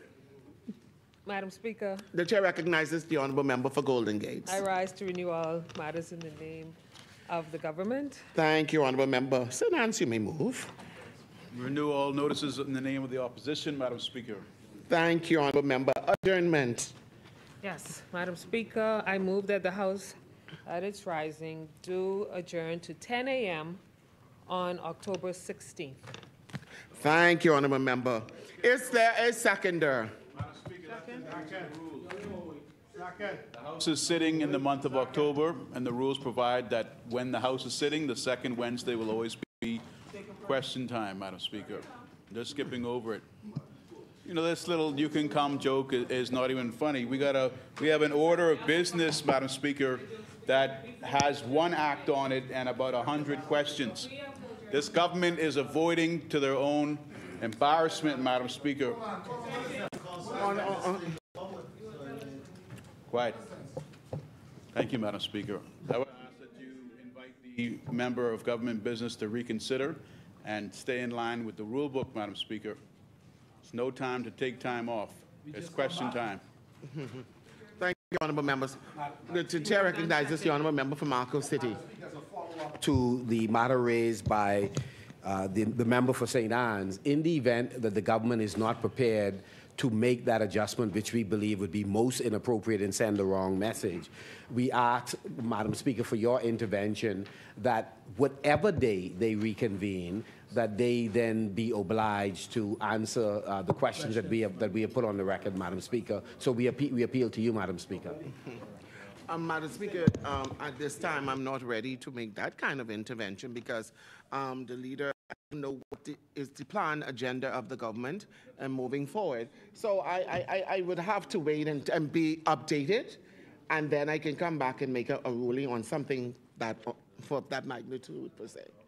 But at this point, Madam Speaker is not in a position to make that kind of judgment and ruling. I mean, it has been moved and seconded that the House, at its rising, do adjourn to Wednesday, 16th of October, 2024, at 10 a.m. As many are in favor, will remain seated. Those opposed will stand. The motion is carried. Final adjournment? Final adjournment, Madam Speaker. To House to now adjourn to the 16th of October at 10 a.m. Thank you. Is there a seconder? Thank you, honorable members.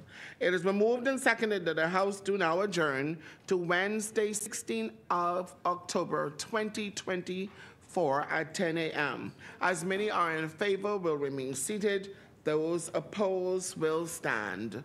The motion is carried. The House now stands adjourned to Wednesday, 16th of October, 2024 at 10 a.m. All rise.